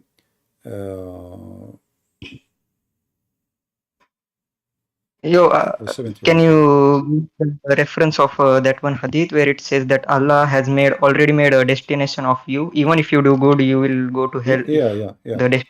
But yeah. Here it says, as an example, in chapter 19, verse number 71, let us see the interpretation for it. I will give you this one, and you can save it. Do you see the screen? It says, there's not one of you, but he shall come to it, that he shall enter hell. Right? Yeah. And this is the tafsir of the Muslims. And this is the link, I just gave it to you. This is Tafsir al-Jalalain, chapter 19, verse number 71. Now, going to the hadith, this is about destiny because the Muslims believe in a predestiny. Muhammad, he make it clear that 40 years before Allah, he created his Adam or even any human being, he wrote their destiny about what they will be. Bad, good, believer, disbelievers. So here, let us see the hadith you are asking for. Here we go. This is the hadith, and this is exists in Sahih Muslim and Al-Bukhari, which means it's very authentic. And let me give you the hadith. So, a man who behave as if he is a believer, all his life praying to Allah and doing Hajj, joining jihad, killing Christians and Jews and atheists and Hindus, this person, because Allah, he wrote for him his destiny, what he wrote for him is going to take over, and then he go to hell. So he said, by the one beside whom there is no true God, which means Allah, beside Allah, verily one of you will perform the action of dwellers of Jannah, which means heaven, until there is only one cubit between him, and heaven. He entered almost there. Then what Allah foreordained for him, the destiny, would come to pass, take action, and he did perform the action of inmate of people of hell, and he entered. So it's not your choice. And he said the opposite again. He says, in the same, one he was doing the act of people of hell, until there's only one cubit between him and hell. Then what Allah, he wrote for him, he come to action, and he performed the act of people of heaven, and he entered heaven. So at the end of the day, it's not you convert or not, it's what Allah wrote for you as a destiny. And that makes Islam as the most stupid cult ever. Because it doesn't matter really, the deeds does not exist. It's what Allah wrote for you. Okay. And why does the Google translations agree with the Muslim translations? Why what? Why does the Google translations agree with the Muslim translations of English? Which translation? I'm not understanding. Like for example, the verse of, in Arabic it was something like, Inna Allah wa malaikatahu yusalluna ala nabi. Okay. Well, no, this is just to cover up the stupidity, because how you can explain Allah is praying? Yeah, but even the Google, why does the Google have agreed with translation? Google is using AI. So if the same sentence is posted everywhere with the same translation, Google select that translation. But if you translate the word one by one using Google, the translation will be different. So sometimes, I actually see. Yeah. If I cut few Arabic letters, the whole meaning of the English translation changes in the Google too. Yeah, like now, I can do it in front of you. Like now, Inna Allah wa malaikatahu yusalluna ala nabi. So if I highlight it all, sometimes Google choose the most popular translation is in the internet. This is AI translation. Or if I do one word by word. So if I say yusallun by itself, then we use translation. You see, it says pray, worship. Do you see it? Yeah. All right. But if I copy it all, Google, it's possible, is going to use the translation which is the most popular, which Muslims use. So here, if I copy it all, it might be say blessing. See? So the word pray suddenly become plus, because this is blessing, which mean different translation totally. But we know that the word salah mean prayer, not a blessing. Yeah. I see. And can I ask you one personal question? All right. Like, I've seen one of your videos where a Muslim guy was threatening you to come your house and all. So let's say, suppose your address got leaked somehow, and Muslims, the 7-6 Muslim, they're out of your house. You will fight them alone, or you have some Christian friends or some? Like that is not important, because simply let them come and then we can discuss with them what I will do. At the same time, the Muslim, they claim they know me, they know my address, etc. And until now, nobody show up. So there are a bunch of cowards. There's nobody of them have balls to do it. So let them come, and then you will hear about it in the news for sure. A lot of shish kebab will happen. For me, I don't care who when I come. You know, if you want to expose Islam, you should not be afraid. If you are a coward, don't even open your mouth about anything, because there is risk about anything you say. You offend somebody, you make him angry. I have no fear of anyone. Let them come, and who is going to protect me? My Lord is with me, and for sure my guns. Thank you, brother, for being here. thank you very much. You're welcome. We fear nobody, and nobody can threat us.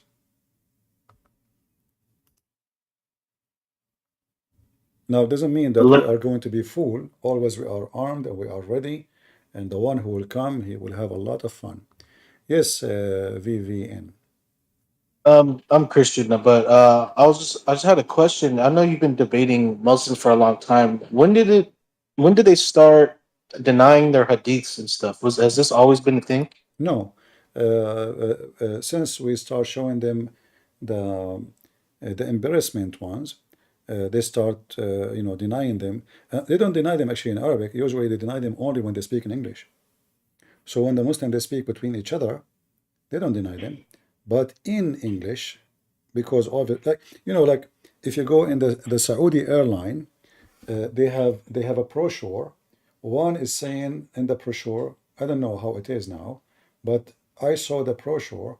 It says, "Oh Allah, don't make us die in the land of the disbelievers, the kuffar. May Allah curse them." You flip the page in English. "Welcome to Saudi Airline. We hope that you are going to enjoy our service. We hope that you will come back." There's nothing in what is mentioned in Arabic. So the Arabic page is insulting the kuffar. "Please, Allah, don't make us die in the land of the kuffar. Keep us safe." The other one says, "Welcome to Saudi Arabia. Welcome to Saudi Airline. Please let us know if you have any complaint." It's totally different page. But when you read them, when you read the English one and you see Arabic one, you think the Arabic one will be translation for what? For the English one, right? It's going to be the same. It's so different. So the Muslims, when they speak in English, they give you different message. When they speak in Arabic, they have different religion.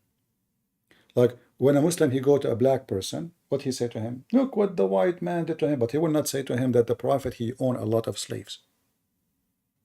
Yeah, I've seen that actually. And what's that? I don't even know his name, but I've seen that actually. Yeah, they'll go do dawah on the street. Yeah. Yeah, but then when it's for a black guy, it's always about, oh yeah, you know that white Jesus they're preaching over there. They always play to their they do that. No, they are businessmen. So if you are white, they will not say to you, "You took the black as a slave." If you are black, they will mention the slavery, because slavery is a bad let us say experience for African in history. So they try to use it to convince them. They try to connect slavery to Jesus. That the Christians, the white Christians, they enslave you, but they forgot that neither Jesus, neither the disciple of Jesus never owned slaves. However, Muhammad, he owned tons. All of them, they have slaves. The Caliphate, they used to have tens of thousands of slaves just for be dancing. So they go to you, they speak about they don't even mention that the one who captured the slaves are the Arab, white Arab in Africa. The European was buying slaves from the Arab, Morocco, Tunisia, Libya. This is the land of marketing. They go inside Africa, they kidnap them, and then the European businessmen, they come and they buy the slaves, and then they sell them in Europe or in America. But they mention only the European. They will not mention to you that the one who owns slaves is always the Muslims. In fact, until now, no Muslim nation can oppose slavery, because this is against the Quran. Yeah, they cannot. Yeah, because we see it out there in Saudi Arabia. I mean, they sell kids, daily. They used to go, like, I don't know if you saw the complaint made by Human Rights. The Emirati, they go to Thailand, they go to Nepal, they bring little kids in the age of 5 years old just to use them for camel race. Man. After they made many organizations, they made a complaint about human trafficking for kids. Now they are using remote control, like a machine. They put it in the top of the camel to make the camel. It's just to keep the camel like running. It push it with the stick. So slavery is part of their religion. Muhammad, he owned thousands of slaves, and then they say to you, if they are speaking to a black person, they say to you, do you know what they did? They sold you as a slave here. Yeah. So they try to connect slavery into Jesus when Jesus, and the Bible says it clearly, there's no Greek, there's no Hebrew, there's no free, there's no slave, for all is one in Jesus' name. So the Bible is so clear that all of us, we are equal. And Jesus never owned a slave and never says go and buy one. And none of the disciples, they own slaves. Who is going to prevent Jesus? He's short of money. They cannot buy slaves. Why they don't buy slaves? Because simply this is not what Christianity teaches. Mm-hmm. But yeah, I mean, I've seen all the debates with Sam Shamoon when he, like in the early 2000s or late 90s, where he would debate like high, sheikhs and imams, and they would never shift the burden onto him to say, "Oh, is it authentic?" Like they keep doing with you. They keep saying, "Oh, who wrote that? Who narrated it?" They try to make you decide what is authentic, and we're not here trying to be scholars for your religion.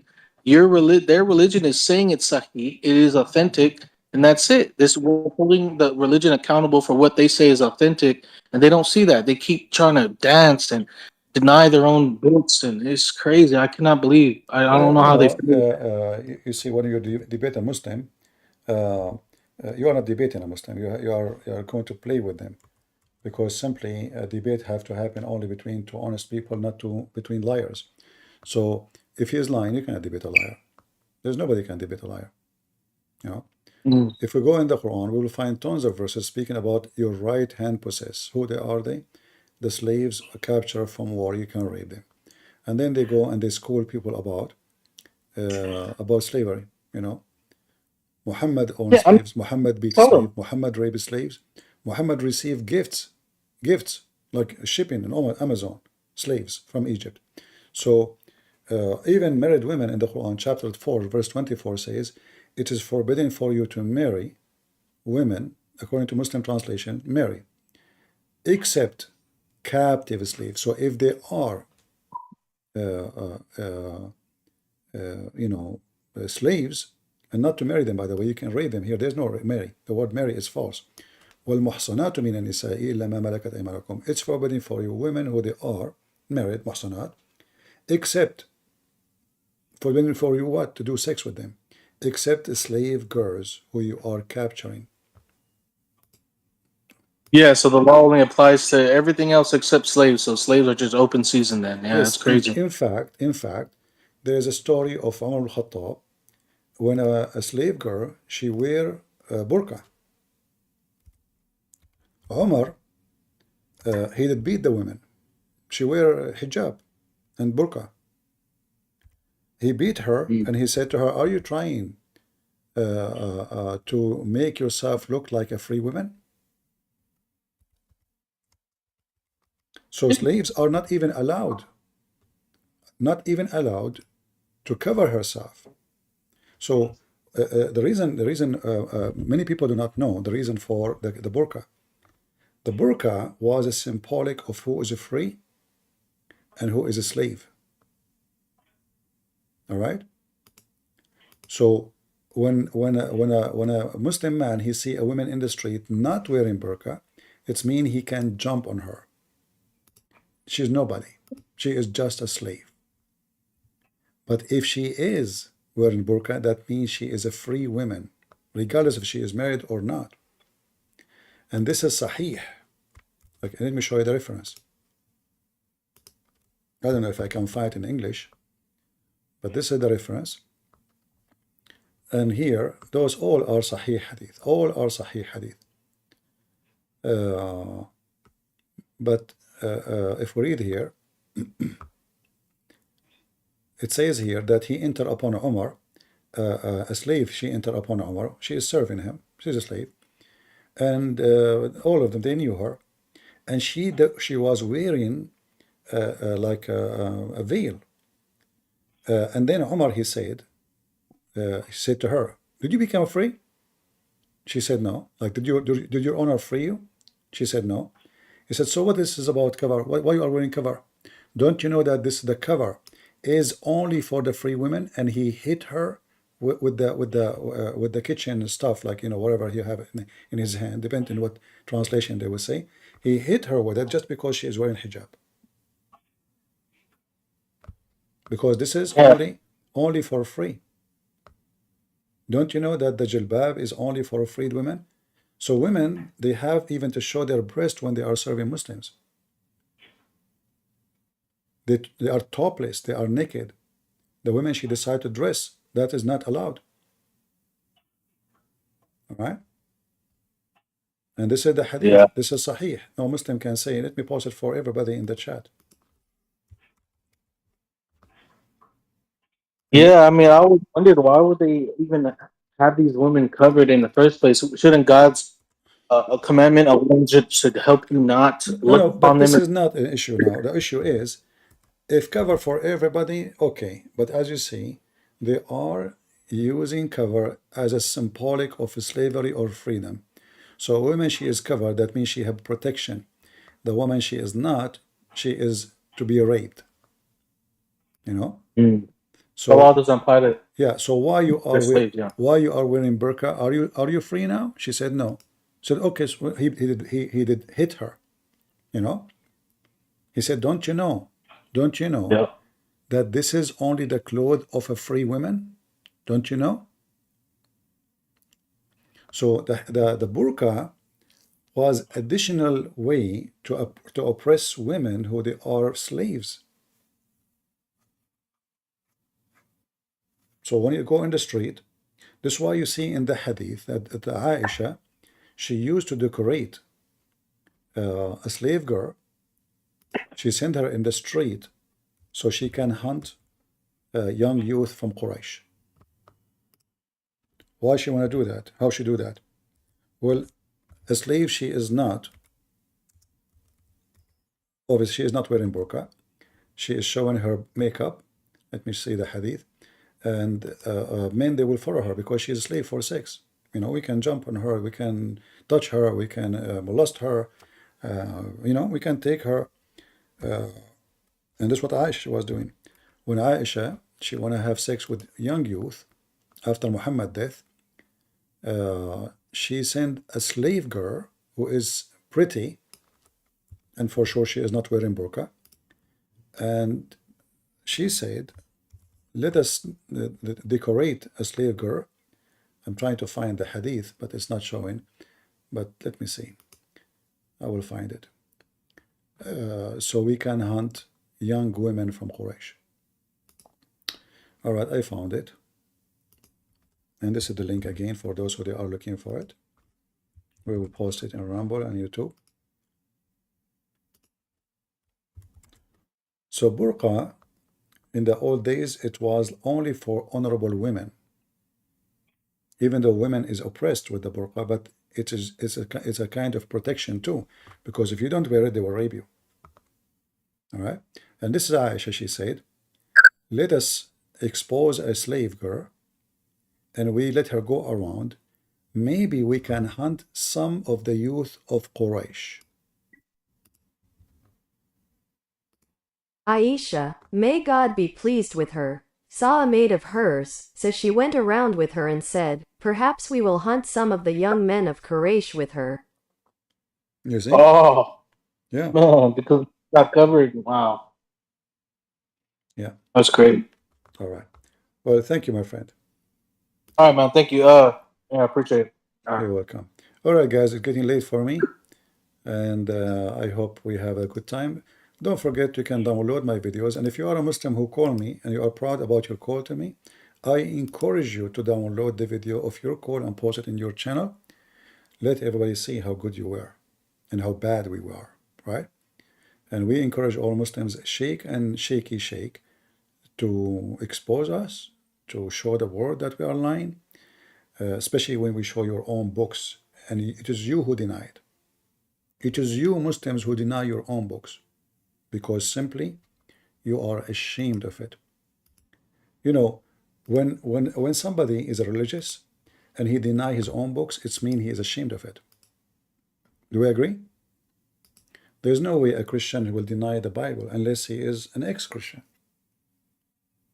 You Muslims are apostate, and we make you ashamed of your books. So all those who call me today and they try to deny what we show them from their books, it's a clear sign that you are an apostate, not proud at all of what is in your books.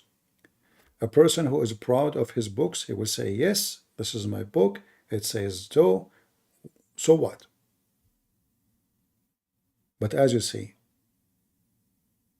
they are so angry and so in so denial, and they call anything embarrassing to Muhammad weak. And again, there is many similarity between Muhammad and Kamala Harris. They speak wisdom. I can imagine what can be and be unburdened by what has been. You know? What can be unburdened by what has been. There are those who are unable to see what can be. But there are many more who are able to see what can be unburdened by what has been. That's deep. That's deep. So when we show them Ibn Kathir al-Qurtubi, we get this. We got Kamala Harris explain the Quran to us, and only God knows what she is talking about. So we say, who explained the Quran for you? He says, the scholars. Not you. We show them what the scholar says. He said, they are human. Ooh. A second ago you said to me, so they accept only the scholars, and that's Kamala Harris, and burden what has been, what the heck is that? You know, this is, I mean, somebody called the Dalai Lama.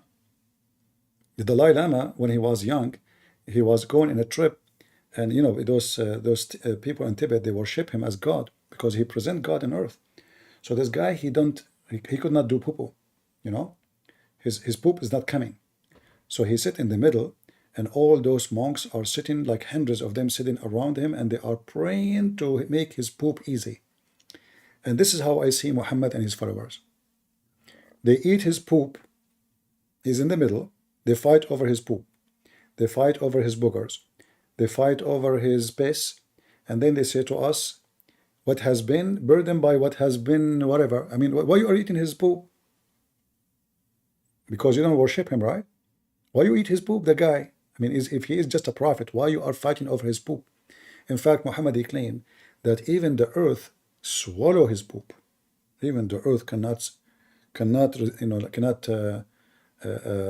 resist the yummy, you know. How you can do that? The yummy of Muhammad, the earth open its mouth. Aisha, she said that each time she entered to the bathroom after Muhammad, she didn't find his poop. So she said to him, "O Prophet of Allah, where is your shit? I never saw your shit." Muhammad said, don't you know that we, the prophets of Allah, the earth swallow our shit? Have you ever heard of such a thing? Aisha, she never saw the shit of Muhammad. Okay, how come his shit only, not his piss? Like what? The earth knew that this is a priceless manure. The shit of Muhammad, the earth is like, wow. The Muhammad is squeezing it, and the earth is opening its mouth. Come on, push it. Yes, you just did it. Thank you, O Prophet of Allah. She cannot find his shit. And the funny is, Aisha, she said that she never saw the private part of the Prophet. What? So what you saw when he have sex with you? She never saw his, what? Obviously, Muhammad, he never used it. Icon, are you a Muslim? Because we are almost done. But if you are a Muslim, I can take you for a snack. I never get enough. Are you a Muslim? Oh, okay. No, well, next time then. I thought you are a Muslim, even though I need to go. But you know, Muslims come first always. Anyway, I hope all of you guys, you will get your own, you will get a lot of versions. Me, myself, I like versions like Kamala Harris, because she is virgin. She have nothing to do with the borders. She have nothing to do with the inflation. She have nothing to do with anything wrong in the country, because she's a virgin. She was in the White House just watching Mickey Mouse, you know. Biden have nothing to do with the borders. Harris have nothing to do with the borders. I mean, no. So who's in charge of this country? Trump. It is Trump. But as you know, I can imagine what can. We have to finish our statement for today with the wisdom of Kamala Harris. Peace be upon her. Sponsored by a Democrat. I can imagine what can be and be unburdened by what has been. You know? What can be unburdened by what has been. There are those who are unable to see. You know, I imagine this girl, she do that, practice this in the front of the mirror. I mean, what a fake act. She repeat the same thing and she move her hand and her eyes go up. I mean, she's serious. Anyway, I hope that one day we will have her wisdom to be join us. Can you cook Newsom? I don't know who is guy. Invite him here so we can have him for fun. Invite anyone you want so to join us. All right, guys, I want to say thank you for being here. May the Lord bless you. And I hope the wisdom of Kamala Harris will not stay with us for the coming 4 years. Otherwise, we are not going to have fun. I will never watch news. Is a free woman is a Muslim woman? No, not necessarily. Muhammad, you see what happened in the history of Islam. In the beginning, many slaves, they joined Islam because they thought if they join Islam, they can be freed. Then they noticed that the Muslims are not freeing them. In fact, Muhammad, he encouraged them not to do it no more. So if you kiss the black stone or touch it, is better than freeing a slave. So why he will free a slave? The Arab, before Islam, they used to free slaves. When something wrong happened to him, let us say you're an Arab, your son died.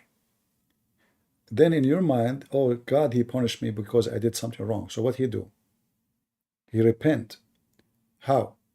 He knew that slavery is wrong. This is before Islam. So he said, I'm going to free slave. Please Allah, forgive me. So he's a pagan, he worship Allah still. So they used to free slaves. Muhammad, he come with an idea that you do not need to free slaves. You say Bismillah wa bihamdihi 100 times, which is praise be to Allah 100 times. Your sin is forgiven, even if it's more than the ocean of the foam of the ocean. And etc. Like those things, or touching the black stone, or going around the Kaaba 7 times. It's the same as freeing a slave, and even better. So now, why people want to free a slave? Nobody want to free a slave no more. Because now there is, something else I can do. Before Islam, they used to free slaves to repent their sin. And we can talk about it maybe in different time, where Muhammad, he did even enslave people who've been freed by their honor. He forced them to slavery again. Like there's a story of a Coptic guy, his owner, he freed him, and Muhammad, he made him a slave again. And the poor Coptic guy,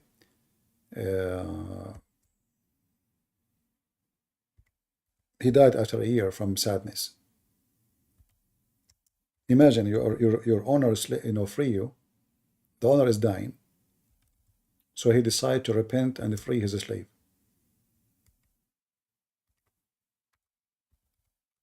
The owner, he died. Muhammad, he heard that this Coptic slave being freed by his owner. So what Muhammad did? He made him a slave again. That is Muhammad.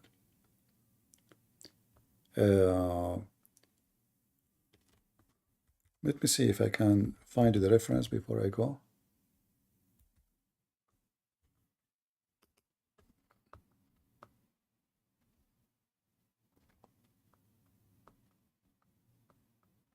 Maybe next time we'll go live. Otherwise, that, you know, each time I say I'm leaving, guys, you know, we another question come, and that will make us go again and again. So I better go, and then we can continue next time we go live. So I want to say thank you all for being here. May the Lord bless you. And always remember that Muhammad is the best example of evil. From their fruits you shall know them. If Muhammad was good, then his fruit should be good. A child molester, a thief, a criminal, a cheater, he go after his own son wife. And he claimed that Allah told him, his God told him. He cannot be not only a prophet, he is not to be trusted to be a postman, because a postman shall be trustworthy. Do you trust someone to knock at your door and then he will take your wife? No. He will force you to take her? No. Do you trust someone he would like to have sex with your children, to be around your children? No. Do you trust someone he encourages men to lie to their wives? No. Do you trust someone he says lying is halal, is kosher? No. Do you trust someone says taking false oath is okay in the eye and the sight of Allah? No. So what is left about this guy? What is left to make him a prophet? Prophecy, all of them, they became false, and we can prove it so easy. So I hope next time we will be here and we will have more Muslims. I cannot say decent Muslims because that is maybe impossible. A decent Muslim is an ex-Muslim or a person who is thinking to leave. Until then, God is good, so is Jesus. Amen to that, and see you soon. Bye-bye.